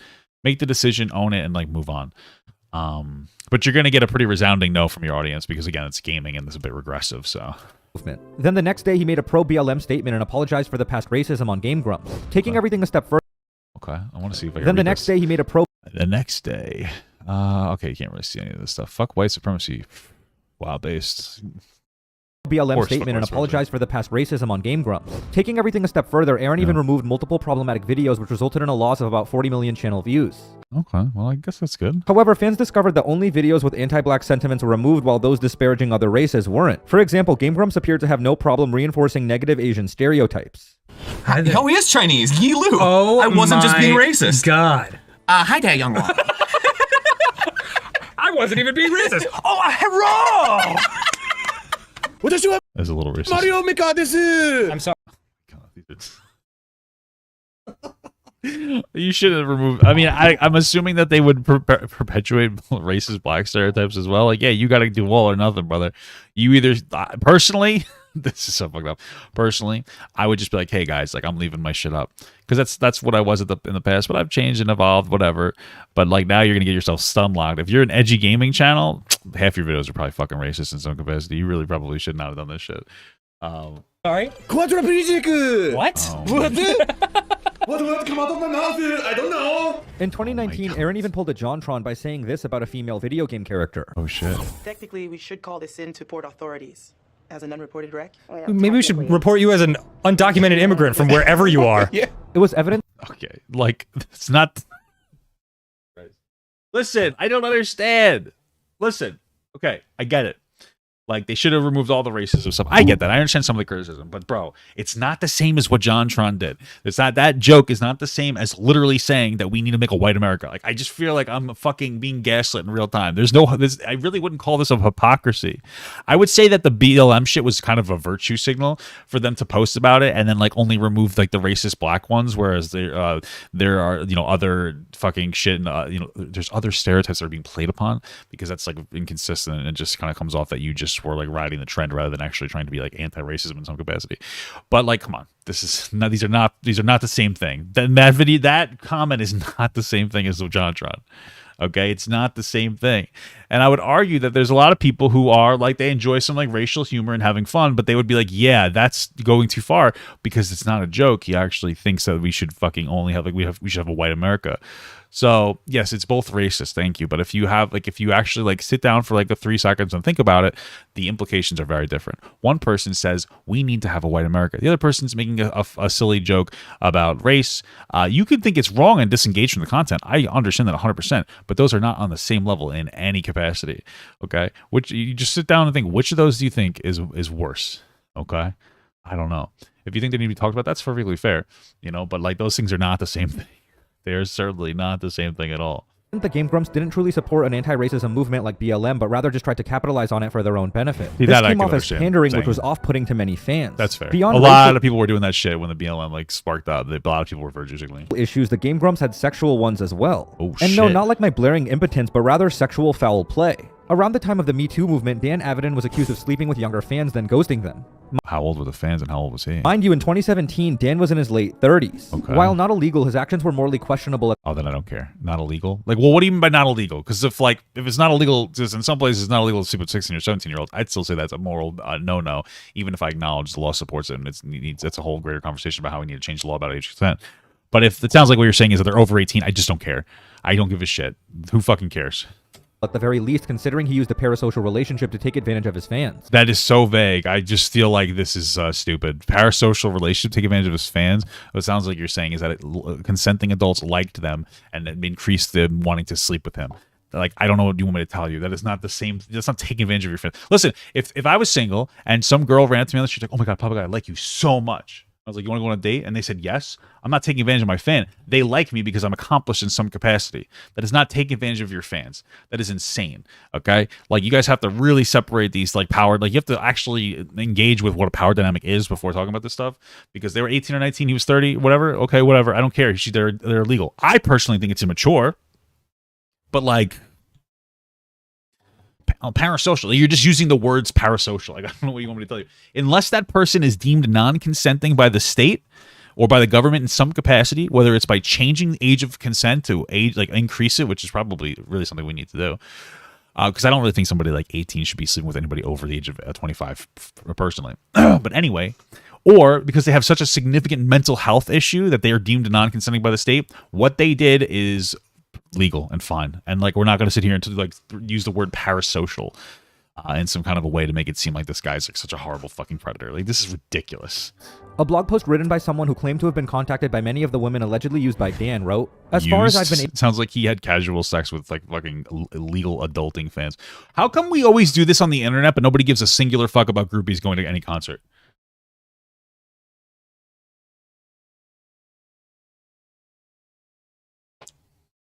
I don't understand.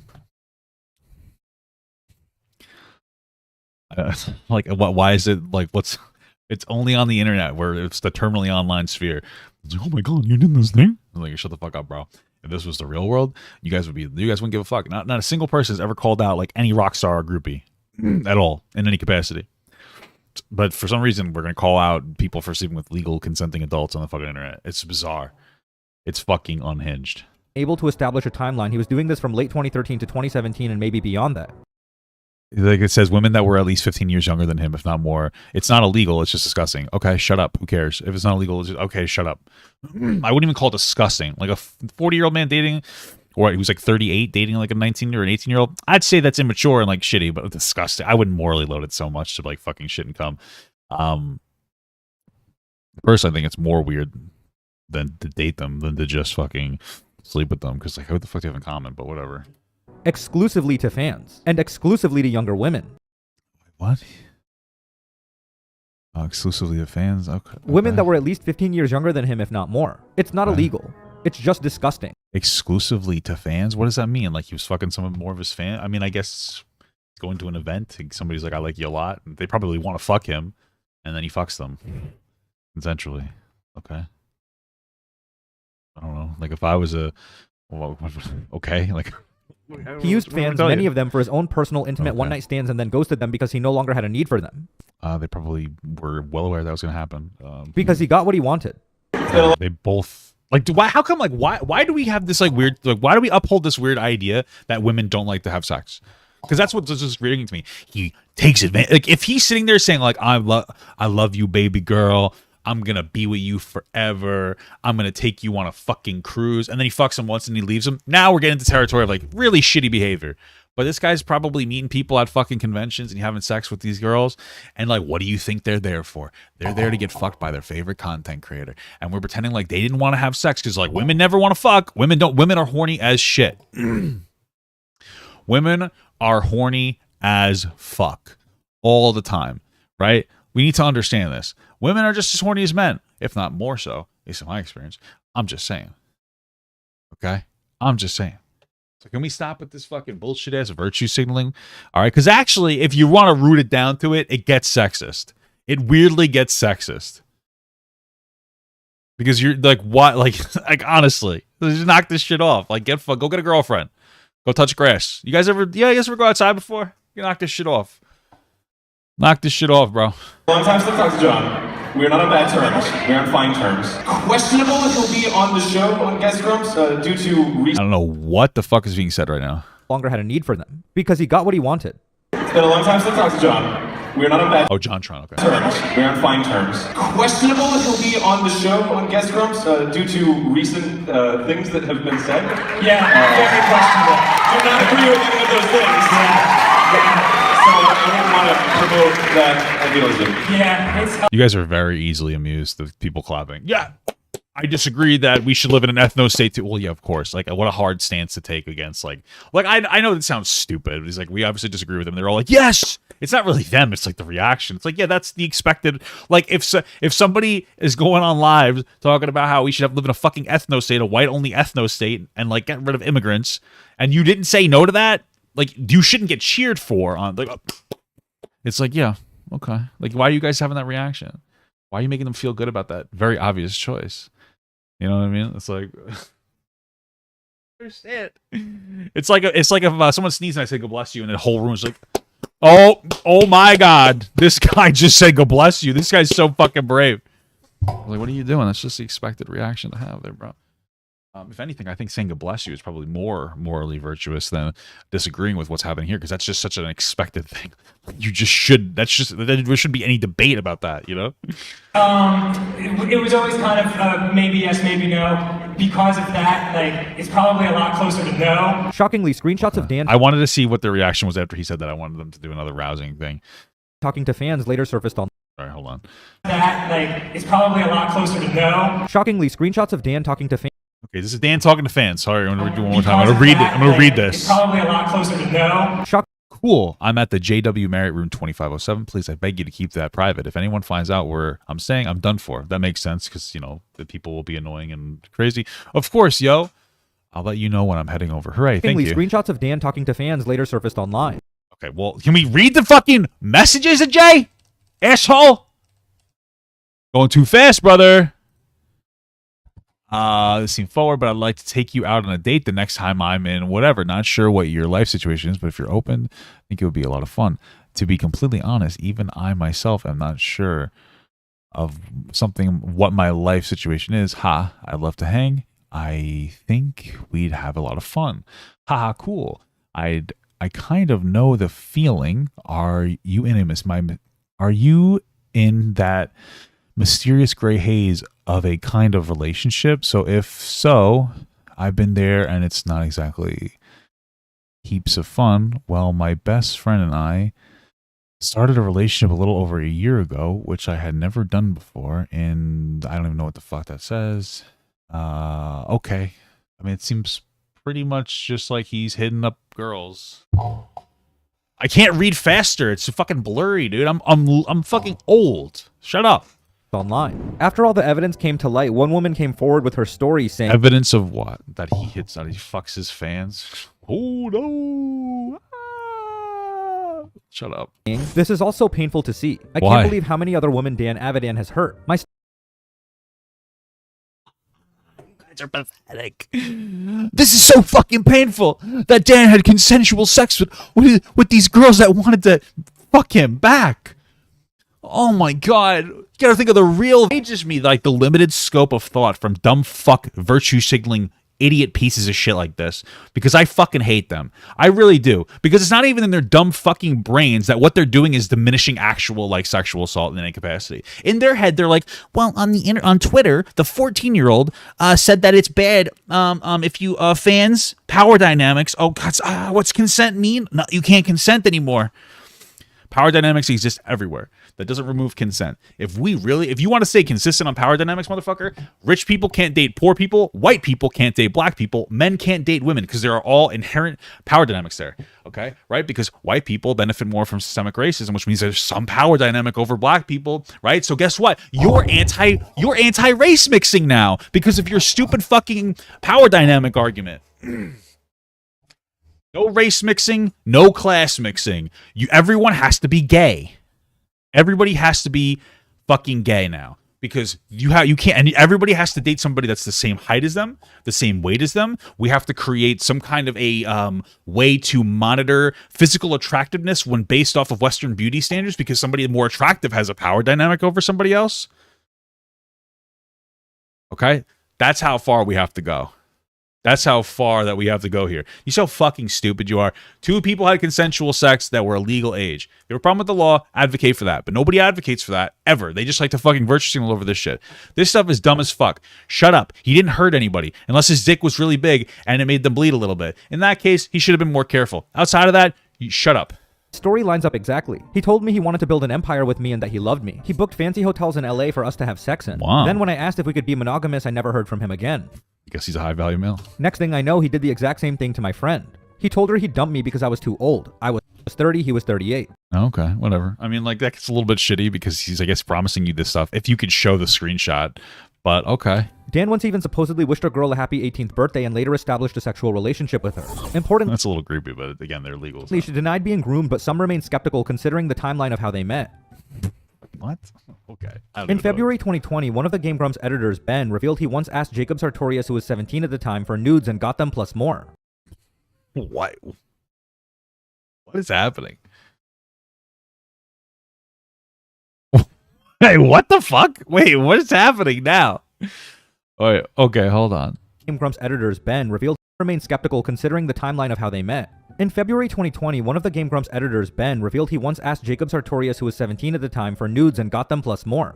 Well, how old was How old was Ben? Ben is an editor? Why would Ben do that? How old was he? Mind you, this dude's handle was Penis Bailey. He also How old was he? tweeted this at Jacob several months later. Me jacking off doing a headstand butt naked at Trader Joe's in the frozen turkey section. That seems inappropriate. Ah, yes, my typical Sunday afternoon. It turned out Ben even had a picture with Jacob when he was 14 and tweeted at him several Well, that's weird. How old is this guy? times in the past. It was clear the editor had an obsession with Sartorius, which was That's, creepy to like, say the yeah, least. I would agree I with mean, the that. dude was How old is that guy? one tweet away from asking him for cupcakes. After fans How old was the guy? Is there a way to figure that out? Hillary Plimpton, Penis Bailey. Okay. What?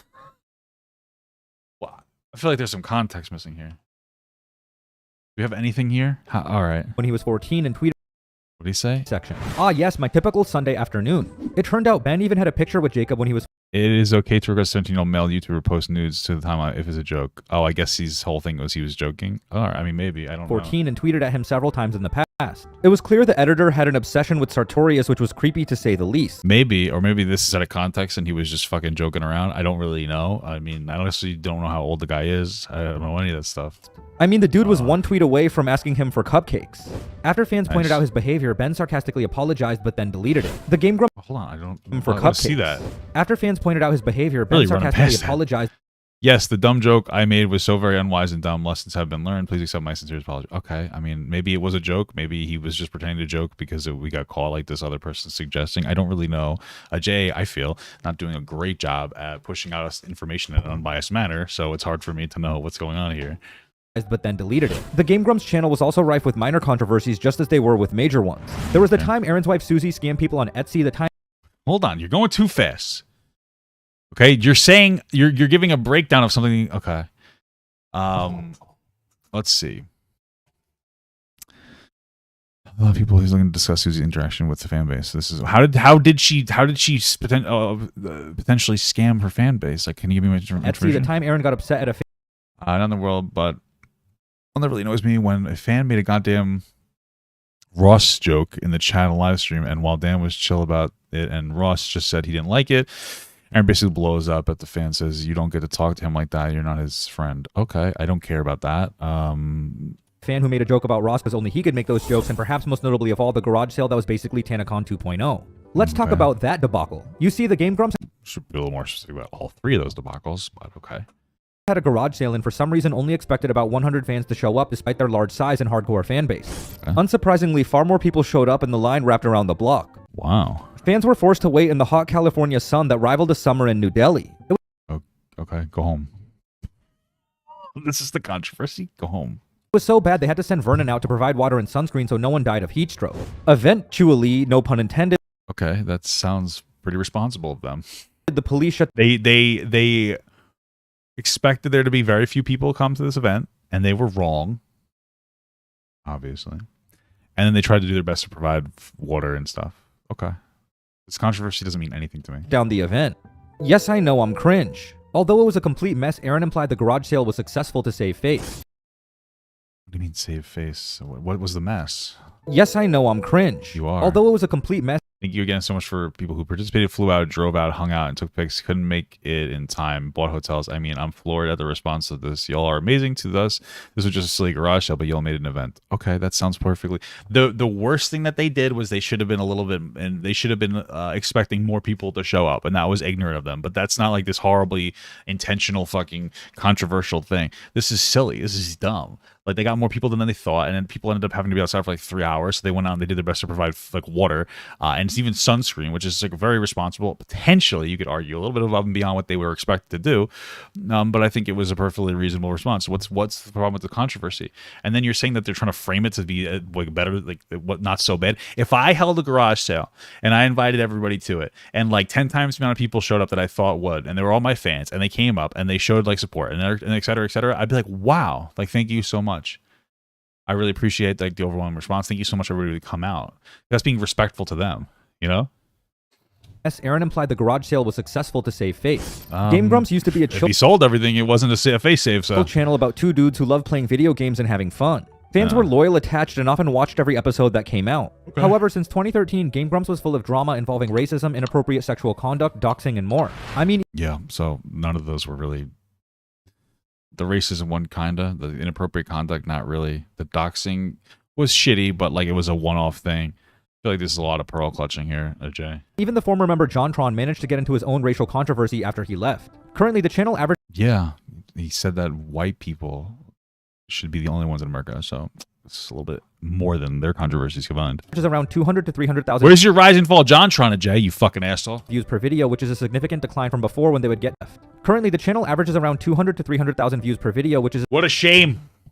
I never want to get 200,000 to 300,000 views a video. I never want that. That's how you know that you're a loser. When you only get 200,000 views a video, that's pathetic. Pathetic. I never want that. That's fucking incredible. Are you kidding me? I get it. They're not as popular as they used to be. There's probably a myriad of reasons for that. Part of it's probably because they grew up and so do their fans, you know? And it's harder to like, that's one of the things on like the internet is like you're a dude, you're a couple of dudes or a couple of girls or a couple of thems, this, you know? And you start a channel when you're at a particular age and you appeal to people of a particular age of that time. And then as you get older, some fans fall off and they move on to other stuff. Maybe you accrue a couple new fans, but the next person's going to come up and they're going to replace you because they're more like relevant to the style of the kids of their era. You know what I mean? Like if you took anybody who's 14 years old when I was 14, if you took me at 14, let's say I was the cool 14-year-old guy. And you put me in today's group of 14-year-olds, I'd be weird to them because it's just everything is so different. And that's kind of what the point is I'm trying to get at this here. There's a significant decline from before when they would get 2 to 3 million. It's as clear as the Ganges River that their controversies have significantly damaged their reputation. Not to mention, Aaron got absolutely bodied by Harley Morenstein at Creator Clash, losing by a TKO in the second round. I don't think that negatively impacted it. But okay. Sometimes in life, things don't go the way you expect and you just have to move on. But we shouldn't forget GameGrumps. Why would they move on? They're making 300,000 views a video. That's probably a lot of money. They're probably making a ridiculous amount of money, especially since those videos are like fucking 40 minutes long each. It's really good. They're probably getting solid viewership. Like, bro, I don't know what you're talking about. These guys are probably pulling in, I wouldn't be surprised if they're pulling in $1 million+ a year collectively. So like, what are we talking about? Like, that's the biggest problem is like, why would I consider that non-successful if they're pulling bank? Like, that seems really weird to me. Provided countless hours of entertainment to millions across the world. Thanks for watching and see you in the next one. Thanks, Ajay. Wasn't a fan of that video though. What? Wait, what? Why did he make it? Why did he list this as World of Warcraft? What do you, Ajay? Why did you? Hello, ladies and gentlemen. Why did you list this as a World of Warcraft game? What the fuck? Am I stupid? This is not normal, right? I'm not seeing something. Okay.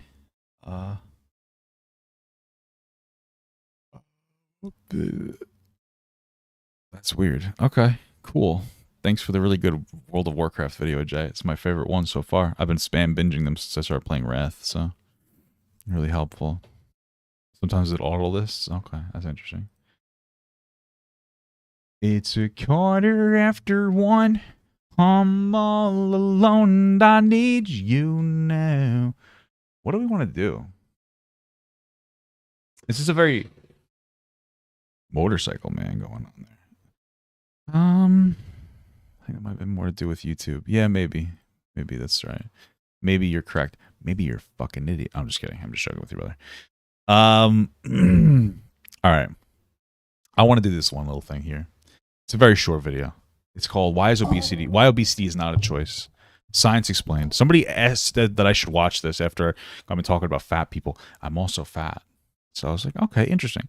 Because I feel like it's one of those, it's hard to say whether it is or isn't a choice because it's like everybody has to eat, right? But at the same time, like overeating is really bad. But then also people overeat, like myself. I'll eat when I'm like stressed, then I'll eat when I'm happy. You know what I mean? It's like it's a bad relationship with food. And I'm assuming that there's going to be some kind of like mental link to eating that's going to make it really difficult to lose weight. But I would personally urge people to not like completely lose control. Like if you're like, oh, it's not a choice, then I feel like that's going to encourage fat people to be like, oh, I can't lose weight anyway. I might as well not try. You know? Is obesity a choice? This is a tough question, and a lot of people seem to think about it something like this, where you have an obese button on the left and a not obese button Bro, on the right. I wish. And anyone who is currently obese is obese because they made a conscious decision to press the obese button. But I don't That's interesting. I know that sounds so weird, but nobody wants to be obese. Most people don't. People who are already obese might have like gaslit themselves into thinking that they want to be fat, but they don't. So that's actually a really interesting way to start off the video. It's like nobody chooses to be obese in the first place. I guess you'd argue that they choose to maintain it. I don't think that's how it works. I mean, for starters, if you selected 100 people at random and gave them the option, my guess is that almost every one of them would press the not obese button. True. People know about the potential health risks and social stigma that can come with being obese, so virtually no one would consciously choose to be obese in this True. simplistic sense. True. Maybe it looks something more like this, where you have this lifelong, continuous series of choices. Yeah, I would definitely take the choice on the left. Damn, that's why I'm obese. That right one doesn't look too bad, though. To pick certain foods over others, like whether to order fried chicken or grilled chicken, regular Coke or Diet Coke, a small fries or supersized fries, and certain behaviors over others, like whether to get up and exercise or stay on the couch. And over time, maybe it's the cumulative effect of these many individual choices that causes someone to become obese. I do think this is a bit closer to reality. However, even this analogy is still very incomplete. Consider this graph taken from a 1990 study where 24 subjects were overfed by 1,000 calories per day for 100 days, or just over. Damn. How much is that? How much weight would you gain? 1,000 calories a day, every day for 90 days, he said?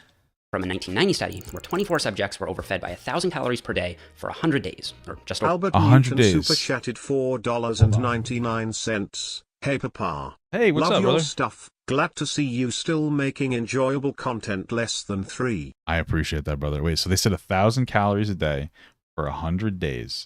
Okay. And then we divide that by 3, because like 3,500 calories is like a pound. That's like a 28, maybe about a 30-pound weight gain, 28.5-pound weight gain. God damn. Damn.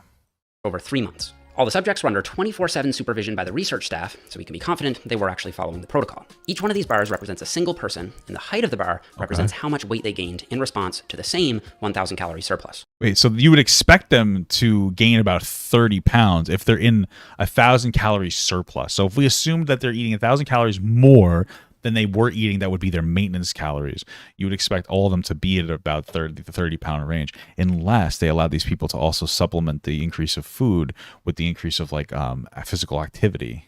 This person, over here on the left, only gained an extra 10 pounds, while this person, over here on the right, gained an extra 30 pounds while eating the same 1,000 calories extra per day. This could be due to a number of factors, but a big one and maybe lying about your maintenance calories, possibly, is genetic differences in metabolism. Looking at this later study from 2018, we can see that just like there are large differences in weight gain, there are also large differences in how many calories people burn at rest.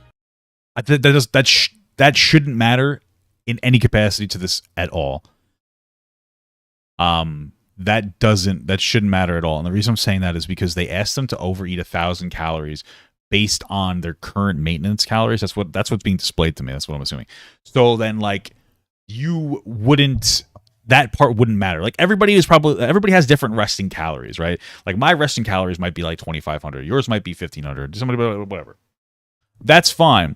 But like if let's say we're all maintaining weight on the same, like let's say you eat 1,000 calories a day and you're maintaining your weight and I eat 2,000 calories a day. I'm eating more than that, and I maintain my weight and we each increase by 1,000 calories, like 3,500 calories equals a pound. So everybody would roughly gain the same amount of weight.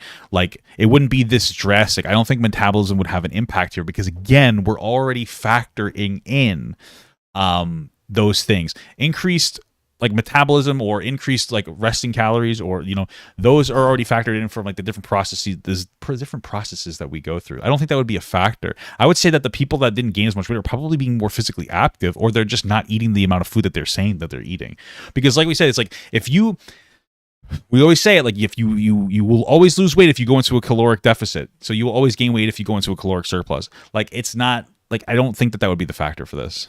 They include exercise? I'm assuming not, because that's what I'm thinking is the biggest variable change. See that just like there are large differences in weight gain, there are also large differences in how many calories people burn at rest. Just sitting on the couch, doing nothing at all, this lucky person over here burns about 150 calories more than metabolic equations predict. Sure, but that would be maintained in their resting calories, so that wouldn't have an impact. And this person on the left would burn 250 calories less than metabolic equations predict. In other words, if none of these people exercised at all, this person would still burn about 400 calories more per day than this person. So that doesn't matter though.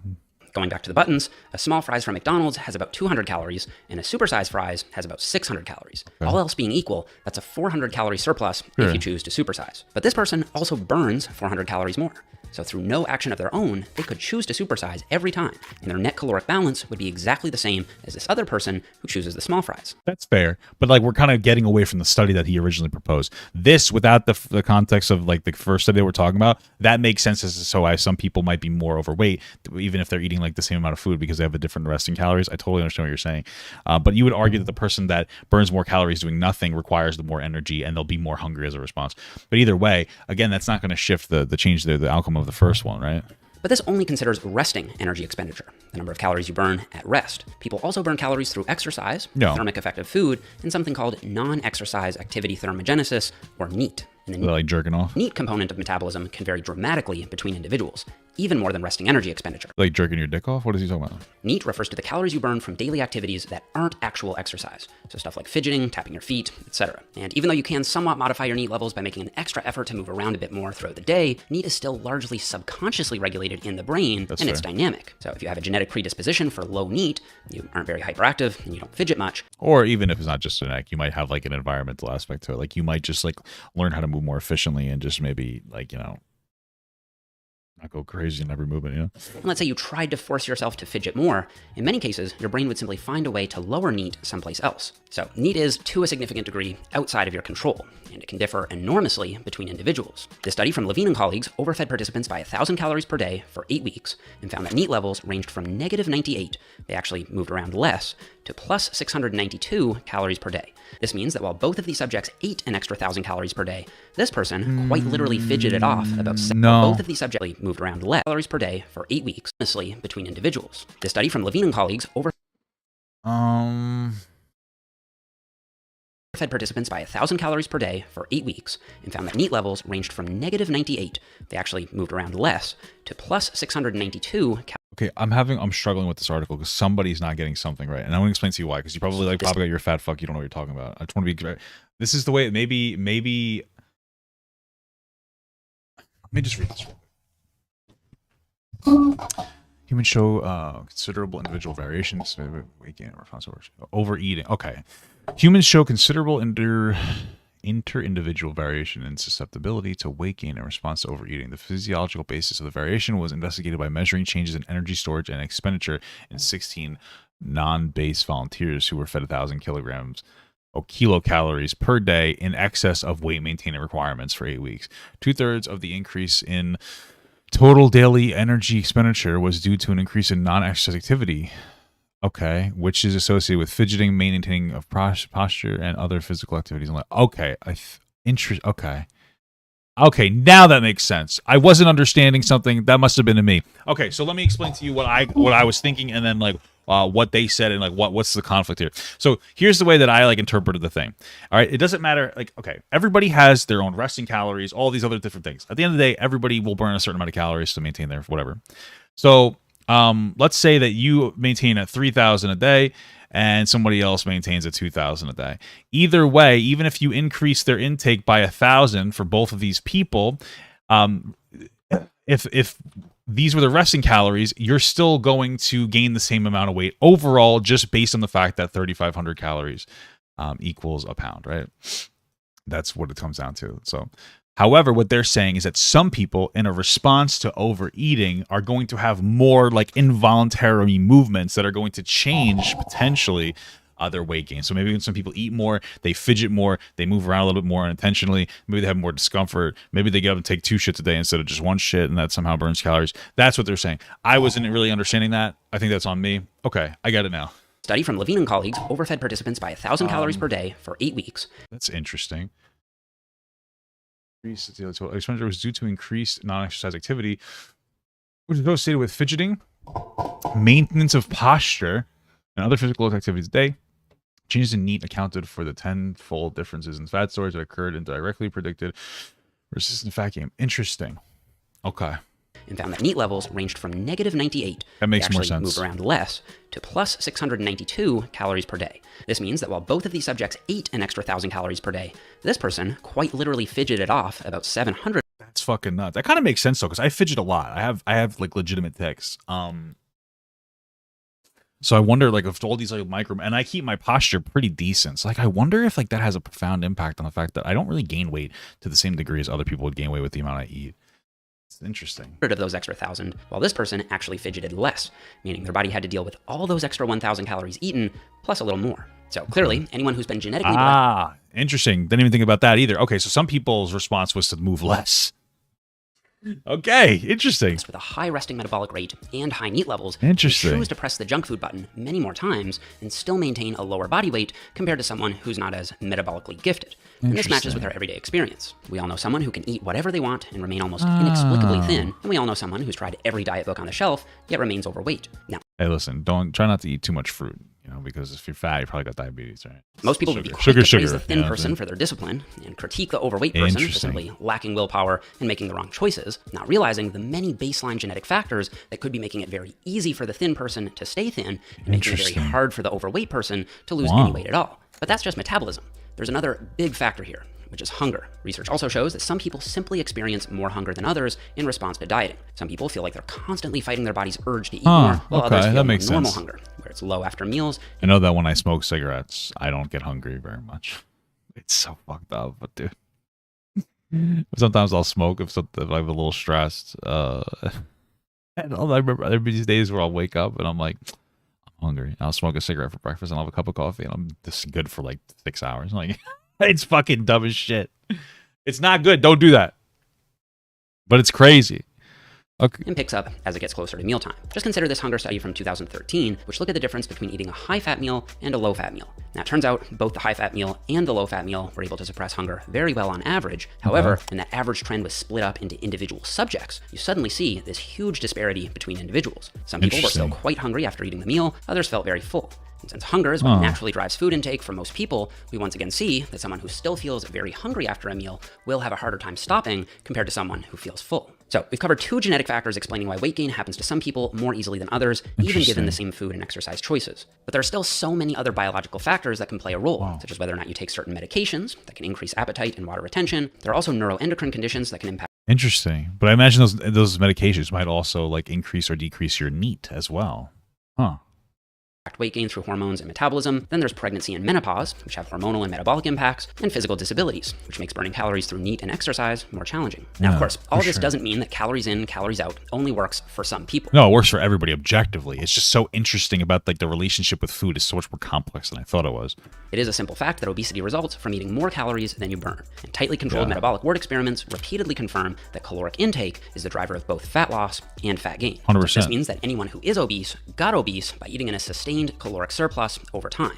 It's just that avoiding that sustained surplus is so much harder for some people than it is for others, and for reasons that are beyond their choosing. And this is why I think it's incorrect to reduce all of these factors down to a simple choice to be obese or not. Because if that were the case, why would obesity rates suddenly start trending up in the 1970s? Did people just suddenly start choosing to be obese? Or is there yet another layer to this?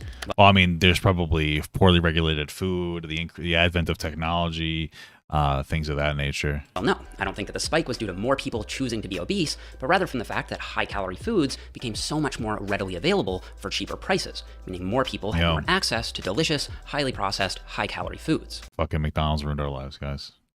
And this leads us into the whole other side of this, which is the environmental factors. Yummy foods. Entirely apart from the genetic and biological factors that we just went through, there are also environmental factors that can impact your susceptibility to obesity. This includes stuff like the food environment, where apart from the spike in availability, we also see better, flashier marketing for high-calorie foods that promote overconsumption and large portion sizes. True. That makes a lot of sense, too. People are very, I mean, myself included, very susceptible to shit like that. You see like a, fuck.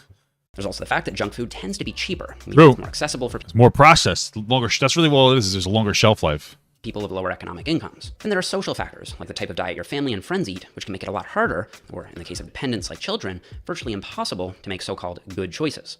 Yeah, that's a good point, too. I mean, like, if your parents teach you to be fat, you know what I mean? If they're feeding you like shit. I get it. Because there's also the factor of, like, some people working a lot, like parents working a lot, an increased single motherhood, causing people to turn to these fast food alternatives because they're fast and they're food, Then there are the lifestyle factors, like how much sleep you get. And while it may be tempting to tell people to just get more sleep, that isn't always feasible depending on work and other responsibilities. True. In fact, this 2017 meta-analysis found that night shift work was associated with a 23% higher risk of being overweight, and this 2019 meta-analysis found a dose-response relationship. Oh, probably because it's like more difficult to sleep during the day and get like a more well-rested sleep because your body naturally responds to light in like a wake-up way and like naturally responds to darkness and like a go-to-sleep way. Also makes you more depressed when you're, I think, like I'm pretty sure, I don't remember the specifics, but like when you are being up being up during the day and getting like that sun and that light, it's has like a positive mental health impact on you, I believe. I'm pretty sure that's true.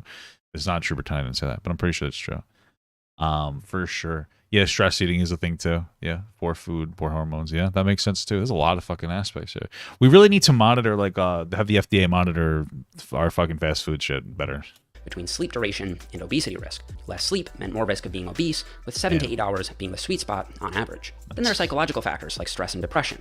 This 2010 meta-analysis of 14 studies found that stress was a risk factor for weight gain, and this other meta-analysis from the same year found that depression was predictive of obesity risk. So, coming back to the original question, is obesity a choice? Well, I think the answer is no, at least not in all cases, and certainly not in the simplistic sense. There's just too much of an influence from genetics and environment to shift the blame entirely on the individual for their circumstance. But that also doesn't mean that no one has any control over their health and their body weight. Clearly, if people want to lose weight, even if there are many factors working against them, such as low metabolic rate, high hunger, and so forth, it's still possible to lose weight if you sustain a caloric deficit over time. And I can link another video here explaining exactly how to do that, which goes beyond simply eating less calories and delves into behavioral modifications that most people will need to make to have long-term success. Maybe I should watch that video. Ultimately, though, I think the smartest way to get lean. Shredding. Well, I don't care about getting that delves lean, into behavioral modifications that most people will need to make to have long-term success. Ultimately, though, I think the is obesity a choice question comes back to semantics. Perhaps what I mean by choice is slightly different from what you mean by choice, but I think that if you did want to argue that it is a choice in some sense, the best you could do is say that it's a complex series of choices intertwined with many other complex contributing factors. And so, as people in the health and fitness space, I think we should make an effort to be more understanding of these factors and more compassionate toward people who are struggling, rather than making assumptions. His mom could get it though, just saying. About their choices and their characteristics. And then instead of blaming them for their circumstance, instead focus on pointing them in the right direction with good, sustainable nutrition advice when they ask for it. Now, I want to give a quick shout out to Dr. Mike Israetel for the button analogy. I love Dr. Mike Israetel. I first heard that. Bro, have you ever, I said, I used to train more for like strongman and stuff. Never competitive, but I used to love training. And like I would look at some of Mike Israetel's like stuff. He has really good exercise science on like putting stuff together. He's just a smart guy. It's fun to listen to him. He's really good. He's very good. He's very realistic.